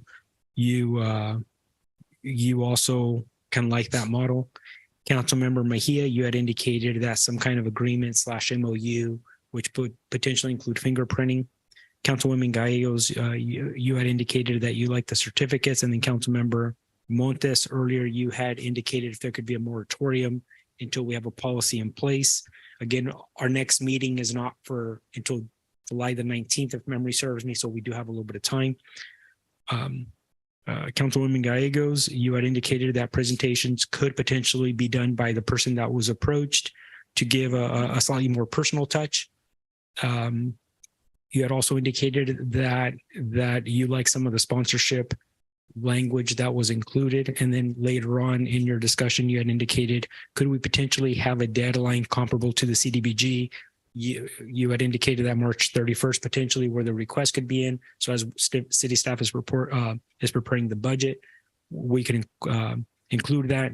Councilmember Rodriguez, you had also indicated that if we get on language for in-kind with a potentially maximum dollar amount, and what's that look like? And Councilwoman, Mayor Pro Tem Camilla, you had indicated that the language of greater good is very important to you. And then Mayor, you had indicated on the most recent comments regarding the flag, and if we could potentially try to move that. And Mayor Pro Tem Mejia had indicated that could we potentially reorganize these in terms of priorities. Hopefully I captured a lot of the comments. That just become my Cliff Note versions. Are you using that GPT-4? Record all that? Okay, no, just my notes. You're using AI, aren't you? Yeah. So hopefully I captured it. The good thing is it's all recorded. Yeah. So we can always go back. Yeah. But at the same time, we want to be sure that city staff is capturing the desire of council, and we definitely don't want to put words in council's mouth. So this truly is a council direction policy document, and it should be driven by council, not by city staff. Gonna move on. Sure. All righty. We will now move on to item E2, 2023-2024 budget update and request for direction. Michelle Lima. Mr. Mayor, Michael? may I take a 5-minute break, please? There's a request for a 5-minute break, so yeah, we'll do that.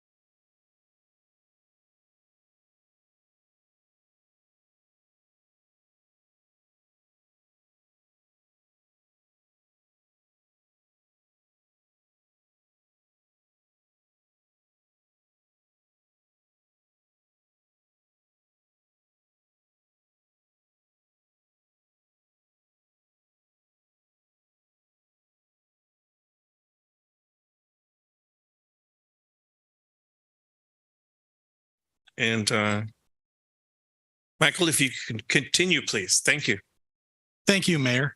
Good evening, Mike Lima, Director of Financial Services. Here today, I'm going to be presenting another budget update. This one covering expenses as well as a little detour into fees. I know it's getting late, so I will try to be as quick as possible going through this. Let's see. And what happened? Oh, there you are. What's happened? Okay.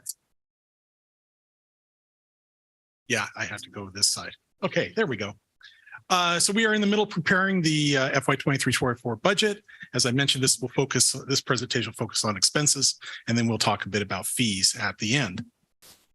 Just to kind of give you an idea where we started this year, this council adopted a budget about a year ago, about 10 months ago, I suppose. The general fund appropriations were $42.5 million. They're broken down as follows. Personnel costs were your largest category, $22.4 million. That's salaries and benefits combined. But that's over half your budget in the general fund is personnel costs. Operational costs, $11.5 million. Interdepartmental charges, $3.4 million. Capital and debt, 4.4, and then transfers out for things like insurance and the golf course subsidy were $800,000. During the course of this fiscal year, you've added another $5.9 million to the general fund, bringing the amended general fund total as of today to $48.4 million. So where are you at? So these are the numbers. This is where we're at right now, actually through the end of May. You might remember my last presentation, the last council meeting. I gave you revenue numbers through the end of May, so to keep it as apples to apples comparison. You're seeing actual numbers through the end of May. And so far, we are at $32.9 million. If you were to run a report, it would say 33.5, but we have grants that we are not going to spend, or grant expenditures we're not going to spend this year, as well as some prior year encumbrances that are kind of inflating the numbers. When we back that out, we get to 32.9 million of actual versus again, a budget, once you take out those grants and prior year encumbrances, of 40.6 million. Last year, so projecting out for the rest of this year, I'm projecting that we're going to finish the year at about 38.4 million. That's compared to a budget of 40.6 and up from actual expenditures last year of 34.4 million. That's an 11.6% increase over last year's expenses. Where's the money being spent? What about on the department level? Well, the largest budget in the general fund, no surprise, is police. Public safety typically is the largest budget in any general fund. However, the largest increase in a budget this year, growth in expenditures, is actually in parks, growing by almost 45%, a little over 45%. So again, a lot of money going to parks this year and a lot being spent in the parks department. So what does this all mean? Well, based on actual expenditures, the projection is the general fund will finish the fiscal year about 2.2 million under amended budget. The majority of these savings are from personnel costs, specifically salary savings. There have been a lot of positions vacant. They've generated salary savings, and that is what is driving this savings that we're seeing in the general fund as a whole. That savings would have been larger had it not been for some salary increases that have been kicked in over the last. We had a salary increase that was kicked in earlier this year. We've got another one coming up next on the pay period this next month, and then we're going to have some more coming forward. But just keep in mind that salary savings would have been even greater had we not given it to the employees, which that's a policy decision, and I'm not going to. No comment either way. So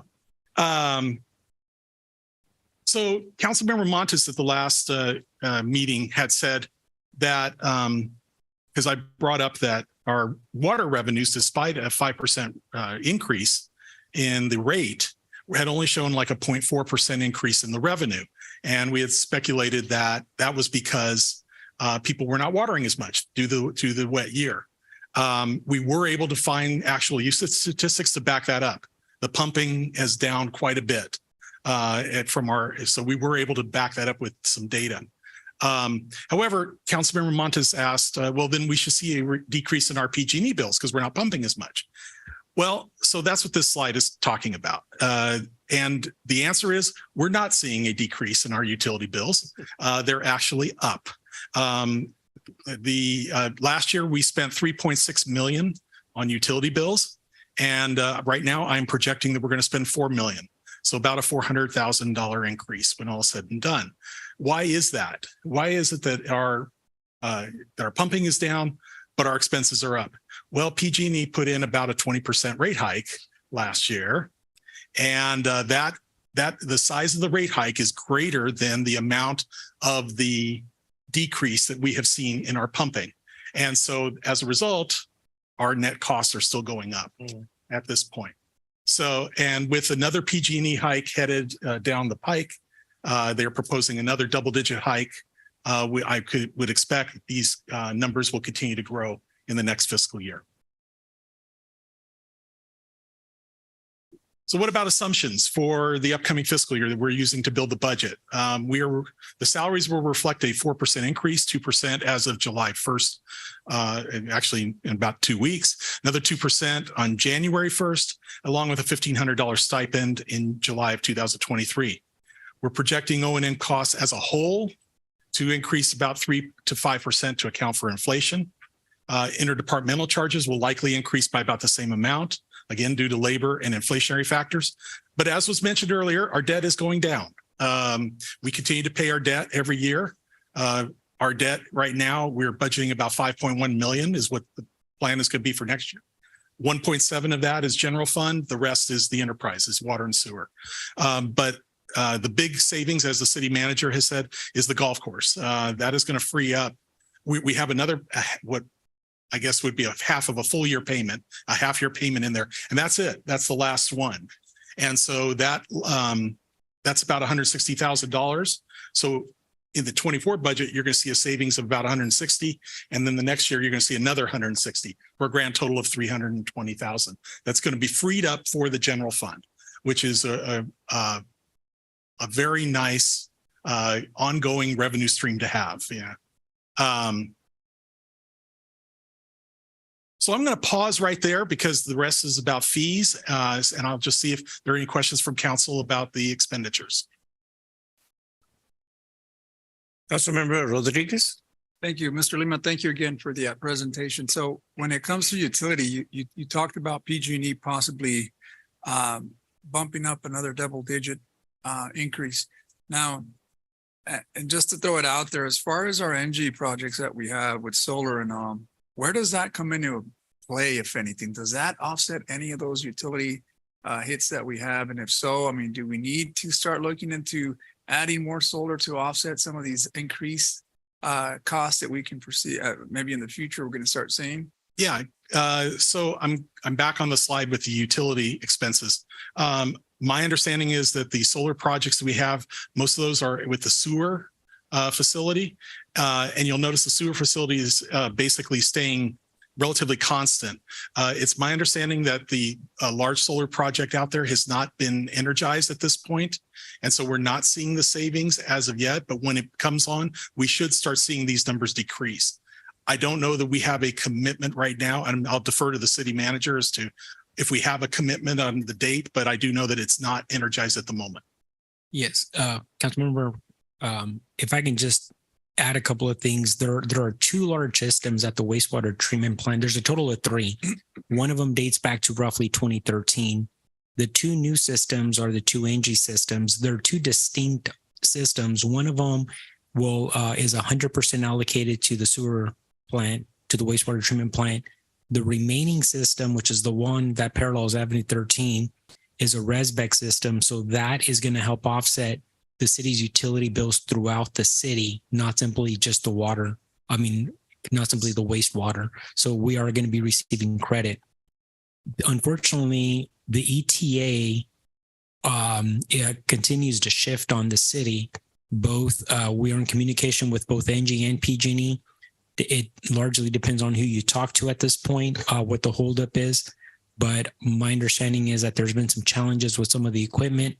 that's been prolonged due to the pandemic and supply chain issues.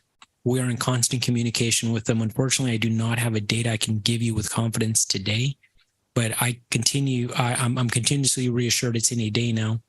The other item too that will probably cause some of our increases in power to increase was that it was a very wet year. The city is served by 22 not water well pumps, but drainage pumps in the city that force the city, or we move a lot of water when it rains with 22 pumps. So these are large pumps. Not all of them are enormous, but we do have some 14-inch pumps along the Fresno River. So those take a lot of energy as well. Anytime you're moving water, it's expensive. So hopefully that shines a small light on some of your questions, council member. Thank you, Arnoldo. Yeah. So, Mr. Lima, again on sewer, you started off with the amended budget 22-23 at 0.8. Then you go back down to 0.4, and your projection would be 1.2 million. Can you address how it went from 0.8 to 0.4? Because typically on all the other enterprise funds, you're starting to see an increase throughout the progression of the budget. But what caused that dip? So 0.8 is the amended budget. That's what you adopted to spend on utility bills in the sewer fund. Through May 31st, they have only spent 400,000. So they've only spent half of the amended budget. But as the city manager indicated, there is a solar system out there, and there's a catch-up payment that's always done at the end of the year, what's called a true-up. And that true-up hits in June. So I factored that true-up in. And so I anticipate that when that true-up is factored in, you're going to get to $1.2 million by June 30th. That's how you get there. Got it. Thank you. And again, Arnoldo, one thing that I would consider is kind of to Mr. Lima's point is in regards to the possible increase for PG&E to maybe look into other projects that could potentially alleviate some of those other enterprise funds, such as water or any other funds that that probably see the biggest increase. And I think that was facilities, right? Mm-hmm. So I thought we had something with NG where they did retrofit certain things that helped with the energy costs, but I don't know if solar is the answer to that or what have you, but certainly look into other resources that can certainly help relieve some of the costs there. Councilwoman Gallegos. Thank you, Mayor. This is just a comment to piggyback on Councilman Rodriguez. If we're looking for other projects, we do have Station 58 that was retrofitted for solar, that maybe we can look at that avenue. Thank you. Okay. All right. Well, let's go on to the fees. So, Mayor, I heard you ask, when was the last time fees were increased? The answer is July 2018. They have not been increased in 5 years. Since that time, there have been significant increases in costs that the city has incurred. Fees, as you know, are supposed to reflect the costs that we incur to provide that service. And if the fee doesn't cover that cost, then it's other general fund monies that are backfilling it, like sales tax and property tax. We have to use those in order to backfill that other cost. So what kind of fees am I talking about? Well, I'm talking about permit fees, like for fire, building, electrical, mechanical, rental rates, such as the rental rates at the parks facilities, as well as participation fees, such as the youth sports registration fee.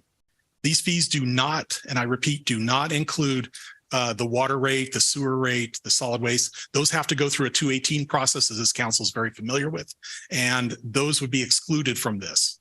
We're talking basically permits and rents. That's what we're dealing with. So right now we are asking for direction on what kind of percentage increase would you feel is appropriate for the fiscal year 23-24 budget.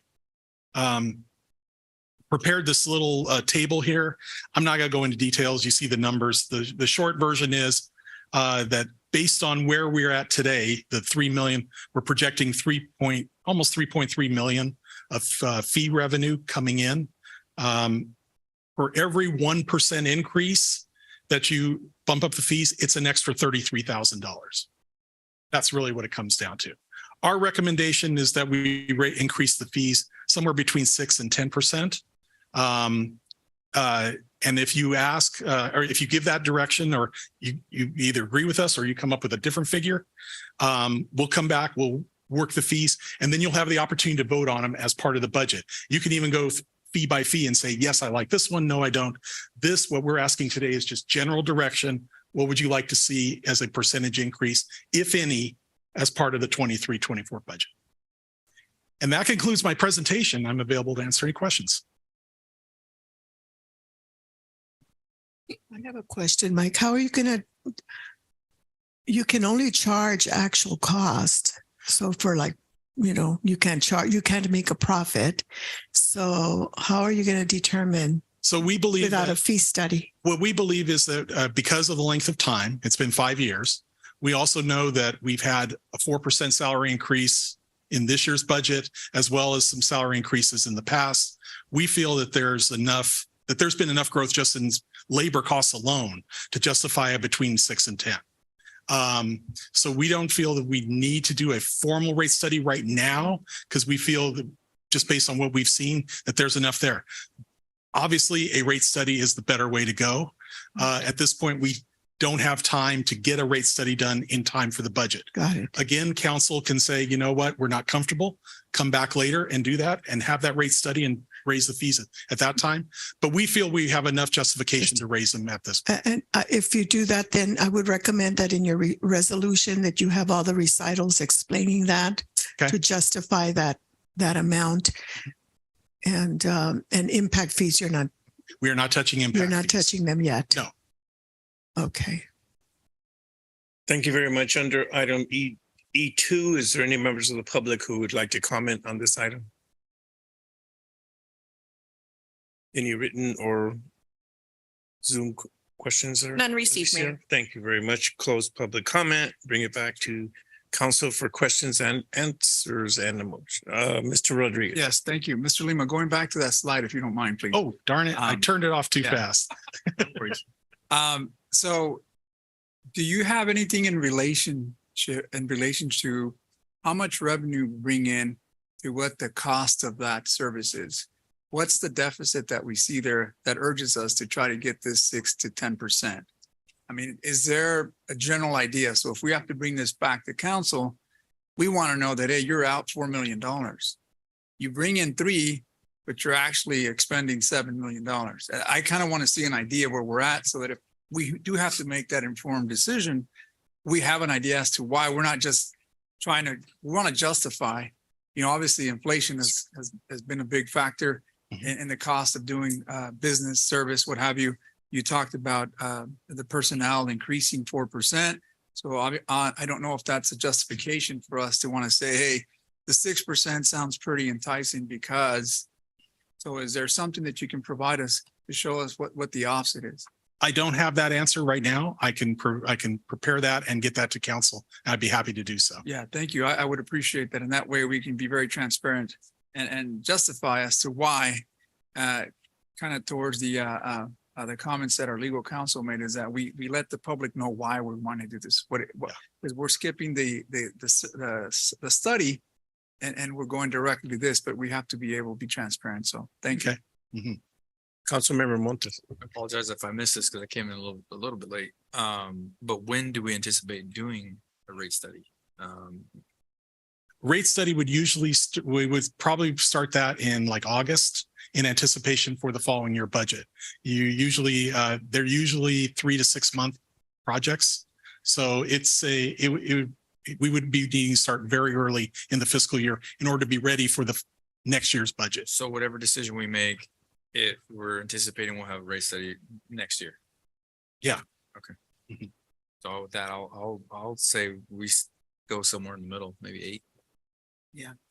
So that we can justify, and I think you can justify, like what you said, with the increase in our labor costs, salaries. But also getting that information that Councilmember Rodriguez wanted, so we can actually justify a little more, like, hey, we're still going to be losing some money, right? Yeah. But I think because if we go 10, I'm sure You're going to hear about it. we'll have a lot more public comment. We'll be here till 10 o'clock every night. Councilwoman Gallegos. I just want to thank you, Mike, for bringing this up. Council members that have been here a while have seen the public not been happy when we've had to raise water rates and sewer rates because we didn't raise them for over 15 years on some of those items. So even if we were to say 8%, if we want to just be like safe and say 4, we're going to be paying for it in the long run. Our residents are going to have to get a big hit. So I appreciate you foresighting, seeing that this increase needs to come. So then the back end, they're not getting strangled with a water rate that a lot of residents are having a hard time paying right now. So thank you for that. And I agree with the 8.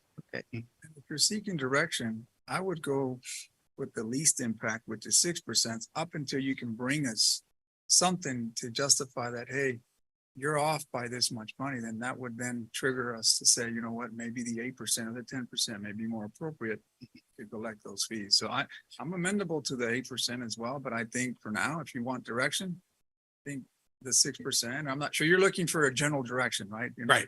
Yeah. So I would make a big difference if we said 6 to 8%. $66,000. Yeah, Okay. that's the difference. Yeah.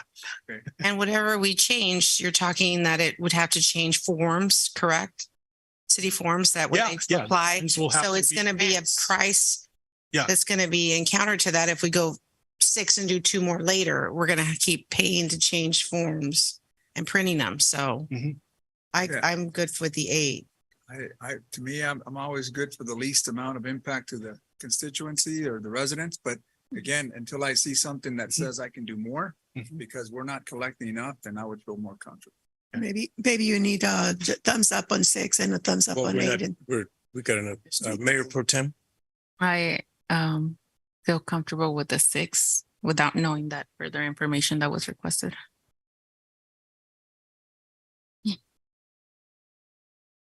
Do we thumbs up on each one? So there's a 6 and there's an 8. So I'll go.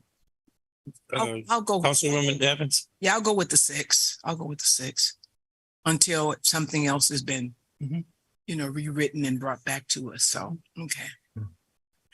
Yeah, I'm good with 6 too, bro. And then we can always go up. Yeah. Okay. We got time, right? Yeah. Lima? We do. We've got a little time. Good answer. Good answer. So we're good on 6, 6.5? 6. All right. Thank you very much. Okay. Thank you. All right. You were done with your report, right? I was done with my I don't want. All right. We will now move on to item F. We will looking at council member reports, announcements, future agenda items.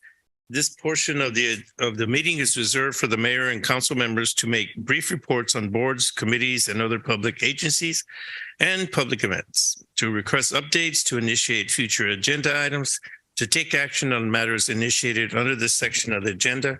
Under this section, the council may take action only on items specifically agendized and which meet other requirements for action. Councilwoman Gallegos. Thank you, Mayor. I just want to thank staff for all their hard work and everyone for spending the evening with us and all for the comments that we had today. I appreciate the positiveness that was out there. That's it, Mayor. Councilmember Rodriguez. Yes, thank you, Mayor. I too want to appreciate all of our speakers that had an opportunity to come before the council and speak their comments in regards to the concerns they had. But that is our democracy working at its best, giving everybody an opportunity to the right to their freedom of speech and or expression. I may not see you guys till after July 4th, but there is a July 4th celebration that's going to take place at the district fair.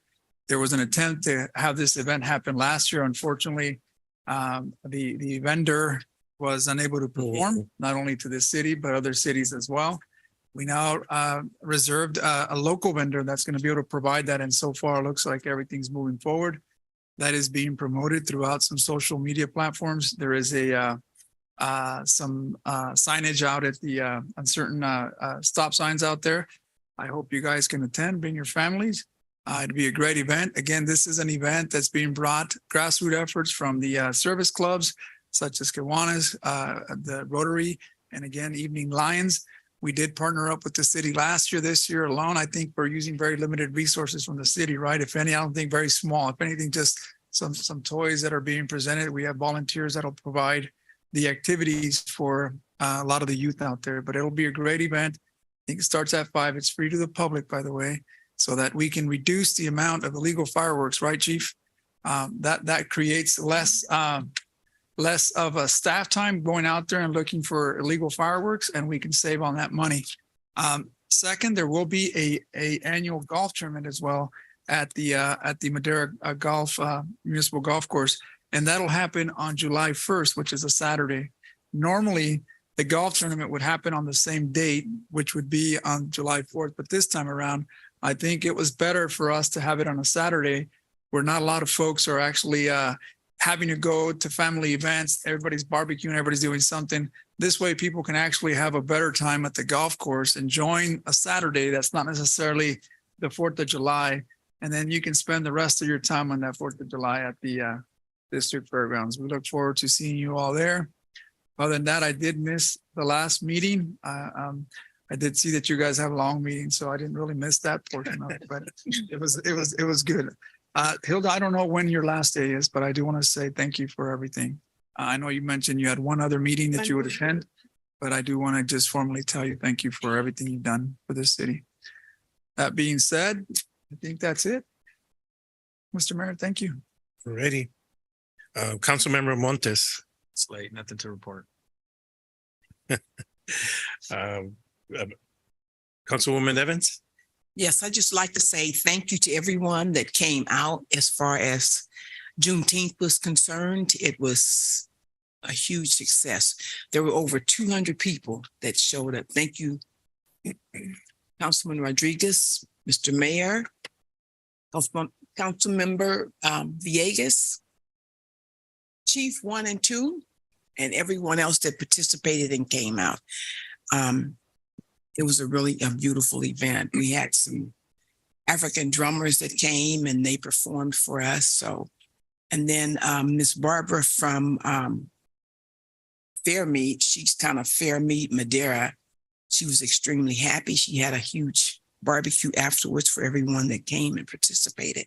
So I just want to say thank you to the city of Madera, and freedom is on the rise. So that's my report. Sorry. Thank you. It's a good event. Thank you. Yeah, it was really good. Mayor Pro Tem. Thank you, Mayor. I too would like to commend members of the public that came out and expressed their views and on their civility and decorum. It was great to hear from everyone. I was part of the presentation of medals and trophies for La Liga Pequeña de Madera. It's a youth soccer league. Thank you so much for inviting me. It was great to see all of the children and teenagers out there playing soccer and just having a great time. And thank you to staff who has been working diligently on trying to address the conflicts that we have over the fields. I really appreciate it. That's my report. Councilmember Villegas. The report. The only thing that there's two things, but I'm only going to report on one because of the lateness of the evening now. I had the pleasure of attending a retirement party for an educator for the community of Madera who retired after 45 years, Tina Nigerian. She's been an educator for quite a long time, and she is actually taught some folks who are now in the educational field. So it was a really good event out at Madera South. So it was a pleasure being out there amongst all the teachers there. It was a great event.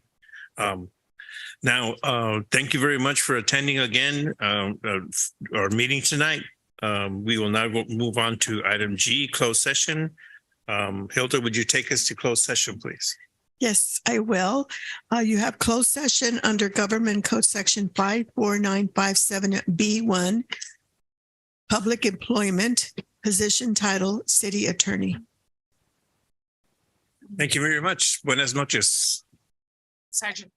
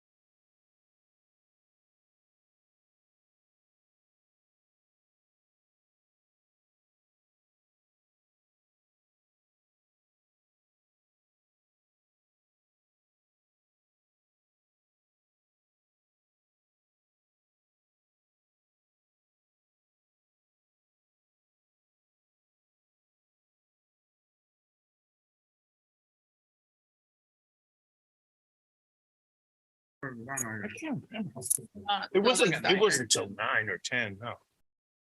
I saw the comments. I went back. And saw it. I saw that quite a bit. Well, I gave them enough time to, go ahead and do their thing. It made no sense to try to interrupt. It was only that one. Oops, excuse me. All right.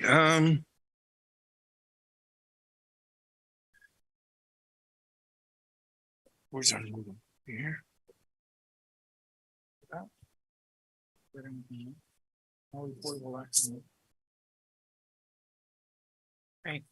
It is now 11:41. We are back from closed session. We reconvene the city council meeting. There is no reportable action. Our next meeting dates are Wednesday, July 19th and Wednesday, August the 2nd of 2023. I hereby adjourn this meeting. Good night. Thank you very much.